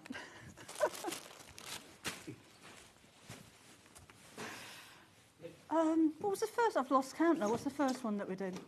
Oh, this one. Is it not sold out? Soft Diamond Multi. So it's the quilt behind me, but in more pastel colours and a little bit more springtime colours. Oh, we've got a few more available of these. Ooh. This is the one that launched on Friday, but there were technical issues, I think, across the board. So, were you broadcasting at all on Friday then? Probably not. So if you tried to order on Friday and then everything went blank and you couldn't, you can order right now. So I hope you're still watching from Friday, because we've still at the moment got plenty of stock for you. And it's a reduced price, remember, of £139.99p. And we've got 3 split payments as well, so you don't have to pay the whole lot all in one go. You can divide that into 3 and you don't even need to pay any interest on that. And it's squares. It's just squares. But the clever thing is the arrangement of them. I think that's why, the instructions are important, because you don't think, oh, so I'm sewing squares together, it's really easy. The layout just kind of draws the eye in. It's another one of those illusional types of prints on there, of designs on there, but it's only squares. And I love the way, and there's loads of points. So if you're a beginner sewing, I'll never be able to get all those points perfect. Because it's all pattern, every single piece of fabric in here has a pattern on it. I don't think it's that important, matching all of the patterns, because that's not what you look at. You look at this like consenting. Consenting? It's a consenting design. I've got an idea of the word I tried to find there, but I didn't quite use it. All right, open that up. Sorry about the rustling. It's going ever so quickly. It's going ever so quickly. Okay, let's have another look what's in here. So, that one, and that one. I don't know what these are all called, but they're instantly recognisable William Morris, aren't they? And that one, and that one. Actually, that wouldn't say William Morris. These do, definitely. That one I wouldn't say was William Morris. So it's nice to have something a little bit different. And more of the Willowbell. And look at that one. But again, with kits, like I was saying earlier, if you've got all of those squares to put together, I think I'd have a plain in there somewhere, because I think, well, it's not going to work with all prints, because they'll just blend. But when you see the prints together, they don't. They stand out. They really work. And if I was going, well, that one's blue, so I'm going to need something blue to go with it, I wouldn't necessarily put it next to that one. But when you've got the kit, these have all been specifically chosen for this design, so you know that they're going to work. And it would be confusing, if you go into a fabric store and you think, right, I've got to, how many? Oh, 6.5 metres. And I need to, let's have a look. 1, 2, 3, 4, 5, 6, 7, 8. I need to choose 8 coordinating printed fabrics. It is really difficult. It's difficult for anybody to do.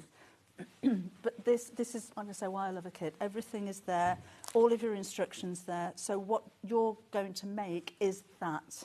And it's really easy. It's a beginner friendly one. Hello, good afternoon. That's, where are you? Oh, hi, Chrissy. Chris is a member of the Half Yard Club, best club ever, no question. Oh, thank you. Thank you. Oh, Chris has only been sewing for about 18 months. And she's amazing. She's amazing. Well, seeing as Chrissy mentioned Half Yard Club, I'm going to tell you all about it again. You're going to hear this all day tomorrow, so I'm sorry to be repetitive, but this is such a big deal for me and for the club.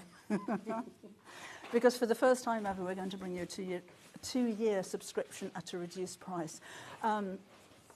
That's absolutely unheard of. We've been going for almost 7 years and have never put the price up.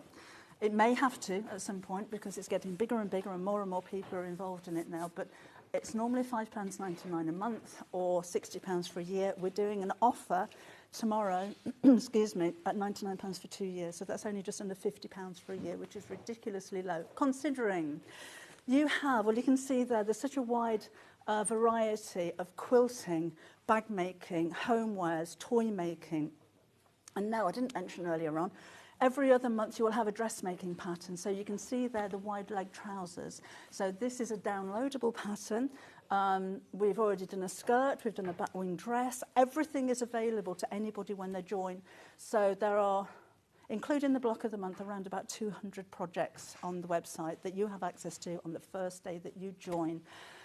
So that's coming up at 8 o'clock in the morning. I'm going to fill the studio with samples and just give you an idea of the kind of thing that you're going to have access to.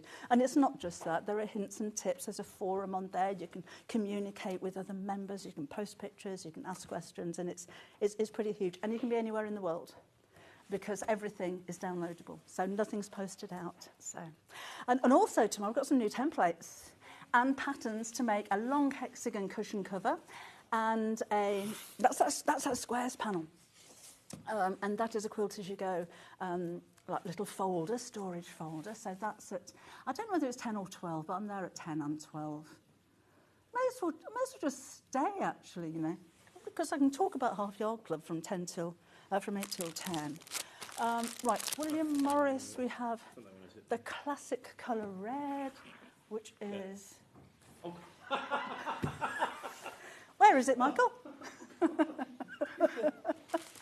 Thank you. We've got samples over here. £214.99 is not what you're going to pay. Oh, do the thing, do the thing. Let's do the thing. £189.99 is your price. And what an amazing quilt you're looking at there. Contains my very style. Oh, look at the difference there. So that's your quilt from a distance, and when you look at the pattern on the box, it looks different, doesn't it? Oh gosh, this is huge.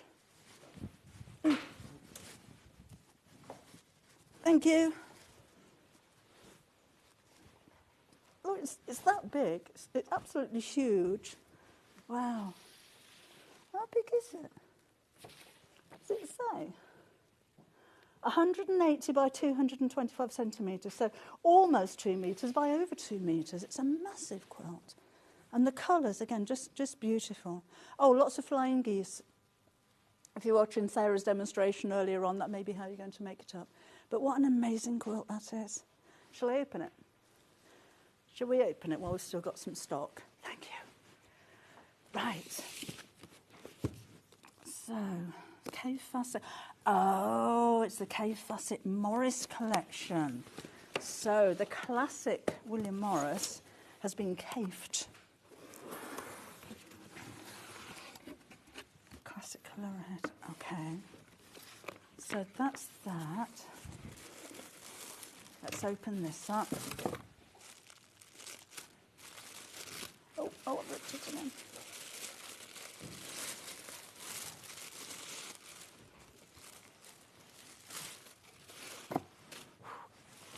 Use that. Thank you.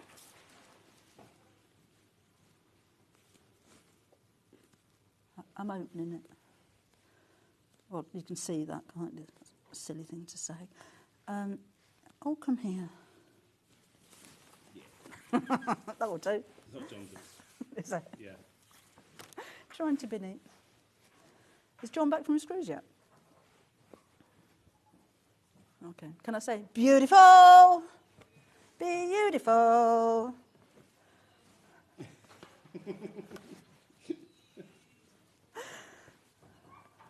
Oh, gosh, there's a lot of fabric in this. Now, these feel like fat quarters, but there's an awful lot of them. Well, it's a big quilt, you can imagine. And, oh, wow. Oh, gosh. We need a wide screen to show all of these.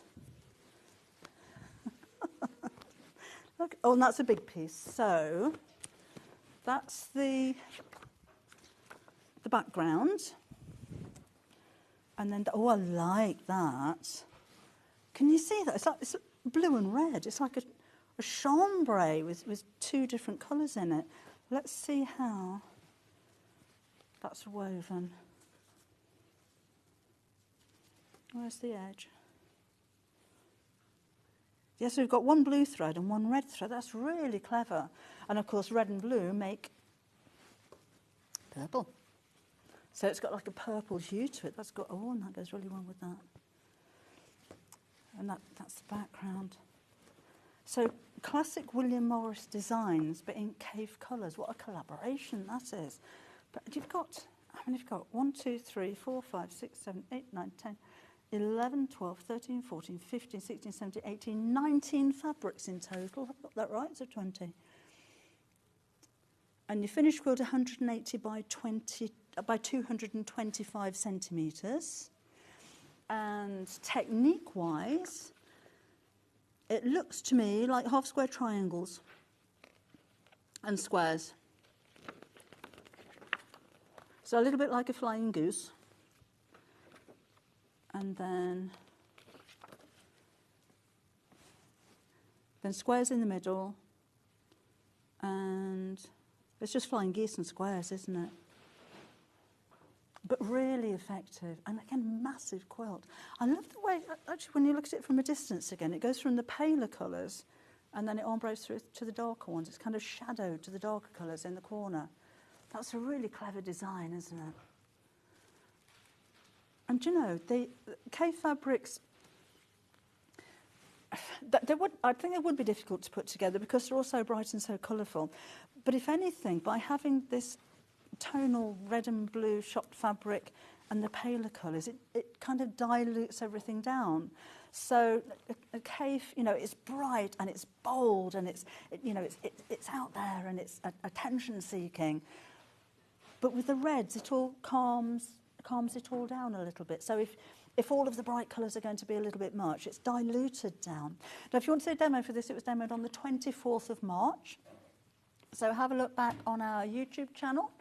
If you just search for that day, you'll find it on there. And gosh, this is going down quickly. Oh, we might sell out again of those. But look at all those colours. Isn't they amazing? Loads of them, look. Now, what's in each one of... that's a long quarter.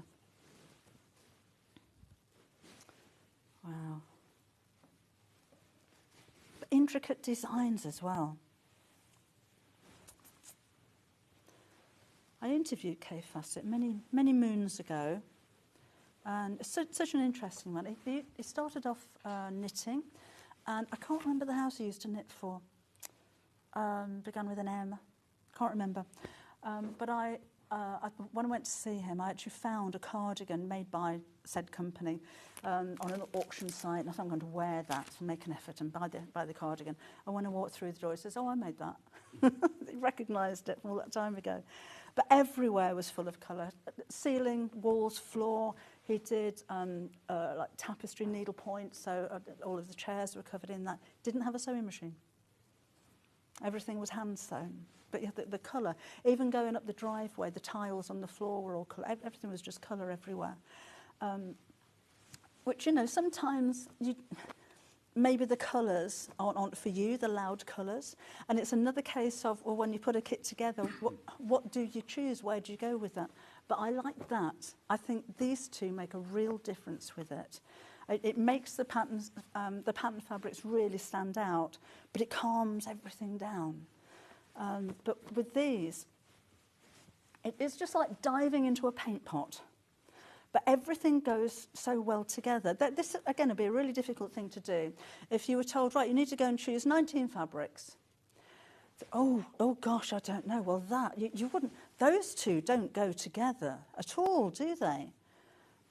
But the way that this has been laid out so that every single pattern works with the one next to it. And I love that kind of shading. I think that's so clever. That's something that'd be really difficult for me to do. But it just kind of blends from the paler one all the way through to the darker. But you're still using flying geese, which is just triangles and squares. It's not a complicated design.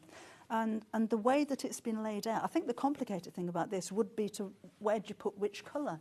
But you've got your instructions in there to show you where to put it. You've got the diagram there, identifying all of the different colours, where to put them.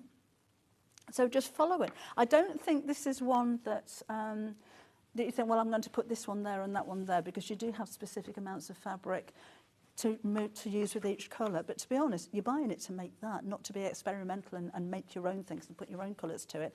But there again, you've got your instructions afterwards. So if you wanted to make one in, I don't know, black and white and plain colours in fabrics that you've already got, no reason why you can't. 5 split plays on this one. So it's under £40 for, what did I say? How much did I say there was? Meterage. I did so many meterage. Oh, Cave. It hasn't put it on there. But these feel like long, that feels a bit more. Long quarters. That's half a metre. I might be wrong with this. When you work with fabric slot and you think, yep, that's half a metre, half a metre. So I think, let me just check, I think that feels like half a metre, that's half a metre. So we've got half, 1 metre, 2 metres, long quarters. So 1, 2, 3, 3 metres, 1, 2, 3, 4 metres, 1, 2, 3. What did I say? Did I get to 4 or 5? 4 metres? 5 metres. I don't know, that feels like a metre. But I'm wrong. That's about 1.5 metres. So that's 6.5 metres. And that one, 6.5. That feels like 2 metres. 6.5, 7.5, 8.5 metres. I may be wrong there. I'm just going by what it feels like, but that feels like 8.5 metres to me. Of William Morris collaborating with Cave Facet Fabric. Okay, so that is, that's going down a lot, right. So, does that feel like 8.5 metres, do you think? That's about 9. Oh, it feels like 9 to Michael. It feels like 9 metres to Michael. Tim Holtz, Vintage Red. Got it. There you go. Thank you. Let's get the price down. £259.99 is not what you're going to pay. £179.99. The last time we did this, it was £189.99, so we've gone £10 extra on this one. And not many left already. Oh, gosh. Vintage Red. Am I in here?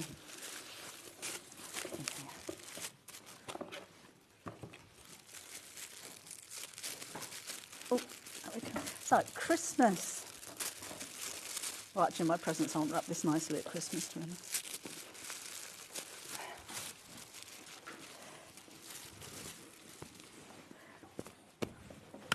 Okay. Oh, this is, I like that. It's got stamps on it. Oh, you can, So we've got vintage stamps. Am I in it? Am I in it? Oh, come on. Right. So we have some vintage stamps. Oh, look, the family photos. I was looking at some of my old family photos. I'm doing an article for a magazine and they wanted to know my background and who taught me to sew and everything. And most of the pictures that I found, because we had box brownies, so my parents had a box brownie in those days. It was expensive. They didn't have lots and lots of pictures like we do nowadays. And every single one of them was out of focus, which is such a shame. And, I don't know about you, but I've got to the age now where older generations are no longer around. So we'll see a family photo like this, and I don't know who they are, but there's nobody to ask anymore, which is a shame. If you've got old family photos, write their names on the back while you can still remember. But I love all of those. I've got a sample of that as well. Oh, have a look at this. There's another huge one, look. It's gorgeous. Oh, and we've got, it looks like my maths paper. When we used to write in slate, that was.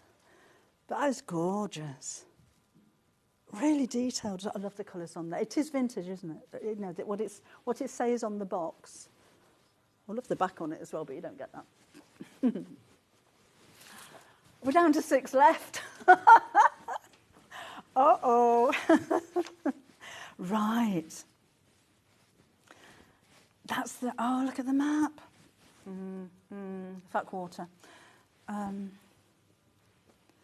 This is so nostalgic. Because my dad was a lorry driver. We had maps of everywhere in the country. You've got the road maps, everything, A to Z's, everything. You don't have those anymore because we've got phones and sat-navs and things. So this is really nostalgic. And I love the colours again because it looks old. I do still have atlases and maps of my dad's. And it looks like this when they've all kind of gone a little bit yellow with age. Where is that? It's Liverpool. Oh, how appropriate if you're from Liverpool. Are they all Liverpool? They're all Liverpool. You might recognise it. Where do you live? You can see our house from there. Okay, so that's that. Oh! What's that? I don't know what that is. What's the numbers on that? Oh, it's when they punch tickets. Do you know, when I was little, my dad was a bus driver before he was a lorry driver, and I wanted to be a bus conductress, purely because they used to walk them down the aisles with a ticket machine and tear them off, and I thought, I could do that all day. Be out of a job now, wouldn't I? So yeah, punch tickets. And then just a vintage style of blender. See, this is this looks like my maths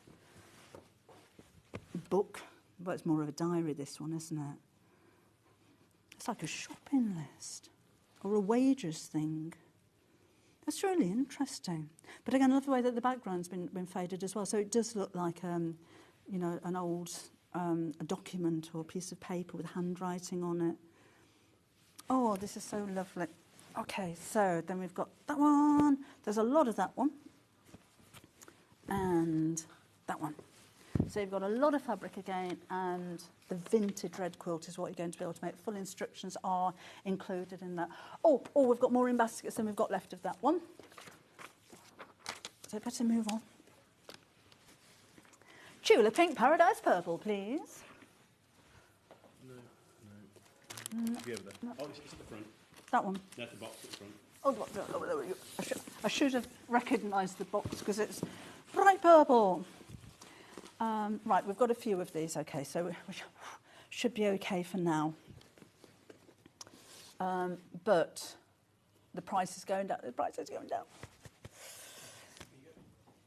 £99.99, under £100 for Tulip Pink. And we've got split pay, so it's £33 and 33p. And we've got it here, look. It's still a good size, isn't it, for £100? That is beautiful. And again, we've got squares and rectangles. It's just squares and rectangles. But it's the arrangement that makes it so interesting, doesn't it? It's gorgeous. Thank you very much. I'm in it. that the same? Is that the same colour? Oh, we've got a different colour than the one you've just seen, but it's the same design. Oh, it's in the wrong box. So we've got Paradise Green in a Paradise Purple box. Oh, which one have we got? We've got the Paradise Purple. That's the one that you're going to get, all right? We haven't got the Paradise Green, so I'm not going to open that one. But we do have the purple one. Do you mind if I just have the quilt back again so we can have a look at the colours? So, let's do that. Do that separate. There we go. Thank you.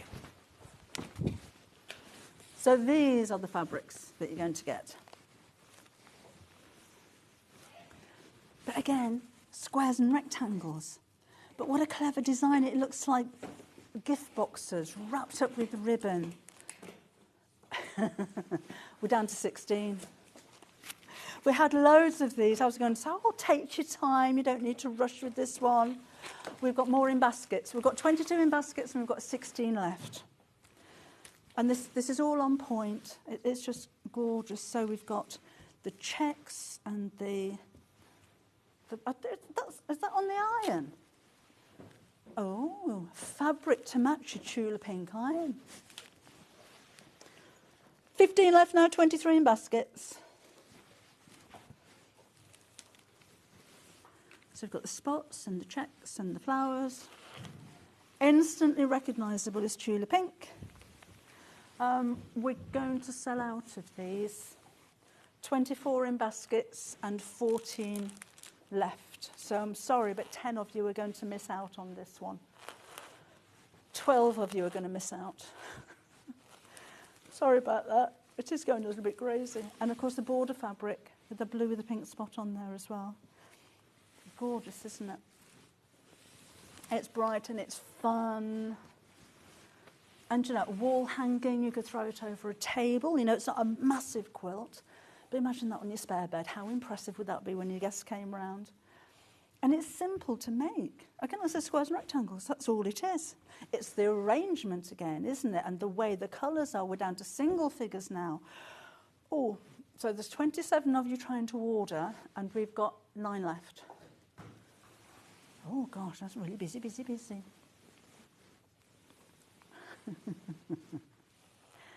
Seven left. Oh, dear. Now, you will need your own backing fabric. What's it got on there? Oh, there's birds on that one. So go for... Oh, do you do Tula Pink by the... 5 left. Got 5 left? 5 left. Oh, yes, we've got some more Tula Pink coming out tomorrow. So have a look on the website. Okay. We've got news, Michael. What's happened? What's happened? Yeah. We've got too many in baskets. We've sold out. We've now sold out. Right, Sue Pen. Sue Pen. Colour triangles, lilac. Oh, I like this one. Oh, if you take the price down, £249.99. Shall we go low? Really, really low. Let's go to the lowest ever price. The biggest reduction. How low can you go? That low. £159.99 is your price. A saving of £90. £90. Oh, I do love this. Isn't that? Oh, no, what we got? We've got half square triangles and squares. So again, it's a really easy design. In fact, all these quilts are, aren't they? I think every one that we've shown you looks absolutely striking, but they're easy. So if you're a beginner, your quilt's going to look like this. How impressive would that be? First time you've ever made a quilt and you make that. Can you imagine? Be a really, really simple one, right? Let's have a look. Okay.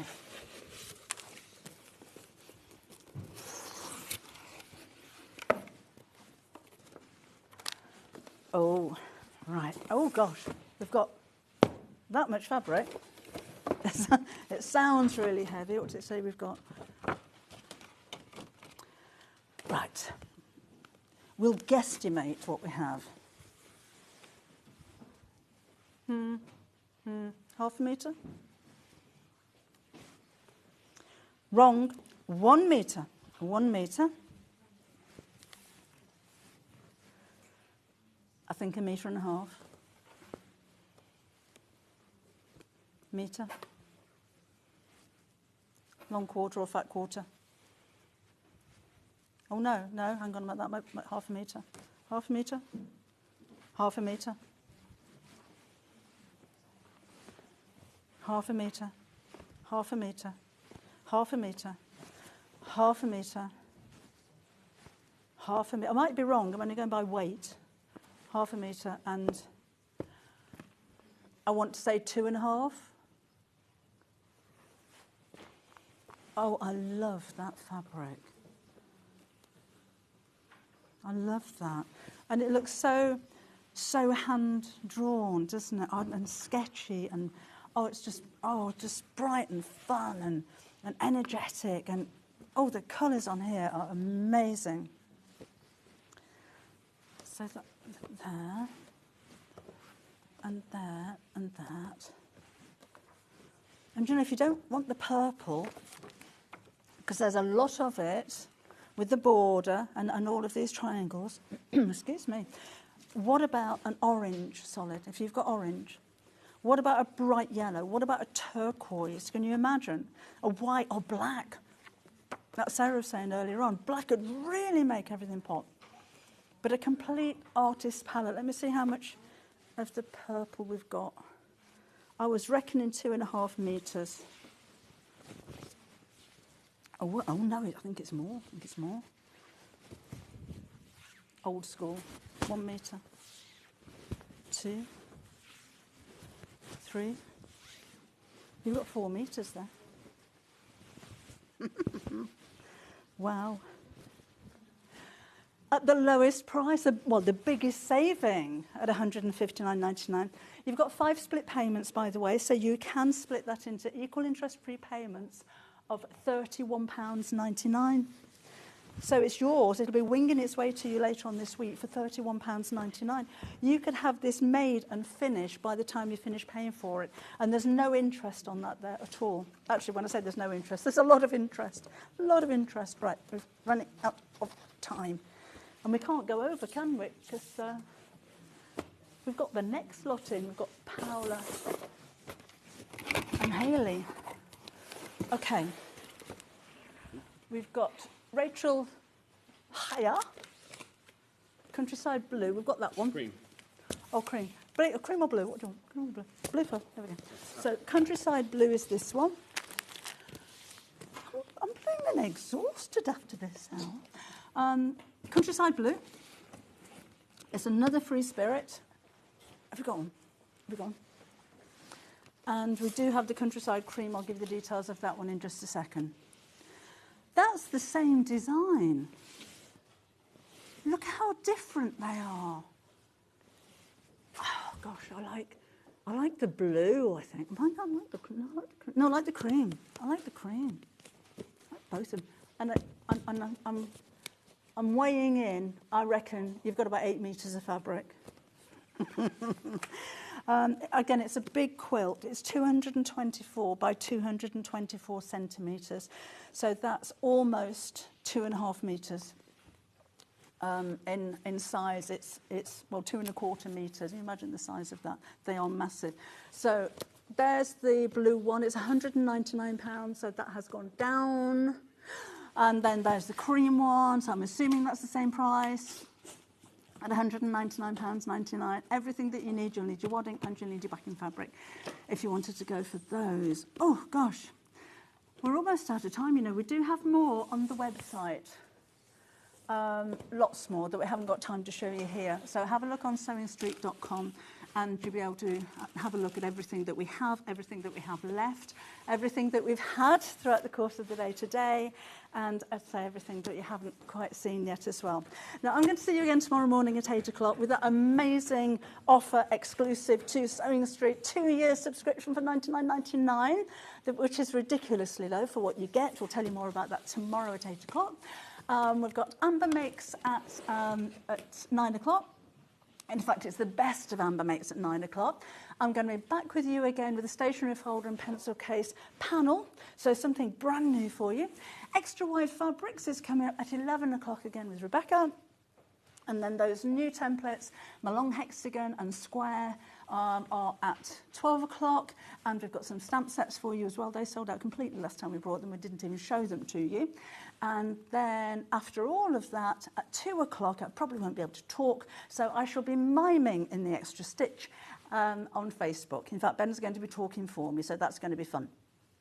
So I shall see you again tomorrow. Thank you for joining me today. I've had an absolutely lovely day. I hope you have too. Oh, just to let you know, there's a few quilt kits that we didn't get to show you, and Ben is now reducing prices for you online. So have a look on sewingstreet.com and enjoy the bargains that we've got for you. I shall see you again tomorrow morning. Bye-bye.